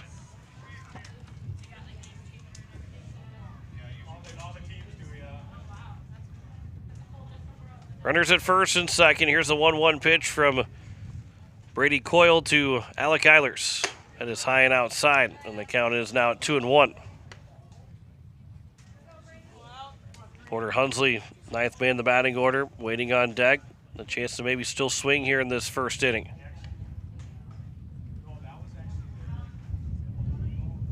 Here's the 2-1. That one will be grounded foul over towards Coach Iverson. That makes it a 2-2 count. Deuces are wild here in the bottom of the first. 2 on and 2 out. A 2-2 pitch. The 3-0 lead here for Post 8 in this bottom of the first inning. Coyle will come set from the stretch.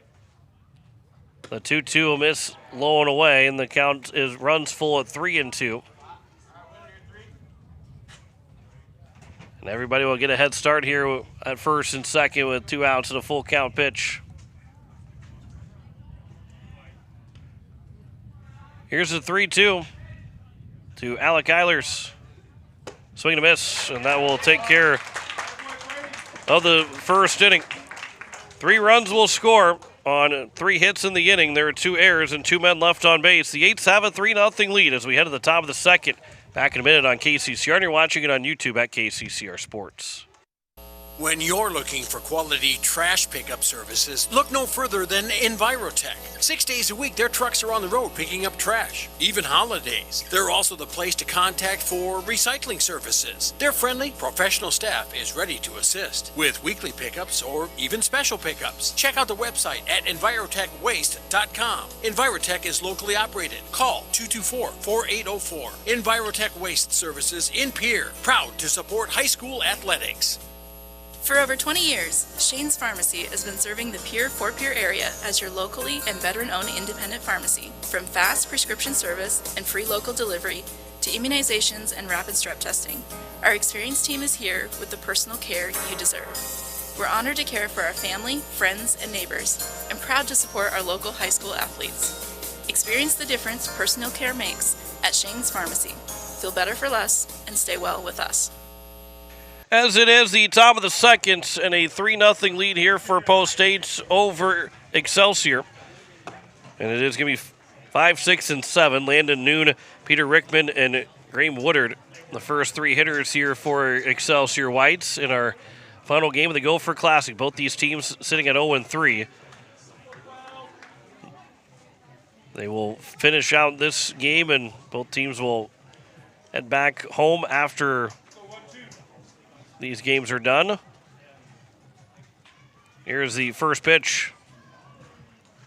There's a ground ball that'll be up the middle. Carter Shufflebine at short will field near the bag at second. His throw to first is in time, and 1 pitch and 1 out here in this top of the second. And it brings up Peter Rickman, the DH. The DH, Rickman, 1 out, nobody on here in the top of the second. We have Rock Island, Maple Grove, East Grand Forks. They'll be the top 3 teams in the pool. They're just seeing who will finish 4th and 5th. That'll miss low for ball 1. An 8-run loss for Excelsior Whites in games 1 and 2, and then a 9-run loss in games 3. Pierre lost a 1-run game to East Grand Forks just a little bit ago. So I guess technically if this game ends in a tie, that Pierre will still be the 4th place team by the runs allowed. Here's the 2-0 pitch to Rickman. That'll miss low and away, and now runs to a 3-0 count.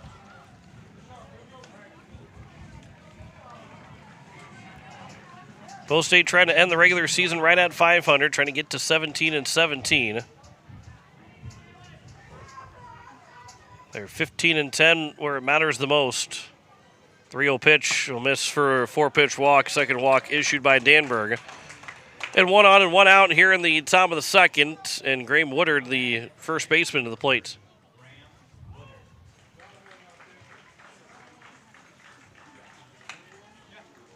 The Eights are trying to just win their second out-of-state game this season, as they sit at 1-7 in those out-of-state games that split with Bismarck, the only out-of-state win. First pitch will miss outside for ball 1.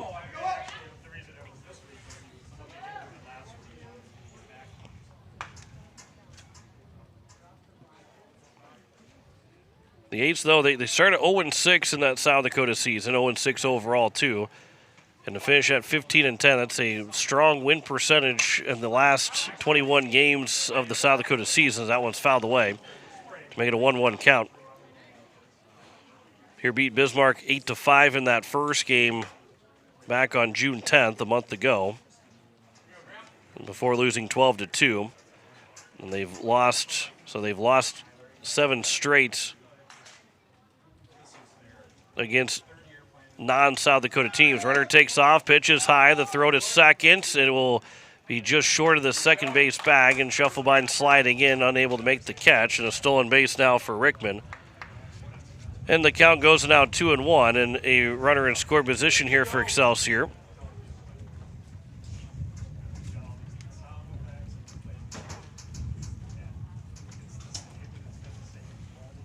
Here's the 2-1 coming home to Graham Woodard.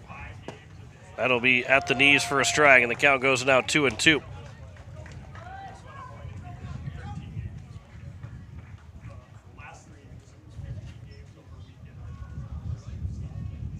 Danberg will come set from the stretch. Here's the 2-2, home to Woodard. Swing and a miss, and there's the first strikeout for Danberg. There's now 2 down here in the top of the second, and Evan Haynes, the left fielder, to the plate.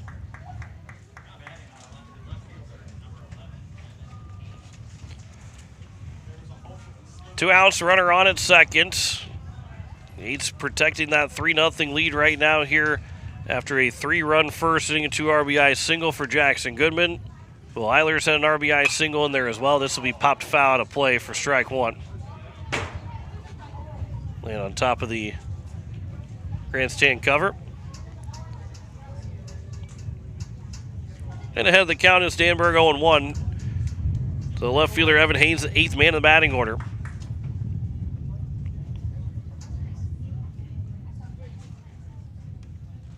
As Danberg comes set from the stretch.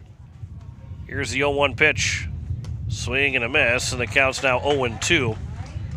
And Danberg now looking to get out of this inning and take care of this top of the second and let the Eights with 9-1-2 to try and do more damage against Excelsior. Here's the 0-2 from Danberg. On its way, that will miss outside. The count's now 1-2. Don't believe, we'll kind of look here and look around where the Gopher Classic is. Not sure that they have, they don't have scores listed. Actually, we'll be able to find that here in just a second. Here's a pop-up the right side. Alec Eilers down the first base line. He's able to retreat to make the catch all the way down the line. It was going to land fair, but Eilers makes the catch, and that will end the inning. No runs, no hits, no errors, no man left on base. We head to the bottom of the second. 3-0 lead for Pierre over Excelsior. Back in a minute on KCCR, and you're watching it on YouTube at KCCR Sports. When your tank's running low and your stomach is growling, there's one place Pierre trusts, DJ Senex. Feel it fast. Grab ice-cold drinks, selection of fresh donuts, and that perfect cup of coffee to keep you moving. Friendly faces, quick stops, and everything you need right when you need it. So next time you're on the go, make the easy stop. DJ Senex. Fueled by community, driven by you. For years, you have trusted Larry Fry Heating and Cooling to keep your home comfortable, no matter the season. Now that same commitment to quality service and expert care has a new name. Introducing Kruger Climate Systems. We're familiar faces, the reliable technicians, and the same dedication you've always known, now under a new banner. From essential repairs and routine maintenance to brand new installations, we're here to ensure your home's perfect temperature. Kruger Climate Systems, your trusted partner for a comfortable home. Call us today for all your heating and cooling needs. It's the bottom of the second, and it is a 3-0 lead on the American Family Insurance Brittany Shufflebine scoreboard for Pierre over Excelsior. And it is 9-1-2, Porter Hunsley, Carter Shufflebine, and Will Danberg. As we look at the Gopher Classic standings, we'll look at the other South Dakota teams. Brookings, they're going to finish out their Gopher Classic here later on today. They're 0-3, so they will be eliminated and not able to advance. Mitchell is 1-3. They already finished their Gopher Classic, going 1-3. That was in the Bloomington region pool. But Bemidji is 3-0. That's in the Coon Rapids the Pool C. So Bemidji at 3-0. That would be the team that will face the winner of this pool. And like I said, Bemidji right now has an opportunity that could be the team that they would be facing. The winner of this pool facing the winner of Pool C. Huron was in that pool. They're 1-2 right now. They will play one more game, but they will not be able to advance in the tournament as well. First pitch is over for strike one to Porter Hunsley. You have Yankton that is 1-2. We can go through some of those wins too, but overall, just looking at all of these, Renner at 2-1. They still have a chance to win the pool at 2-1. If they get a win, go to 3-1, that might give them an opportunity. They lost to the team that is 3-0 right now, though, or 2-0. So they would need some help to get to 3-1 and maybe for Rogers to lose both of their games today. Here's the 1-1 pitch to Porter Hunsley. That's upstairs, and the count's now 2-1. Post 320. Well, it says they haven't. Well, they've tied their two games to this point. It was 5-5 and 0-0 in their two games. Here's a ground ball to the left side that is going to be picked up by Max Thill, the shortstop. His throw to first is going to be in time. And the leadoff man is gone here to kick off the bottom of the second, and it brings up Carter Shufflebine.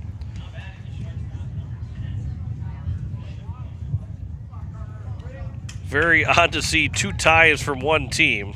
We're going to go into the post 320 game changer just to make sure that that's accurate. They should be playing right, actually should be done with their game right now.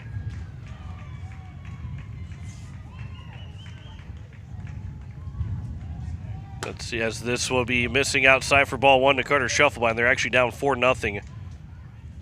Well, they won over Lakeville South 14-4, so they are 2-1 now in the pool. Or excuse me, 1-0, I guess, 1-0-2 in the pool. Here's the 1-0 pitch. That will be taken for a strike, and the count's now 1-1. So 320, they're 1-0 with two draws.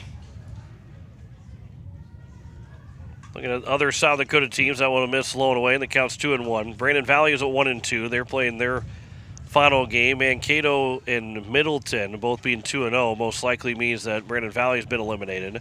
Sioux Falls West, they're sitting at what will be, it looks like 2-0-1. They have tied their game here today. That'll miss inside, and the count goes now 3-1. Yeah, they tied the Junior Blue Jays 3-3, so they played tonight against Shakopee, and that could advance to that round of 16. 3-1 pitch, and on the hands, a ground ball over to Thill, the shortstop, and his throw to first, not going to be in time, an infield single for Shufflebine.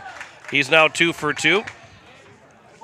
And a one-out base hit to bring up now Will Danberg. You have Harrisburg at 0-3. They will finish out in their final game in St. Michael, Albertville.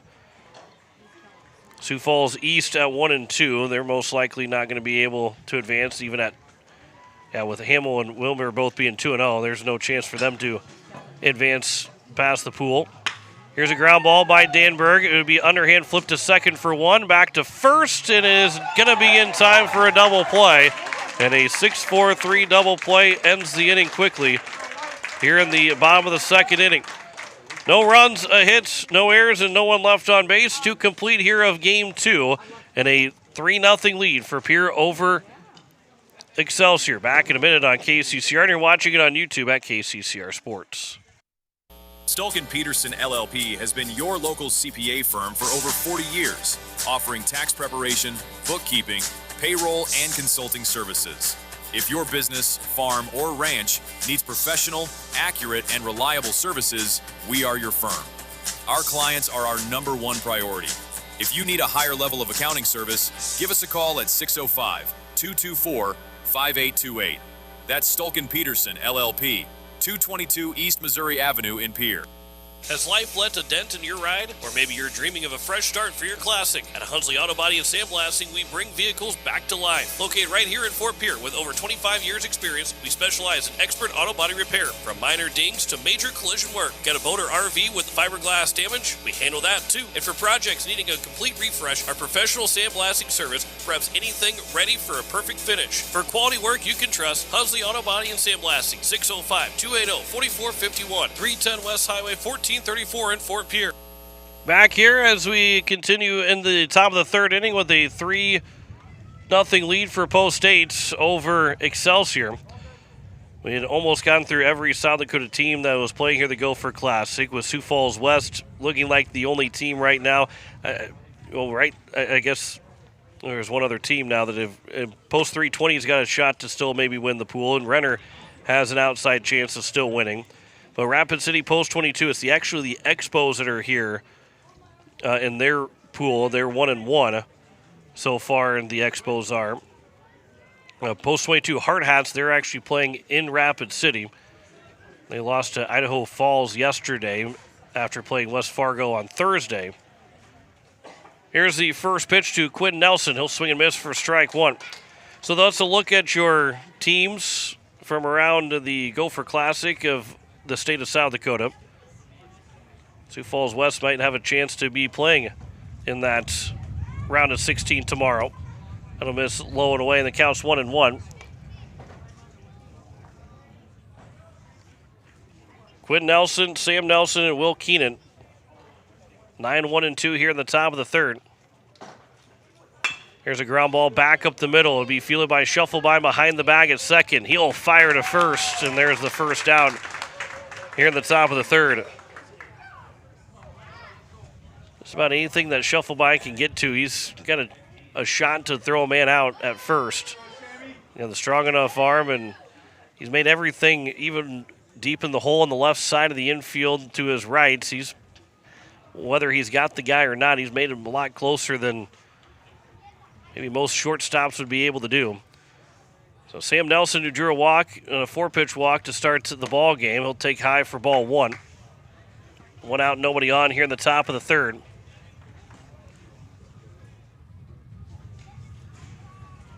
Here's the 1-0 from Danberg. That will be a fly ball to right field. Jackson Goodman. It was hit right to him. He wanted to take a couple steps in. He stutter-stepped a couple times and then made that catch, hardly having to move. And there's now 2 down here in the top of the third. And it brings up Will Keenan, the catcher.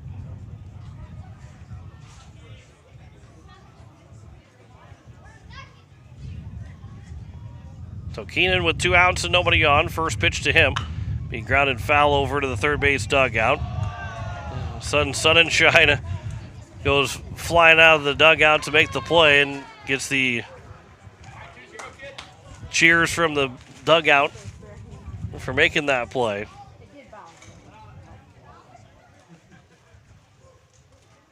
Here's the 0-1 from Danberg. That'll miss low and away, and the count's 1-1.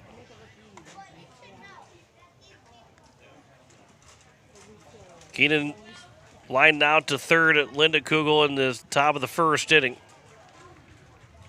1-1 pitch. There's a line shot that will land just foul down the line. And the Excelsior third base coach can't believe it. put his hands up in the air thinking that had landed fair. He's still got his hands on top of his head.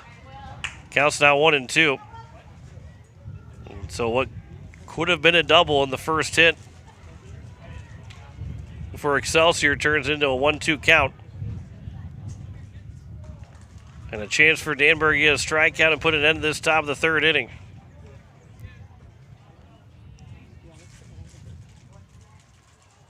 So here's the 1-2 coming from Danberg. As he'll deal from the windup. 1-2 pitch. That is foul. That'll play on the right side. And the count remains at 1-2. Three young kids running, sprinting after that foul ball. Two of the three were running real hard. The other one, he was saving his energy maybe for later. Here's a 1-2 pitch from Danberg again. That'll be upstairs, and the count's 2-2. In Rock Island and Maple Grove will play in the fourth game today here next. Scheduled for a 4:30 start time. 2-2 is a ground ball over to the third baseman, Linda Kugel. His throw to first is going to be short hop, but picked out at first by Alec Eilers, and that will take care of the top of the third inning. So 1-2-3 inning for Danberg. We have the bottom of the third, a 3-0 lead for Pierre over Excelsior. Back in a minute on KCCR, and you're watching it on YouTube at KCCR Sports. Dakota Sprinkler and Landscaping wants to make it easy for you to get that lush green lawn and that yard haven that you've been dreaming of. Visit dakotasprinkler.com to make appointments for sprinkler system spring startup, service calls, fall winterization, and landscaping quotes. Trust Dakota Sprinkler and Landscaping's professionals to get you through the planning and installation to make your landscaping needs a reality. Visit dakotasprinkler.com today. Most of us already know that Gales Gas of Pierre is the place to call for propane. They offer an automatic fill plan so you never have to worry about running out of propane. They accept debit and credit payments or a budget payment plan to spread out the cost throughout the year so you never have surprises when you get your bill. For delivery, convenience, and great customer service, call Gales Gas at 224-5518. That's Gales Gas at 224-5518. 4 and 5 here in the top, make to the bottom of the third inning as Post State leads at 3-0 on the American Family Insurance Brittany Shufflebine scoreboard. Trip Linda Kugel followed by Will Eilers and Jackson Goodman. Anybody reaches base, it will go then to Riker Edson. As you're listening to KCCR Pierre, a Riverfront broadcasting station, as we just get past 3 o'clock on this Saturday afternoon. Jen Brazilius back in the studios. John Wickler with you on a beautiful Saturday, especially under the shade. It's a relatively hot day here in Minnesota, here in Maple Grove, but it feels great under the shade. A little bit of a breeze that's blowing out towards center field right now. Pierre leads 3-0 on a 3-run first inning. Will Eilers had an RBI single, then a 2 RBI single for Jackson Goodman. First pitch swinging for Trip Linda Kugel. His throw to first. The first base umpire says that the first baseman kept his foot on the bag at the last moment kept his foot on the bag. Coach Life was nodding his head in agreement. So 1 pitch and 1 out. That was a long stretch for the first baseman in Woodard. But he was able to stay on the bag, says the first base umpire. So now is Will Eilers. First pitch to him was on the outside edge for strike one. So Linda Kugel now 0 for 2. Eilers with that RBI single in that bottom of the first inning. Gave the Eights that 1-0 lead. Here's the 0-1. That one will catch the outside part of the plate, and the count's now 0-2 here to Eilers. Jackson Goodman waiting on deck. 0-2 pitch. There's a swing and a fly ball towards center field. Backing up is the center fielder, and Nelson will put it away. Sam Nelson will put that one away for the second out. 2 down here in the bottom of the third, and it brings up Jackson Goodman. The 2 RBI single in that first inning gave the Eights a 3-0 lead. Eights got an infield single from Carter Shufflebine. That's their last hit, last base runner. Aiden Johnson reached on air as well, but Jackson Goodman with the hit prior to that 1-out single from Shufflebine. Here's the 1-0 pitch. That one is grounded foul over to the first base dugout. So the count goes now 1-1.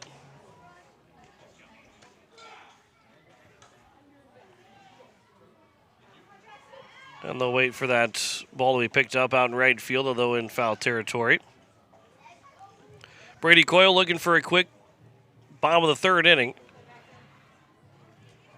1-1 count here with 2 outs and nobody on. Works from the stretch with nobody on base. 1-1 pitch.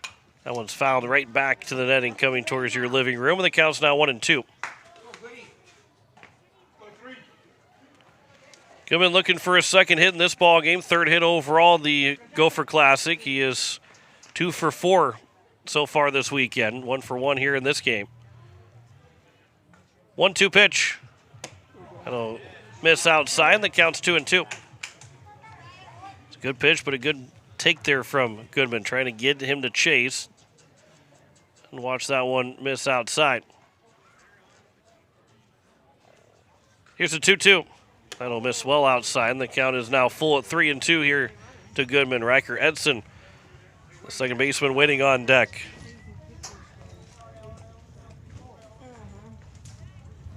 Two outs and nobody on here in the bottom of the third.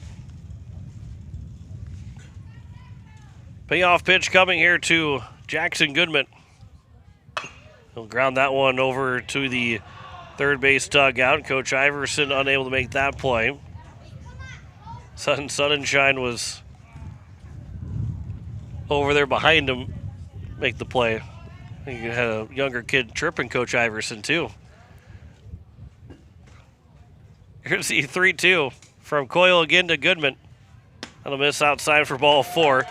And a 2-out walk, and Goodman's on for the second time, and his 2 trips to the plate, and it brings up Riker Edson.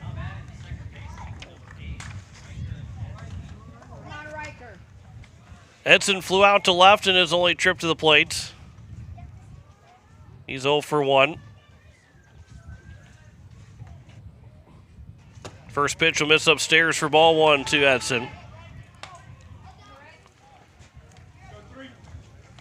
And that wind blowing out towards center field. Not a huge wind out to center. There's a off-the-handle ground ball. Second baseman will have to come in and charge with the glove flip, and he's not going to get it in time. And Riker Edson with a cue shot will get an infield single to make it first and second here with 2 away. Only chance for the second baseman, Quinn Nelson, was trying to make the glove flip happen and able to flip it there, but didn't get enough speed behind it. And Edson, I think, even if there was enough speed, was going to beat it out. The infield single makes it first and second here with 2 away in the bottom of the third, and a chance here for the Eights to still strike in this inning. First pitch, curveball that will drop in for strike 1. Johnson reached on air to the shortstop Thill back in the bottom of the first. Chance to drive in a run here with 2 outs and runners at first and second here in the bottom of the third inning. Here's the 0-1. Goodman got a huge jump from second to third, but was trying to get a huge jump and does not try to steal third base. Counts 1-1 with 2 outs. You don't want to make that third out over a third, but maybe got the timing down of Coyle, the pitcher. 2-2 or 1-1 is fouled back, and the count's now 1-2.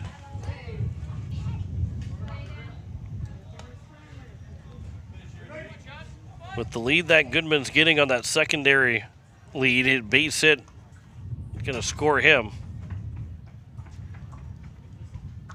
Something in the gap could score Riker Edson as well. Here's the 1-2 pitch. That'll miss low and away.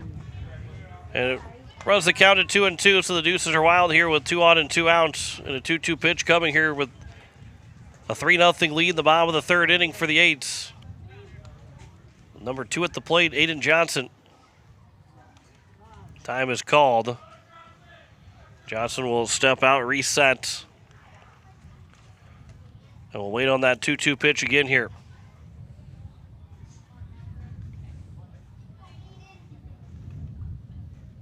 Here's the 2-2 from Coyle to Johnson. A chopper back to the mound. Coyle will field an underhand flip and take care of the bottom of the third inning. No runs, a hit, no errors, and 2 men left on base. We head to the top of the fourth. Still a 3-0 lead for Pierre over Excelsior. Back in a minute on KCCR, and you're watching it on YouTube at KCCR Sports. At Dakota Plains Federal Credit Union, we salute the service and sacrifice of our members. To show our appreciation for veterans, active duty military, and first responders, we're proud to introduce the We Salute Service and Sacrifice Loan Program, granting a special rate reduction on eligible consumer loans. Valid offer on new secure loans only. Internal refinances and unsecured loans do not qualify. Veterans, active duty military, and first responders, contact our loan team for more details. All deposits are insured up to $250,000 by NCUA. At Dakota Plains Federal Credit Union, we're big on you.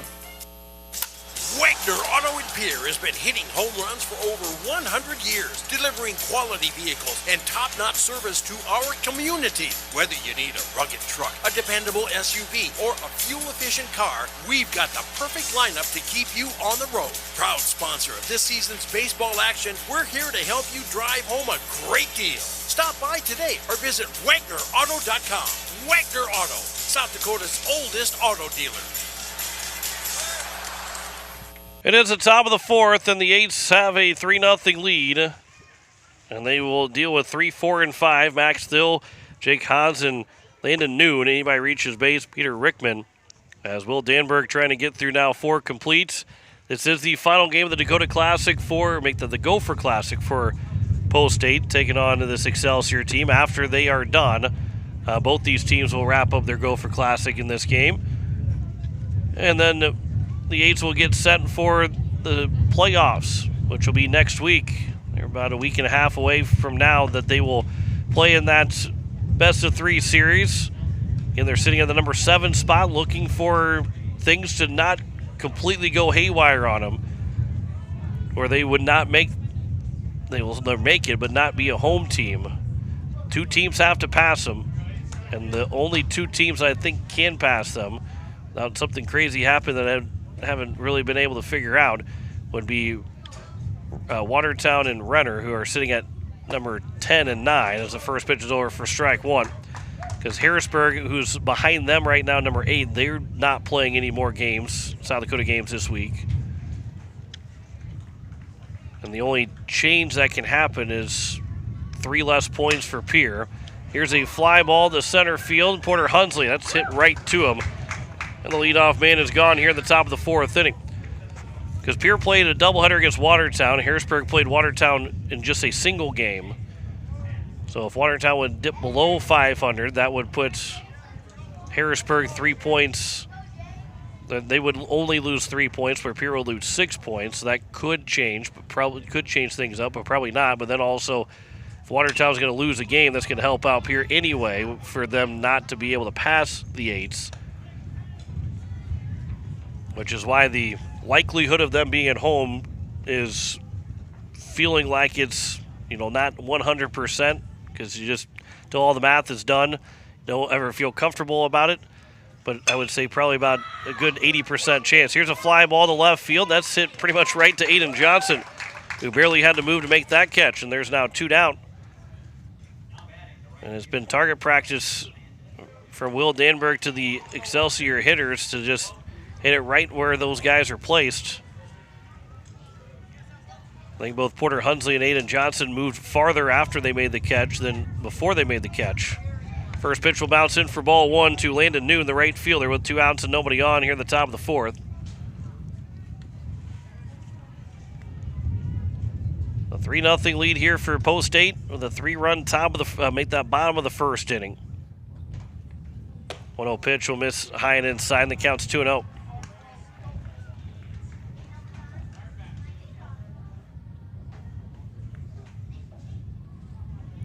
Two-0 from Danberg. That was fouled out of play, and the count goes now 2-1. That baseball, and they might have bounced over the top of the fence, not over all the way, landing on that softball field. But the count's 2-1. The number 6 man in the batting order, make that number 5 man in the batting order. 2-1 pitch. That'll miss low and away, and the count's now 3-1. Peter Rickman, who drew a walk, his first trip up, he is on deck. 3-1 pitch. There's a chopper. Going to be a play moving in for Shufflebine at short. The throw to first. And it's going to be wide of the base. And a runner will reach with 2 outs here in the top of the 4th inning. Leave will go down as an error for Shufflebine.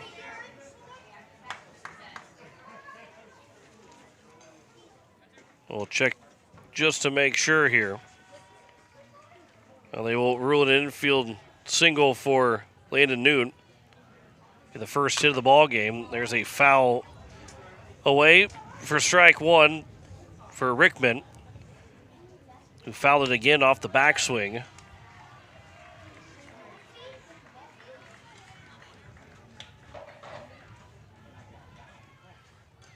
Oh, 1 count here to Rickman. Danberg will come set from the stretch. Here's the 0-1 pitch.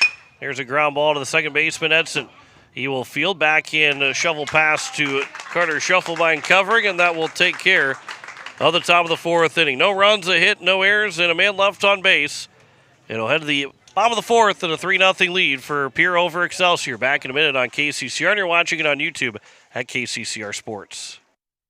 When the South Dakota wind howls and the rain pours, is your home ready? Introducing Pierre Roofing and Gutters, the newest name serving Pierre, Fort Pierre, and surrounding communities. Owned by Karsten Erickson, the same expert you've trusted for years at Karsten Erickson Roofing and Construction, we're expanding to keep our community covered.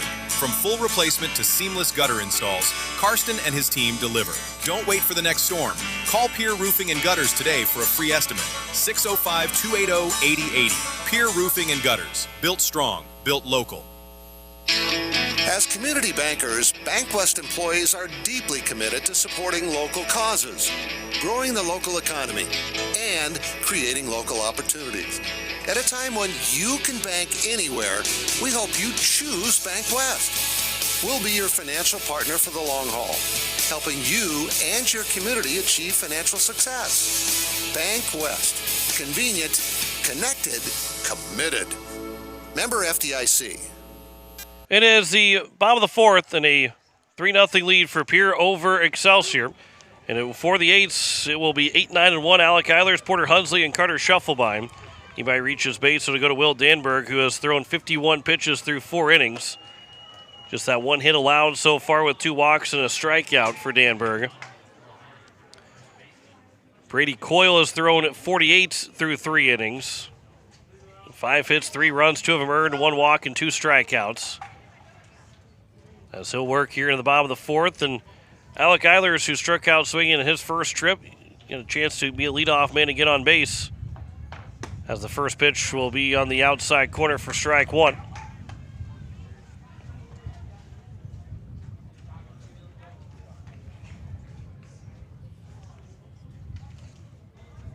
Here's the 0-1 from Coyle to Eilers. Swing and a miss, and the count's now 0-2.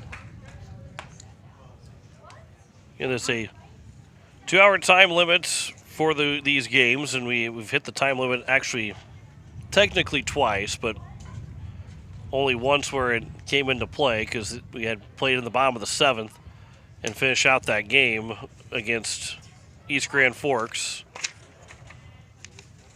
We had a 2-hour and 6-minute game in game 2 yesterday, 2 hours and 4 minutes of that game in game 1 today. 1-2 pitch now here from Coyle to Alec Eilers. That'll be taken on the outside corner of the top of the zone for strike 3, and Eilers will go down looking for the 3rd strikeout of the ball game for Coyle, and it brings up Porter Hunsley. So nobody on here with 1 out in the bottom of the 4th. And Porter Hunsley, who is 0 for 1, ground out to the shortstop. Here's the first pitch. That'll come inside for ball one. And Maple Grove and Rock Island will play at 4:30. Will be Rock Island's last game of their pool play. Here's the 1-0 pitch. That one will drop in for a strike, and the count's 1-1.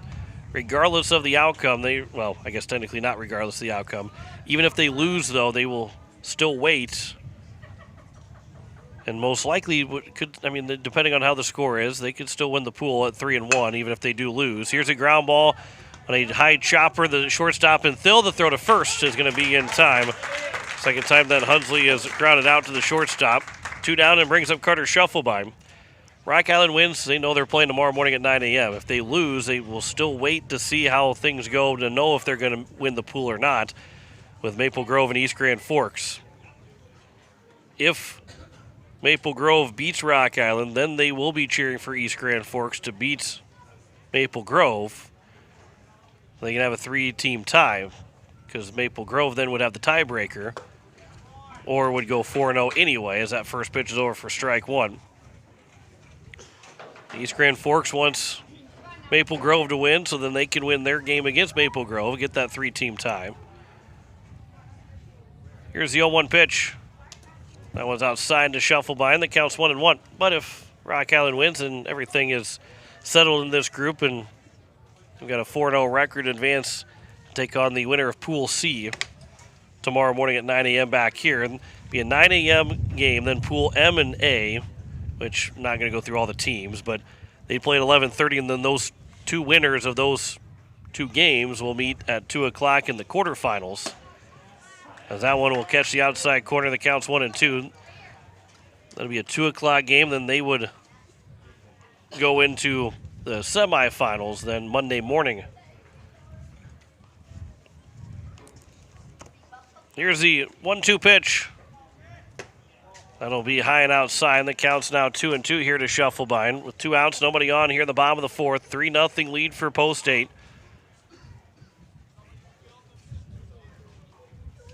Brady Coyle comes set from the stretch with nobody on. He'll deliver the 2-2. Line shot that is caught by the pitcher Coyle.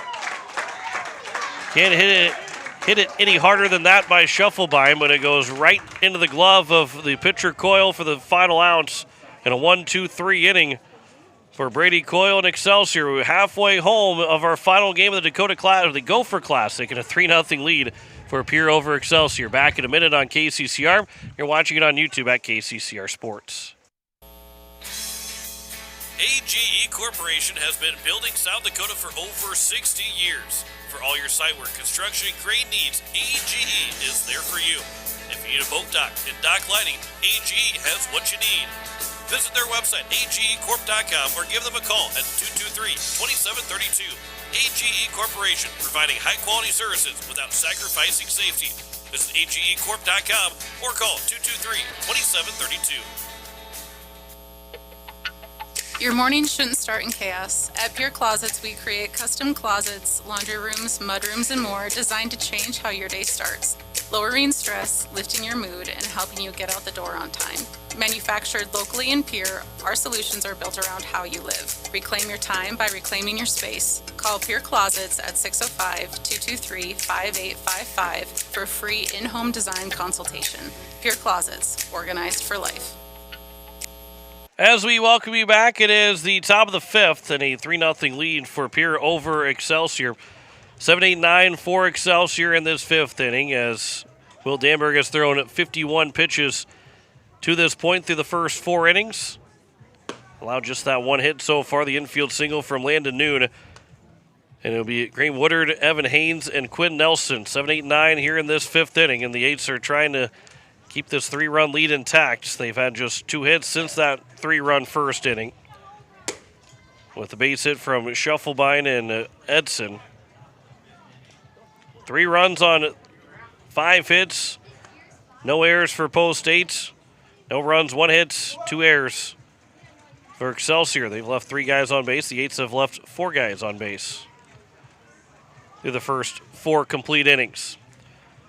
So Graham Woodard will lead us off here in the top of the fifth. First pitch will miss outside for ball 1. Coming up on Monday, we've got the Home Run Derby on KCCR. Then Tuesday will be the All-Star Game. You can hear both of them on KCCR as it counts 2-0. I believe they got the field set for the Home Run Derby. We'll see if we can tell you all those guys that are going to be in the Home Run Derby. Here's a ground ball that'll be foul over to the third base side. They kind of go one by one, announcing almost every single day who it is. So Minnetonka Murakami for the White Sox. Kyle Schwarber is back in the Home Run Derby as it counts 3-1. Bryce Harper, so 2 Phillies in the Home Run Derby. Jordan Walker from the Cardinals. Wilson Contreras of the Red Sox. That one will catch the outside corner, and the count's now 3-2. Jack Caglione of the Royals. Ben Rice for the Yankees. Junior Caminero, he was, I believe, the first one for the Rays that said he was going to be into the Home Run Derby. So those 8 guys are all in for the Home Run Derby. There's a swing and a miss, and a strikeout of Woodard. And one down here at the top of the 5th, and it brings up Evan Haynes. So 2 Phillies, and of course it is in Philadelphia. So Harper and Schwarber get the home field advantage. Evan Haynes, the left fielder. It'll be fun. Home Run Derby always is, although they've retooled the format or how it is run again this year. There's a base hit up the middle for Evan Haynes.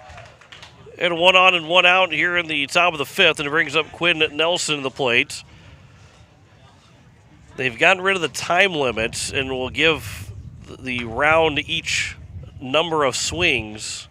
With then the final swing, you can hit as many home runs as you can before making it out. I'm not sure if that's, I mean, it's going to be much nicer to just see the home run go, but I think it's going to take the time like it used to. Here's a ground ball up the middle, past a diving Riker Edson in center field. And it's now first and second as 8 and 9 both get base hits.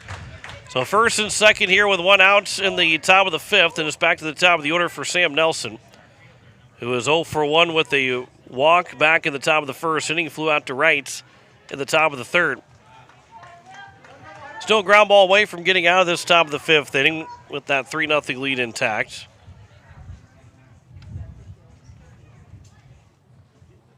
Danberg will come set from the stretch. Here's the first pitch. That one is outside for ball 1. We're talking about, Wyatt and I were talking about in the morning show a couple days ago about the Home Run Derby and my proposal to make the Home Run Derby keep at a good pace while also still being able to see the home runs be hit, because when you had all those, the time limit, you were just going as much as you could. This will be off the glove of Will Danberg. The throw to first still from Riker Edson is going to be in time. And so there's the second out. They don't get the double play, but it does turn into second and third. They still get that 1 out. Turns into a 1-4-3 ground out. But 2 runs are in scoring position here for Will Keenan, who is 0 for 2 with a line out to third and a ground out to the third baseman, Linda Kugel. As the catcher will wait on the first pitch here from Danberg, who goes back from the windup. First pitch swinging, high fly ball to left field. Aiden Johnson going back towards the track. It's off the glove of Johnson. It'll be 2 runs that will score to make it a 3-2 ball game.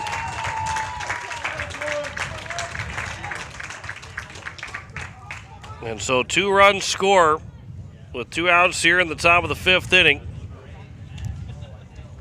And that should be will be an error charge to Johnson out in left. It makes this now a 1-run ball game. Base hit from Max Thill all of a sudden ties the game up here in this top of the 5th. The 8 still lead it though, 3-2. Be the first error of the ball game for the A's. First pitch is over for strike 1. So Max Thill, who's flown out to center both times, a base hit. Have a courtesy runner on at second as well. Base hit ties the game up at 3. Here's the 0-1. That'll miss outside. The count's 1-1. We'll eventually get to talk about, share my thoughts on the home run derby and what my proposal would be to make the home run derby back like it used to be without going all the way to having like a 5-hour home run derby. 1-1 pitch. There's a fly ball down the right field line that will drop in. This will tie the ball game up. It'll go all the way to the corner down the right field line. Jackson Goodman will cut it off. It'll be a RBI double. And it's now a 3-3 game here in the top of the 5th inning. And so it's all square here in the top of the 5th. And Jake Haas to the plate. And now all of a sudden, Excelsior's got a chance to take the lead here in the top of the 5th.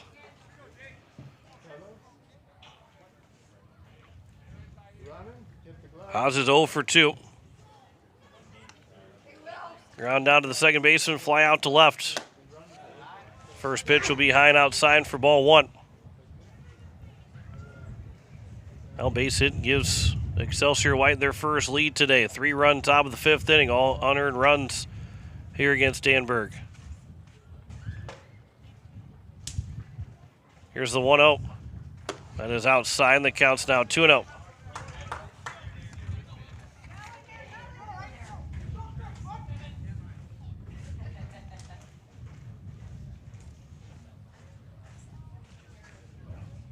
Haas, the lefty, waits on the 2-0 pitch here from Danburg. That'll miss low, and the count's now at 3-0. On deck is Landon Noon, the right fielder.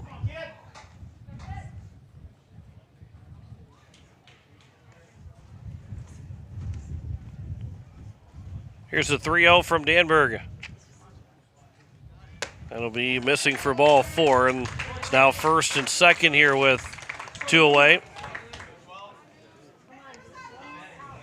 And it'll be the third walk issued by Danburg, and now Landon Noon, who is 1 for 2 with a base hit back in the top of the 4th. Opportunity to give Excelsior the lead. Be pitch number 70 here for Danburg. It's upstairs for ball 1. That's 5 straight misses now here for Danburg. And some activity on the left field bullpen for Post 8.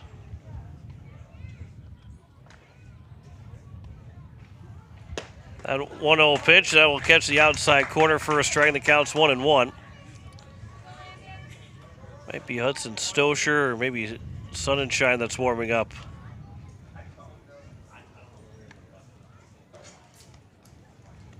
Here's the 1-1. And checking the runner at second, no deliver. No miss outside, and the count's now 2-1.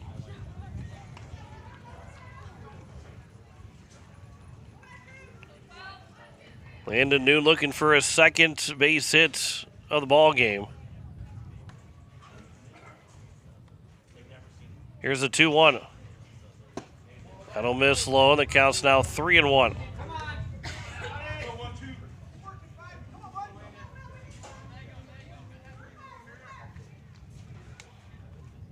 Peter Rickman, the DH, waiting on deck.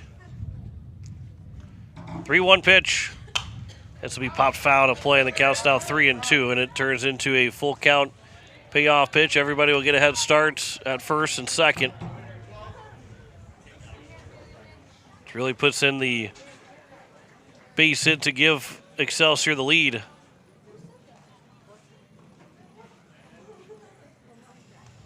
Danburg will come set from the stretch. Here's the 3-2. Fouled away. That was close to the strike zone. A defensive swing there by Noon to stay alive.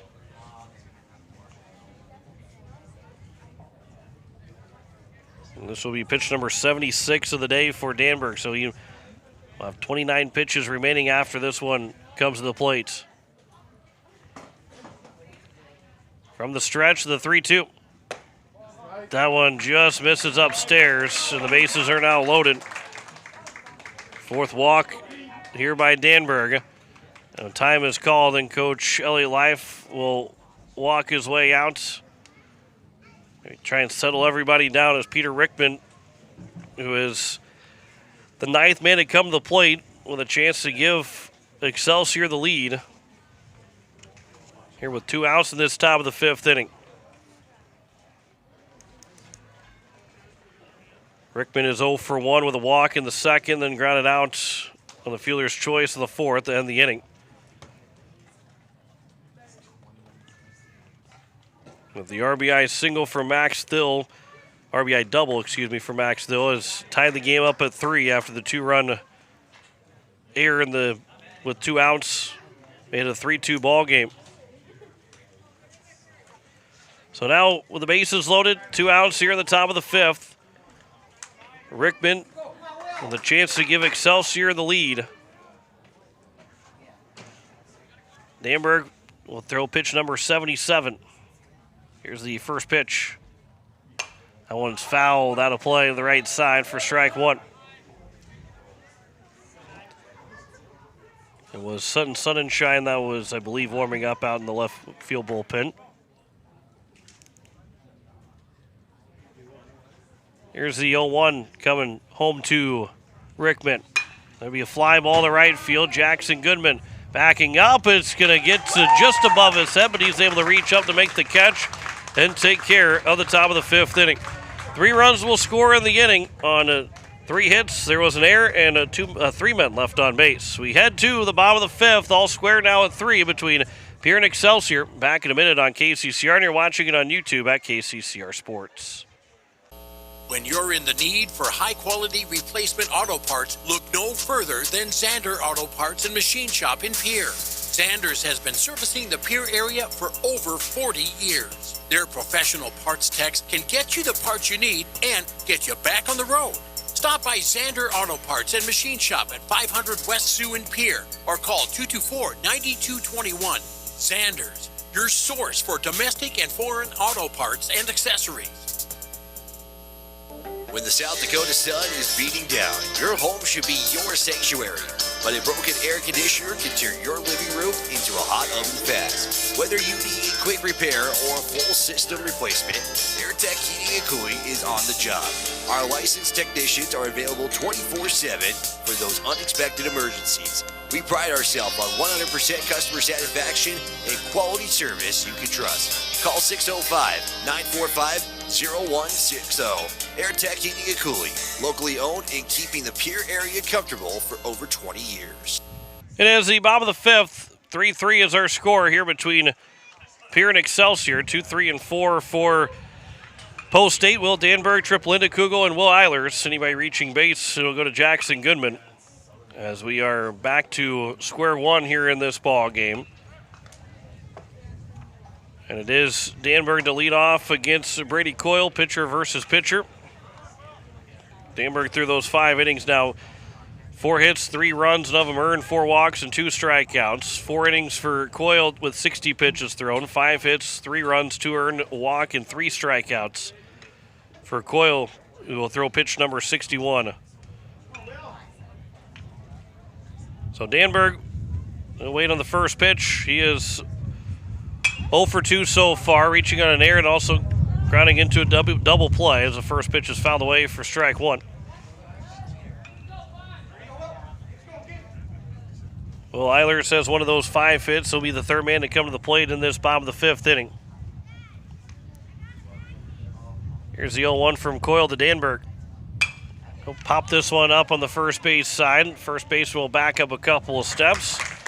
And Woodard will put away Danberg for the first out here in the bottom of the 5th. 1 down, and it brings up Trip Lindekugel, who is 0 for 2. He struck out looking back in the bottom of the 1st, and then grounded out of the shortstop in the 3rd. He's looking for his 5th hits of this Gopher Classic. Wind speed picking up a little bit here. Get one up high in the air, and it can take its way out, and the A's can retake the lead. Here's the first pitch. That is outside for ball 1. In Rock Island, Maple Grove, they're going to play game 4 of the day today, coming up at 4:30 or sometime after. The A's with that 2-hour time limit would end at 4:21. The count's now 2-0 here to Linda Kugel. We started about 15 minutes behind schedule in game 1, and then it was 21 minutes behind schedule in game 2. Here's a 2-0 pitch. Hard ground ball that is down the third base line, and that is a fair ball. Linda Kugel around first. He'll make his way to second. That one kicked off the corner out there around the 320 sign, and it ends up being a double for Linda Kugel, his second extra base hit of this Gopher Classic. And Linda Kugel is in scoring position here with one away here in the bottom of the 5th inning. And Will Eilers will come to the plate. So now Eilers with a chance to retake the lead for the Eights. An RBI single back at the bottom of the 1st.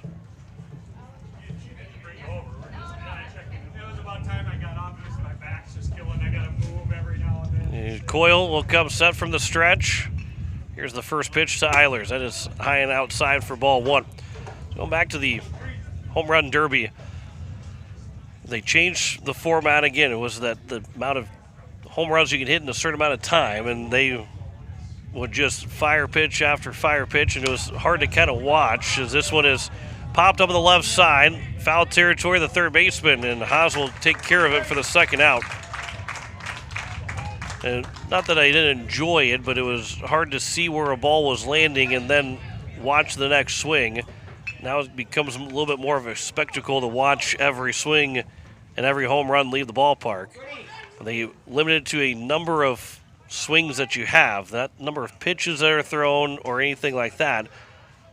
My solution has been the kind of the best of, try to be the best of it all, where you don't have a time limit, but you get the 10 outs back, and you can't take more than 3 pitches in a row. You can take 2 pitches back to back, but you have to swing that third pitch. Otherwise, it becomes an out. So it forces one that throws have to be good from whoever's throwing you for the home run derby, which a lot of times they are, but it doesn't allow guys to just taking pitch after pitch down the middle instead of swinging at just any, the ones that they really want to. That one's on the outside corner for a strike to Jackson Goodman. The count's now 1-2 with 2 outs and a runner on second. You can bring the outs back, but you can only take so many pitches at a time in a row without it becoming an out. That'll keep the speed going and keep guys still swinging, because now, unless there's a rule somewhere that I haven't seen, and anything that it doesn't say that you have a time limit, that you have to swing it, so many pitches before it takes away just swings in general. So you can take 10, 15 pitches in a row before getting that next swing. Here's a 2-2. Here's a swing and a miss by Goodman, and that will take care of the bottom of the 5th inning. No runs, a hit, no errors, and a man left on base. We're all tied at 3 after 5 as we head to the top of the 6th. Back in a minute on KCCR, and you're watching it on YouTube at KCCR Sports. When life throws you a curveball, May Adam Law Firm in Pierre is here to help you knock it out of the park. For over 130 years, we've been providing trusted legal expertise in business, family law, criminal defense, and more. Proud sponsors of this season's baseball action, we're committed to serving our community both on and off the field. Need legal advice? Step up to the plate with May Adam Law Firm. Visit mayadam.net or call today. May Adam, South Dakota's law firm since 1881. Building a home. It's the biggest investment most of us make in a lifetime. Not to mention, it's a decision that, well, you pretty much live with day and night. The quality of the workmanship stares back at you like a reflection. It also affects the value of your investment. Choosing the right contractor is critical. Kruger Contracting is that contractor. Call 222-2523. Quality workmanship and materials completed on time. Kruger Contracting. In a word, quality. Call 222-2523. As we welcome you back, it is the top of the 6th, and the Eights and Excelsior tied 3-3. And it will be Hudson Stosher that will take over on the mound. And he will be in relief of Will Danberg, who looks like he moves out to left. And so Danberg will stay in the lineup. And Hudson Stosher will hit an Aiden Johnson spot, which will be second up in the bottom of the 6th inning. And so for Hudson Stosher, he will make his first appearance here in the Gopher Classic on the mound. And Stosher on the season, this will be his 8th appearance and 6th relief appearance, 15 1/3 innings so far, an 0-1 record, and does have a save. 22 hits, 23 runs, 15 of those 23 have been earned, 16 walks, 14 strikeouts, an ERA at 6.85, a whip at 2.48, batting average against at 3.28 for Hudson Stosher. So he will face 7, 8, 9, Graham Woodard, Evan Haynes, and Quinn Nelson. First pitch will miss low for ball 1. The 3-run top of the 5th. The tying RBI double for Max Thill. Here's the 1-0. That'll miss inside. The count's 2-0. Again, both these teams at 0-3 record-wise in the Gopher Classic. They're playing out their final game here at the Gopher Classic, and then the attention will turn back to the in-state season as it counts 3-0 here to Graham Woodard. Rock Island and Maple Grove playing at 4:30. What could be the pool winner as the 4-pitch walk to open things up. And Hudson Stosher will have to work with a runner on at first and nobody out here at the top of the 6th inning. And Evan Haynes, the left fielder, to the plate. So we do have a courtesy runner, or a pinch runner.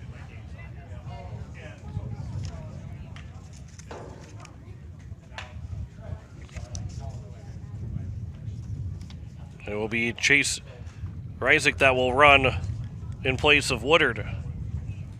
First pitch will miss for ball 1. And so 5 straight misses here to open things up for Hudson Stosher.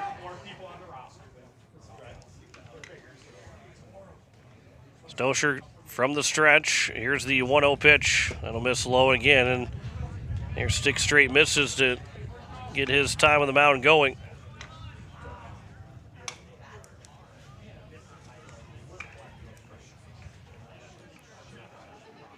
Here's the 2-0. That'll miss low again. 3-0 count. Quinn Nelson, the number 9 man waiting on deck. Haynes is 1 for 2. He singled in that 5th inning. Haynes and Quinn Nelson went back-to-back singles. Make it first and second with 1 out, and it helped make it a 3-2 game then. That one taken for a strike. The throw back to first is going to be not in time, and so it's a 3-1 count. And let's see if Hudson Stosher can get a ground ball and get 2 outs here quickly and turn this into what can be maybe a quick inning. 3-1 pitch, though. That will be at the bottom of the zone, taken for strike 2. And the count's now full at a 3-2 count.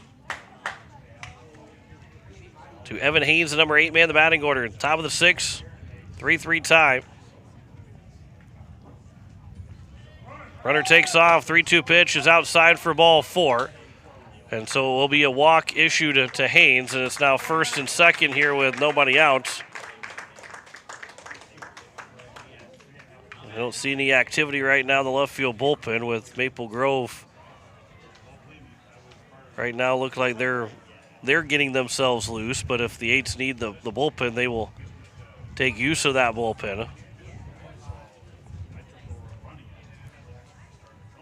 So Elliott Life, assistant coach here for the 8s,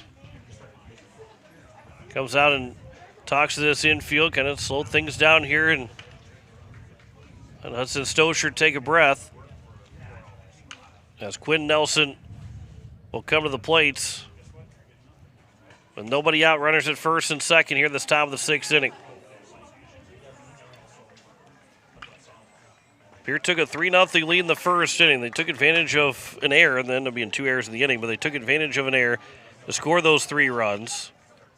Will Eilers with an RBI and Jackson Goodman with a 2 RBI single. But the 8s have failed to score since then. That one's over for strike 1.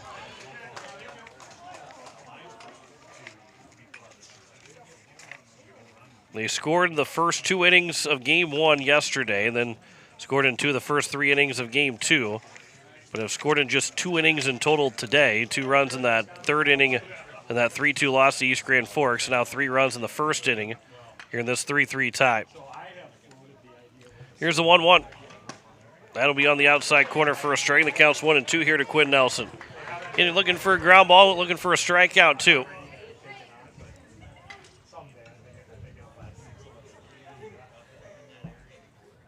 Here's the 1-2 from Stosher. That one just misses, maybe a little bit inside, maybe a little bit high, and the count runs it out 2-2.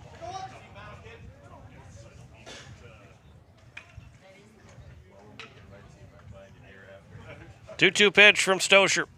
Misses low and inside, and the count's now full at 3-2. Stosher does not want to walk the bases loaded here to lead off this inning and bring up the top of the order for this Excelsior squad. Here's the 3-2 pitch. Runner takes off. It'll be ball 4, and the bases are now loaded on 3 straight walks. And it brings up Sam Nelson to the plate. It looks like we're going to have a pitching change. Coach Life is making his way out.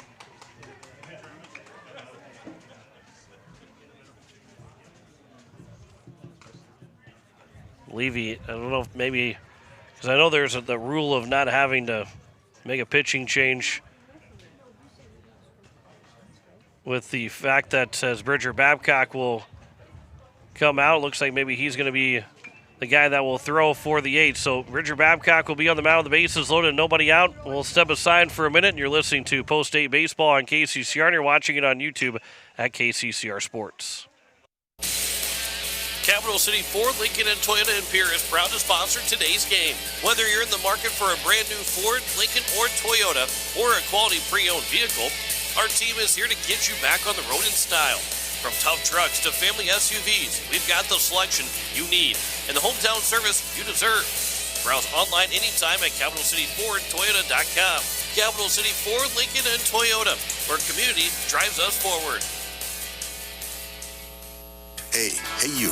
Are you at a job that is fulfilling, has good benefits to support you or a family today, and retirement goes down the road? If you just said no, listen up. CHS River Plains is hiring operations personnel, drivers, and custom applicators at several locations. These come with a knockout affordable benefit package for you and the whole family.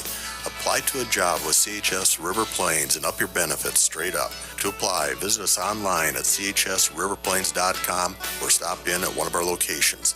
CHS is an equal opportunity employer. So the bases are loaded here with nobody out to the top of the 6th inning, and the 8s are looking to try and keep this a 3-3 game. They got the top of the order, does Bridger Babcock against Sam Nelson, Will Keenan, and Max Thill. And he's going to try to limit how many runs score. If he can get out of here with a 0, that will be some great work from Bridger Babcock. He is making his first relief appearance of the season, 35 1/3 innings, which is second on the team coming into this weekend. A 1-5 record for Babcock, 51 hits, 33 runs, 29 of them earned, 6 walks, 16 strikeouts, 5.75 ERA, 1.61 whip, and a batting average against it, .319. That first pitch strike percentage at 73%. Hudson Stosher, he's responsible for all 3 of those guys on base. He moves over to second base. Riker Edson comes out of the ball game. First pitch will miss for ball 1. So Bridger Babcock will be the leadoff man now in the top of the, make to the bottom of the 6th inning whenever we get there, followed by Hudson Stosher, as those 2 guys will make their first plate appearances of the game. 1-0 pitch is upstairs, and the count's now 2-0. Bridger Babcock, who does not walk a lot of guys. A lot of first pitch strikes from Babcock. He's down 2-0 in the count.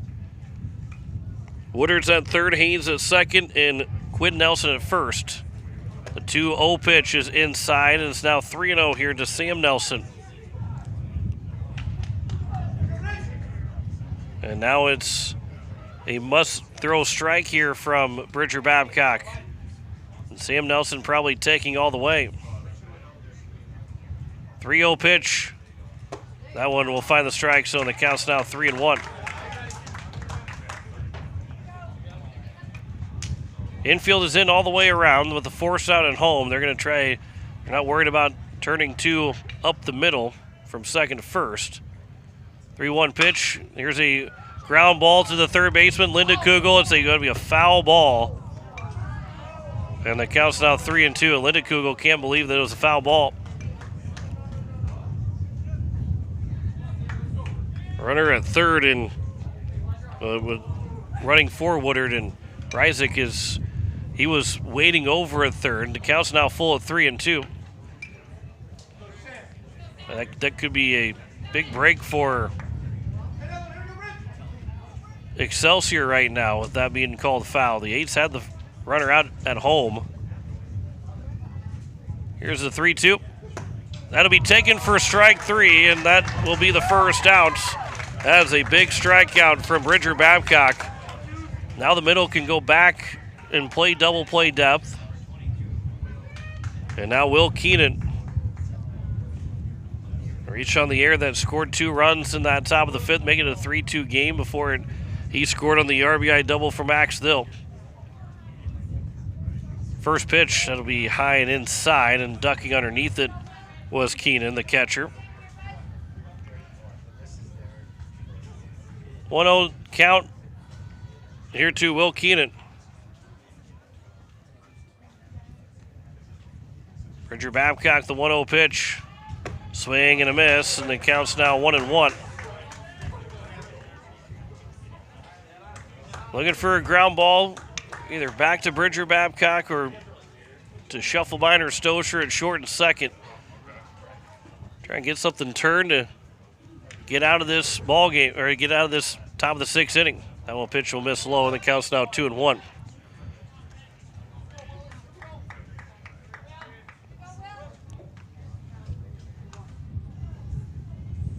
Bases are loaded here with 1 out in the top of the sixth. 3-3 our score between Pierre and Excelsior.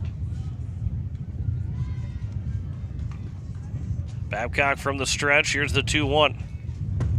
That one will just miss low and inside, and it's now a 3-1 count. And again, Babcock has got to throw a strike. Nowhere to put runner Keenan, or the hitter Keenan. 3-1 pitch. There's a fly ball to left field. Danberg going back is going to get over his head. It will bounce off the wall, one hop off the wall. Run one, row score. They're going to send another run in. Shufflebein throw to the plate, and it's going to be not caught by Will Eilers. Bridger Babcock was backing it up, but 2 runs will score. And it's a 5-3 lead for Excelsior here with 1 out in the top of the 6th inning.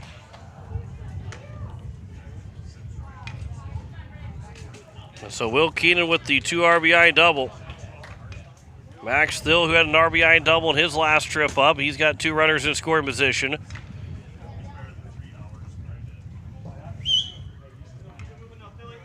Well, now they're gonna throw to third. They're gonna say he's safe. That they thought maybe he did not touch third. One of those would have been the second runner did not touch third. Well, the appeal does not go in favor of the Eights. Here's the first pitch now to the number 3 hitter, Max Dill. It's a fly ball to center field. Porter Hunsley will make the catch. Runner will tag from third, and it will make it a 6-3 ball game. And all 3 runs will come in against Hudson Stosher from the 3 walks. And so now a 6-3 lead. Second RBI of the ball game for Max Still. And there's now 2 down, and brings up Jake Haas to the plate. The left-hander will dig in against the right-handed throwing Bridger Babcock. First pitch, swinging a foul ball out of play on the left side for strike 1. You're listening to KCCR Pierre, a Riverfront broadcasting station, closing in at 4 o'clock.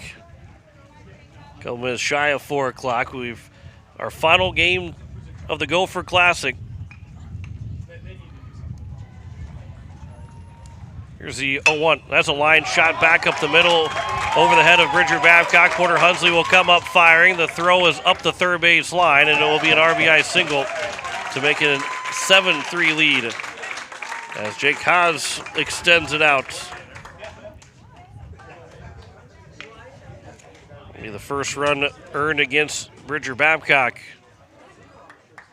And so 7-3 our score. Landon Noon, the 8th man to come to the plate. It's a 4-run top of the 6th inning. Here's the first pitch to Noon. That'll miss low for ball 1. 2 RBI double for Will Keenan, an RBI sac fly for Max Thill, and Jake Haas with the RBI single. Now Noon and the runner on at first and 2 away. Here's a ground ball to Shufflebine at short. He'll bobble, he'll pick it up. His throw to first is scooped out at first by Eilers, and that will take care of the top of the 6th inning. But a 4-run top of the 6th with just 2 hits in the inning, no errors, and 1 man left on base. It's now a 7-3 lead for Excelsior over Pierre. Back in a minute on KCCR, and you're watching it on YouTube at KCCR Sports. Financial investments are very important, but so are the investments of time, patience, and encouragement our young athletes receive from their coaches, teachers, and mentors. Your Pierre area Edward Jones Financial Advisors understand this. That's why Edward Jones is a proud sponsor of Governor Athletics on KCCR. Go Govs!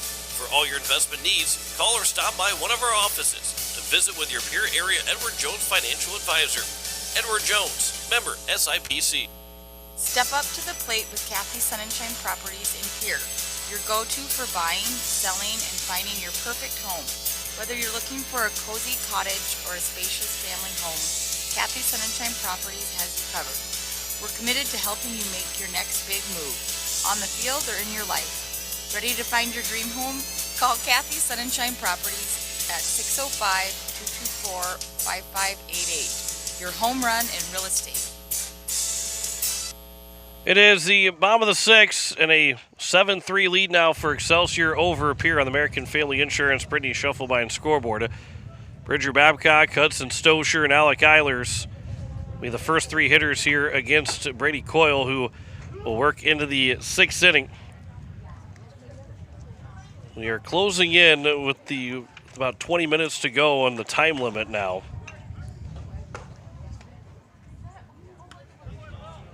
So if this inning takes quite a while, we could see the time limit come into play in this 6th. But that could be a benefit of the 8th then, because if we're going to play a 20-minute half inning, should mean that the 8th probably will have a few runs scoring, if not taking the lead.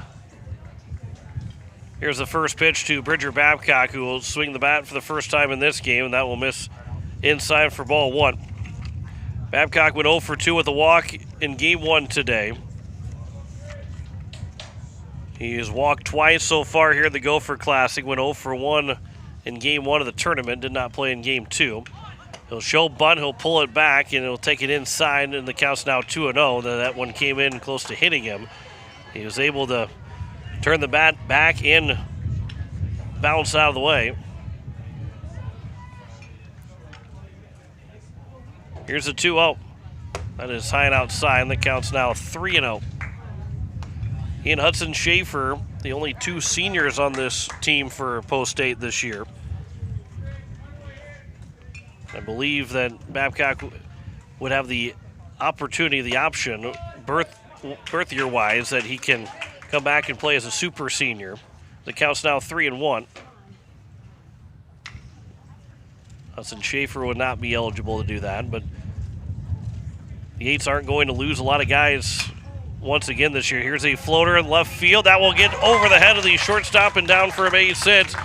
And the leadoff man's on base, and Bridger Babcock, his first hits. A little bleeder over the shortstop's head. And there is 1 on, nobody out here in the bottom of the 6th to bring up Hudson Stosher, his first chance to swing the bat in this game.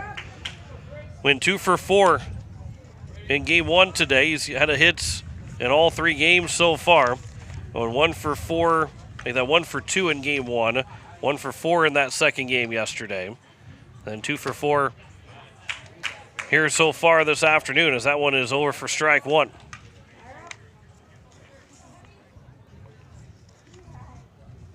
So 4 hits, looking for his 5th hit of this Gopher Classic.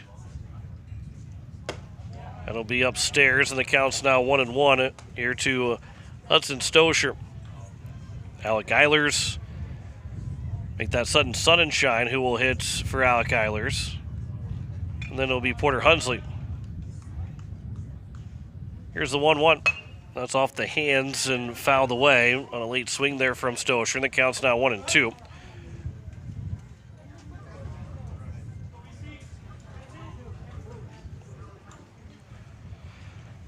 Runner on at first, nobody out here in the bottom of the 6th. Stosher looking for the base hit. Here's the 1-2 from Coyle. That misses low and away, and the count's 2-2. Coyle had 72 pitches coming into this inning. And again, where this inning is at, that time limit, I don't know if it's on the first pitch or if the umpires look after maybe the lineup is exchanged. That's where the time starts. As this will be popped up, shortstop will back up. He'll make the catch, and Thill will retire Stosher for the first out here in the bottom of the 6th inning. May not matter, but somewhere under 20 minutes remaining in the time limit. Sudden Sun and Shine is hitting in place of Alec Eilers, who went 0 for 2 with 2 strikeouts. And now Sun and Shine still looking for that first hit of the Gopher Classic. Couple walks, a sacrifice bunt in there as well. First pitch is upstairs for ball 1. He's got the opportunity to make this a 2-run game if he can put one high in the air and let the wind carry it the rest of the way.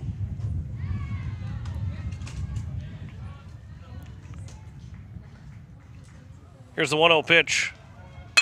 There's a sharp ground ball, went off the mound, and it will go off the shortstop's glove, Thill into left field. I'd say that should be a base hit for Sun and Shine to make it first and second.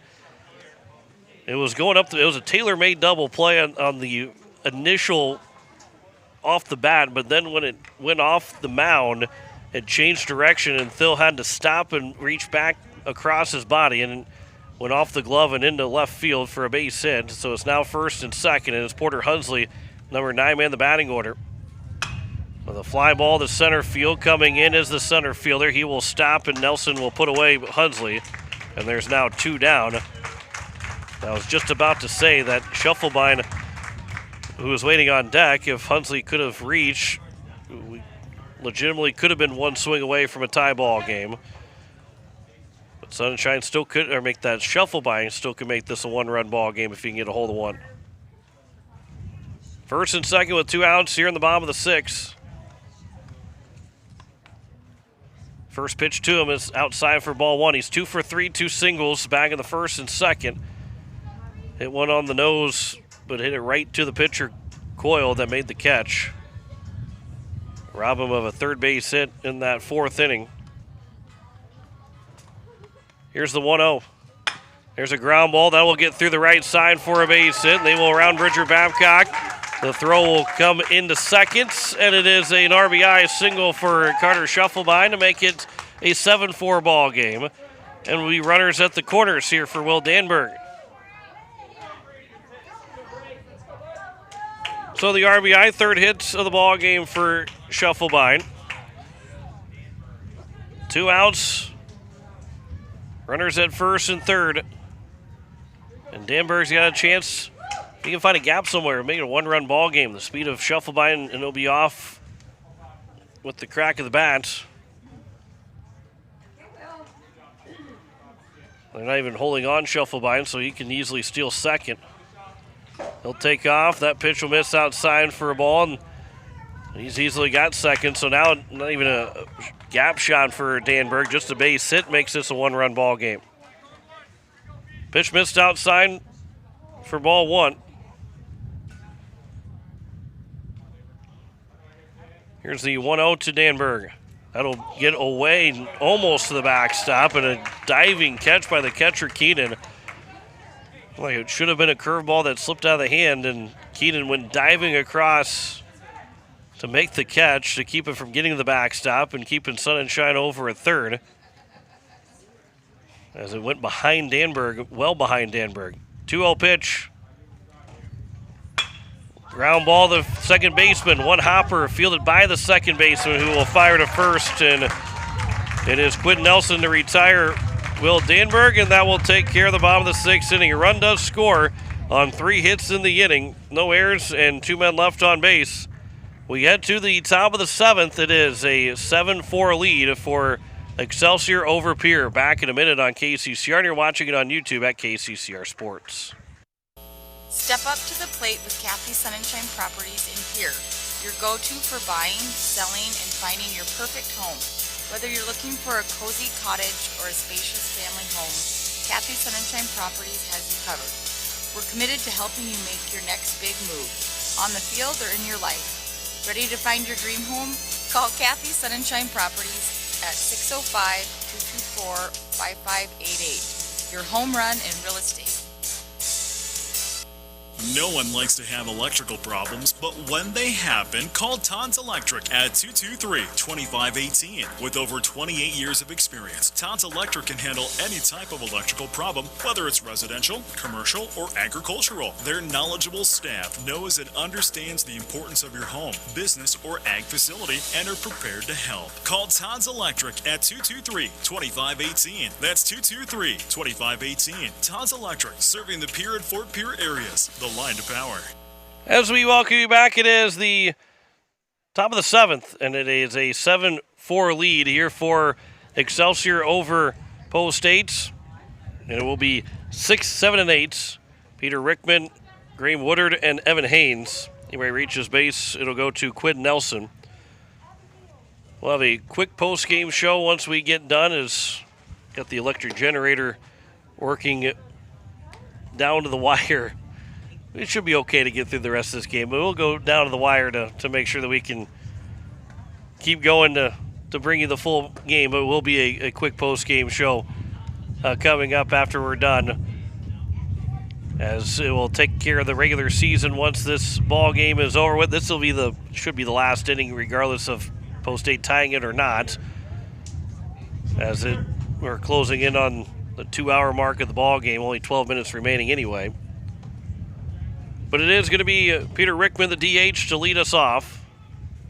First pitch, ground ball to the shortstop, Shufflebine, who will field. His throw to first is going to be in time, as Jackson Goodman has 1 pitch and 1 out.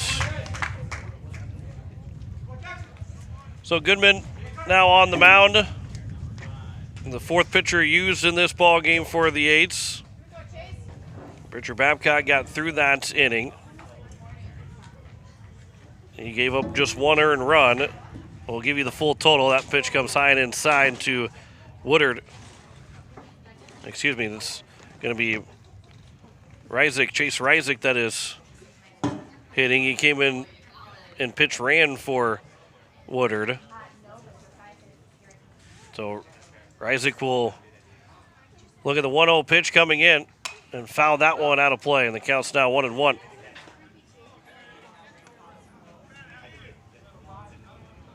Give you the total on Bridger Babcock, who went just that 1 inning. Gave up 2 hits, 1 earned run, no walks, and a strikeout. And we'll get to the backside, and the count's now 2-1.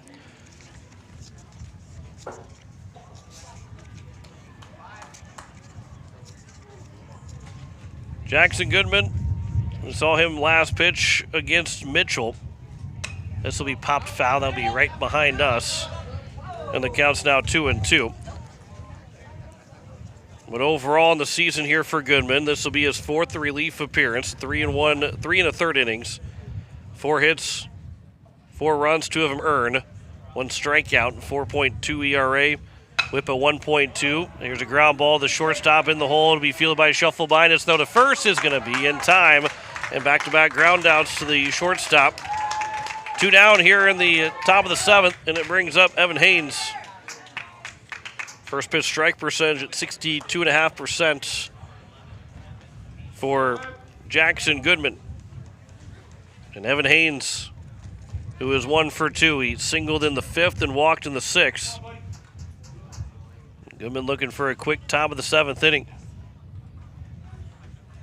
First pitch swinging, popped up. Hudson Stosher over in the outfield grass of the turf. He'll make the catch, and there is a 3-up, 3-down inning for Jackson Goodman. Only took him 7 pitches to get those 3 outs. We get to the bottom of the 7th, a 7-4 lead for Excelsior over Pierre. Back in a minute on KCCR, and you're watching it on YouTube at KCCR Sports. Looking for your next new or used car, truck, or SUV? Then go no further than the comfort of your own home. Shop online at lambmotor.com. On lambmotor.com, you'll find the vehicles Lambs has in stock. You can schedule a test drive or your vehicle's next tune-up, all online.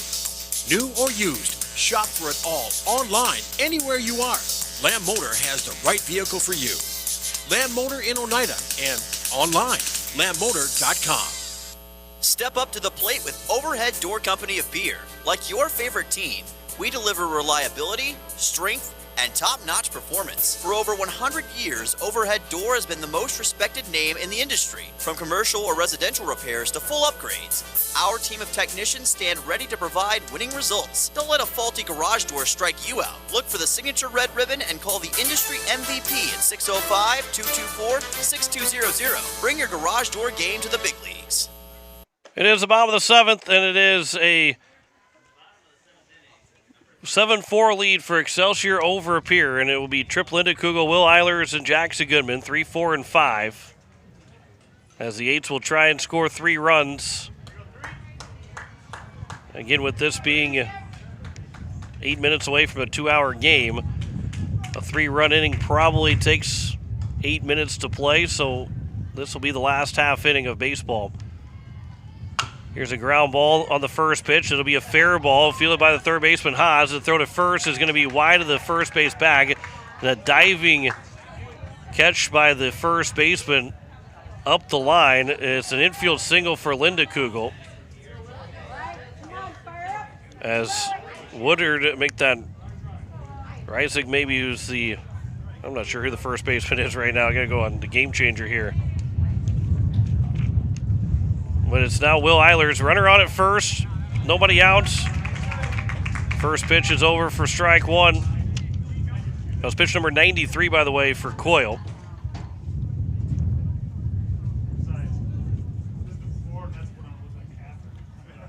That pitch will miss outside, and the count's 1-1. Make sure we get our defense all lined up here. Quinn Nelson's over at first, and Reisig's in second. Everybody else stays the same. This will be off the hands, fouled away, and it'll end up being now a 1-2 count.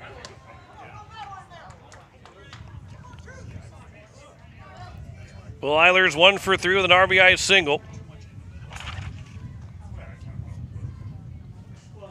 This will be pitch number 95 upcoming here for the starting pitcher, Coyle. So they might have to go to the bullpen before the end of this 7th inning. He's got 10 pitches remaining, 10 hits now for the Eights. Here's a fly ball towards right center field. Will it hit the gap? It will. It'll get down and it'll bounce off the wall. And Will Eilers will stop there at second. He's got himself a double. The tying run's going to come to the plate here in this bottom of the 7th inning.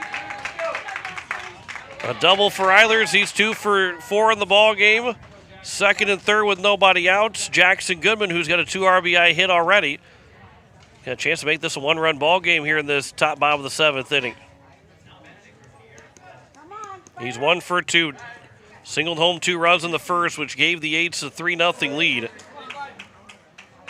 He walked in the third, struck out swinging in the 5th. First pitch will miss outside for ball 1. 8 pitches remaining here for Brady Coyle. Here's the 1-0 to Goodman. That'll be high and inside. The count's 2-0. Goes into Bridger Babcock, Hudson Stosher, Sutton Sunshine. After Goodman to try and see if they can find a way to tie this ball game up in this bottom of the 7th inning. Here's the 2-0. Here's a fly ball to right field. Backing up is Noon. He will make the catch. Linda Kugel will tag. Eilers will also tag.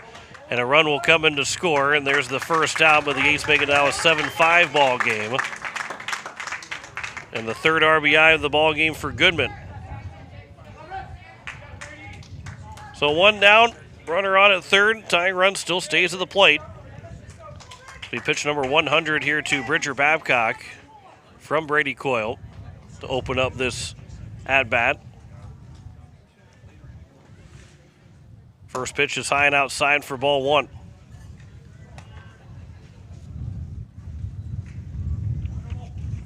We'll see what Excelsior wants to do because they're going to have to bring, most likely have to bring someone else in.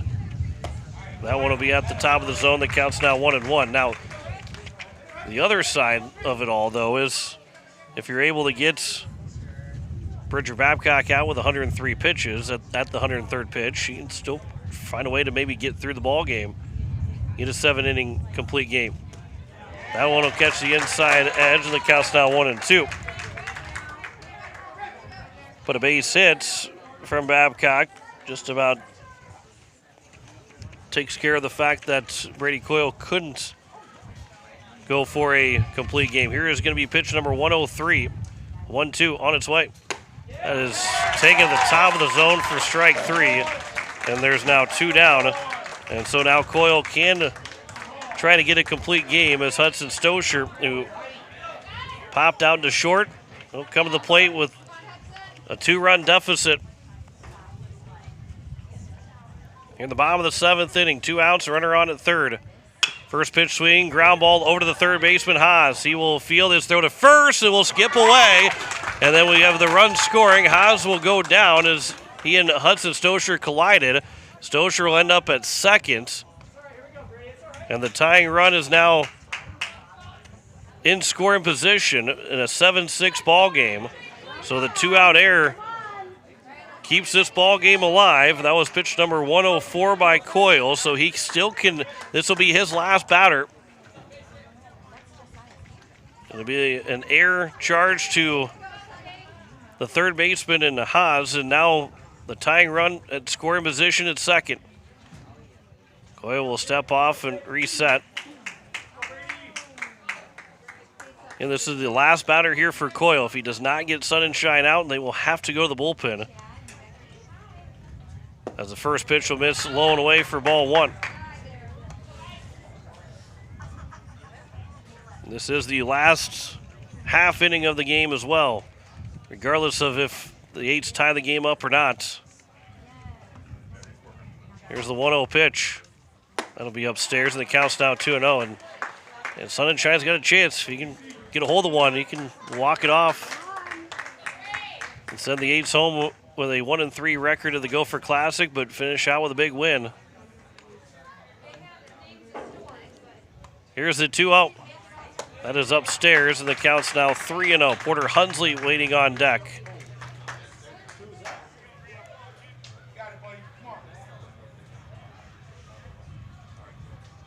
.3-0 count here to Sun and Shine. Most likely probably taking all the way. 3-0 pitch. Comes inside for ball four, and it's now first and second. And we will still have one more pitching change before we get done with this ball game. With the pitch count exceeded, Coyle will have to come out of the game, and we're not quite done here at Maple Grove. We'll step aside. We'll tell you the change coming up after this. Back in a minute on KCCR, and you're watching it on YouTube at KCCR Sports.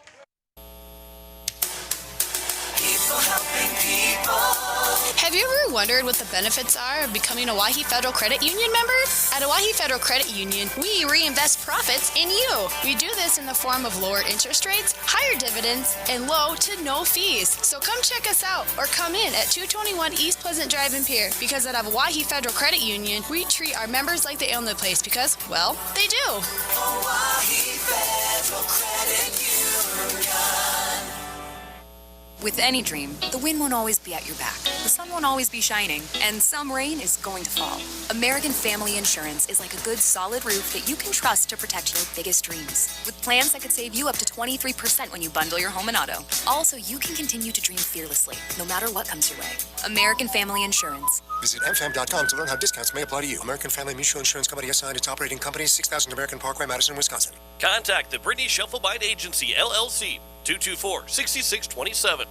Looks like Max still on the mound here for Excelsior with 2 outs in the bottom of the 7th. The 8's down 7-6, down by 1 here in this final game and final half inning of their Gopher Classic. Doesn't not matter if the 8's tie the game up or not. They will end in a tie if they have to. The time limit has been exceeded. Then we're going to finish out this half inning. And a chance for the 8's to still walk it off, though. But they will have to do so against Max Still with runners at first and second, so the winning run is on base. So Reisig will move to short. Nelson will go back to second. Stuvey will come into the ball game.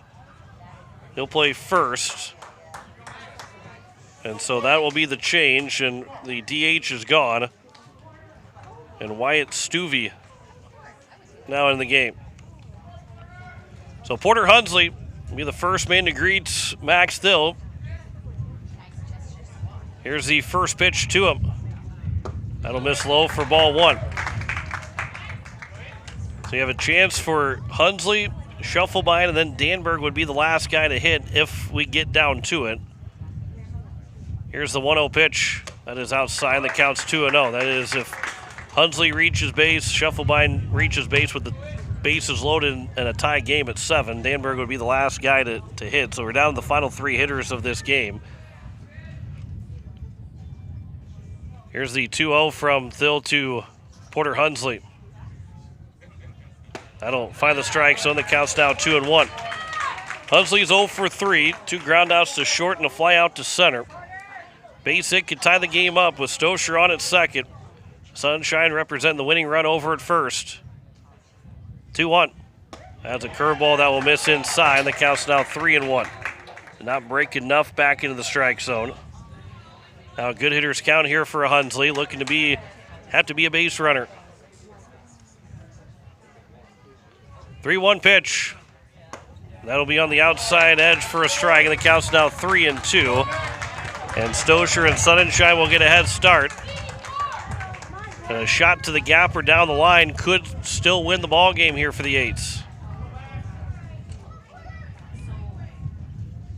The payoff pitch. That one's fouled away, and Hunsley will stay alive for another pitch. Again, stay tuned. We'll have a short post-game show to wrap up the Gopher Classic. And then we will be ready to go for the playoffs a week and a half from now. Our next post-date broadcast. And looking like it's going to be at Hyde Stadium. 3-2 pitch again. That'll be upstairs for ball 4. The bases are now loaded, and the winning run will move to scoring position. And it's Carter Shufflebind to the plate. 8th man to come to the plate. He's 3 for 4 with an RBI single back in the bottom of the 6th. And so now Shufflebind and Will Danberg will follow.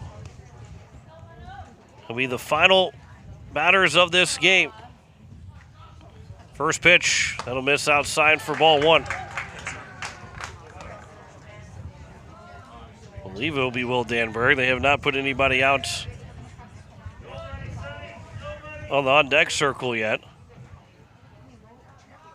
Here's the 1-0 pitch. That is upstairs, and the count's now 2-0.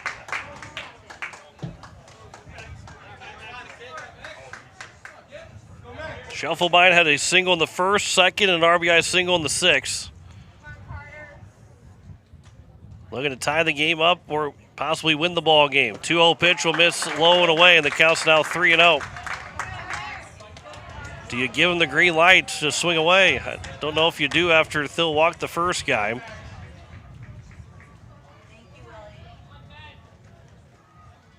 To try and tie the game up, 3-0 pitch coming here from Thill to Shufflebind. He'll walk him on 4 pitches, and the game is tied at 7. And are we going to have, I don't know if we're going to have another pitching change, but it's the second RBI of the ball game now for Schuffelbein. And Danberg is the last batter of this ball game. The Eights will not lose all 4 games, as they cannot lose anymore. It'll be in a tie game, but they will try and win it here with Danberg. The time limit has exceeded. The Eights have scored 3 runs here in the 7th inning. There is no top of the 8th. Will be no top of the 8th inning. We won't play to a winner at all. We will finish out this at-bat. This will be the last at-bat. There's nowhere to put him to not score a run. No out to give to bring up Linda Kugel. It is Danberg at the plate to finish out this game. This is as overtime as you get, I guess, somewhat, since the fact that we can still end in a tie. But Will Danberg waits on the first pitch, and it was over for strike 1 after a 4-pitch walk, back-to-back walks to Hunsley and Schuffelbein. Danberg will look at strike 1. He wasn't going to swing at that first strike, or at least that first pitch anyway. Here's the 0-1 pitch from Thilp. That'll miss low, and that is a big block there from Keenan. Otherwise, Sun and Shine could have scored to win the game. 1-1 count here to Will Danberg. He's 0 for 4, reaching on an air back in the bottom of the first inning. Ground out twice and also popped out. That is outside. The count's now 2-1. 7-7 here in the bottom of the 7th. Bases loaded and 2 outs. 2-1 count to Danberg. Eights can walk it off here in the bottom of the 7th. 2-1 pitch, swing and a miss, and the count's now 2-2. Might have chased ball 3.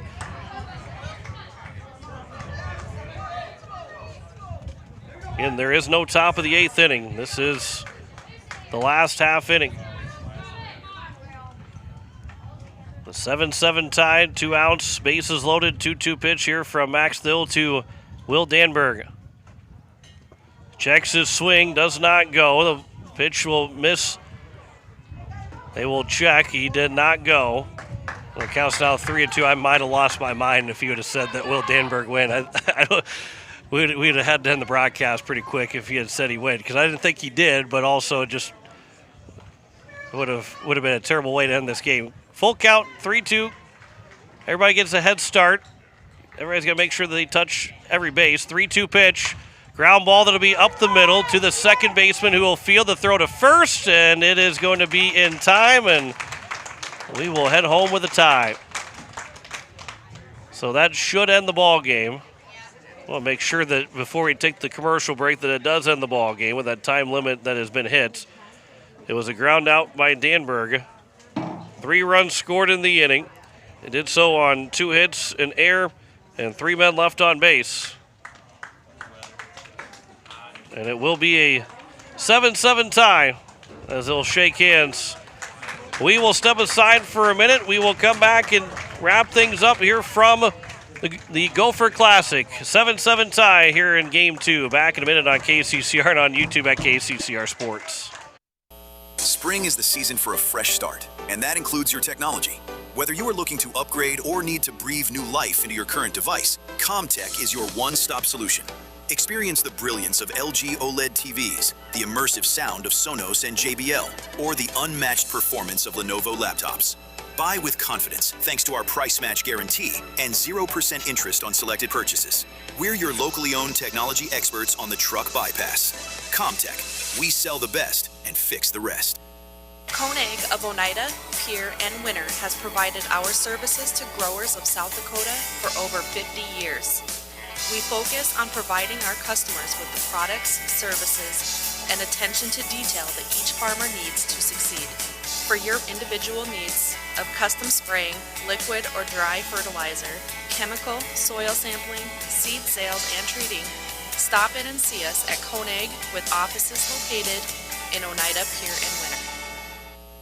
So we welcome you back. It is to wrap things up here, and then the Eights will tie Excelsior 7-7 with a time limit, 2 hours and 9 minutes of that game. And the 2-hour time limit, a ground out from Will Danberg, end of the ball game with the bases loaded. The Eights do tie it up, scoring 4 runs in the 6th and 7th innings, so 1 in the 6th and 3 in the 7th, after it was Excelsior that from a 3-0 deficit tied it up 3-3 in the 5th, and then a 4-run 6th inning. Danberg throws 5 innings, giving up 4 hits, 3 runs, none of them earned, 4 walks and 2 strikeouts. Hudson Stocher is tagged for 3 runs on the 3 walks that he had.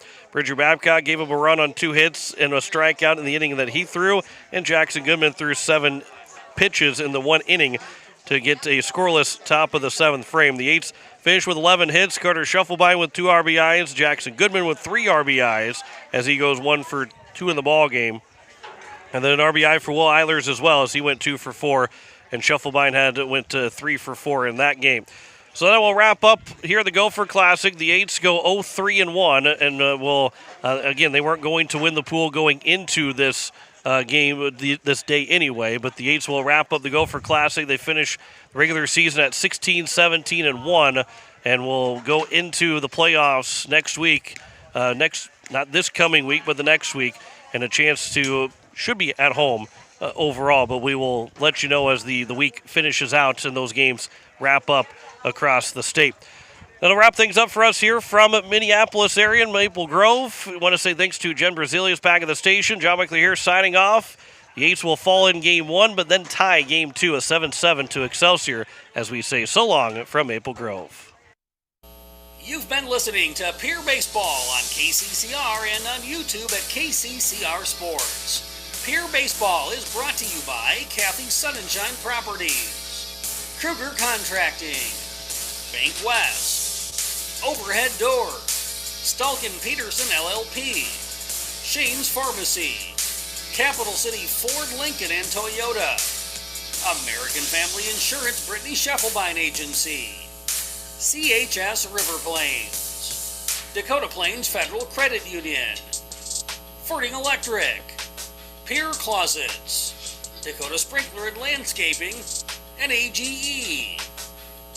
Pierre Baseball is also brought to you by Edward Jones Financial, Gales Gas, Lamb Motors, Xander Auto Parts, Comtech, First Dakota National Bank, Envirotech, Kruger Climate Systems, May Adam, Hunsley Auto Body, Oahe Federal Credit Union, Cone Egg, AirTech Heating and Cooling, Pierre Roofing and Gutters, Wagner Auto, the South Dakota Office of the Attorney General Division of Consumer Protection, and Todd's Electric.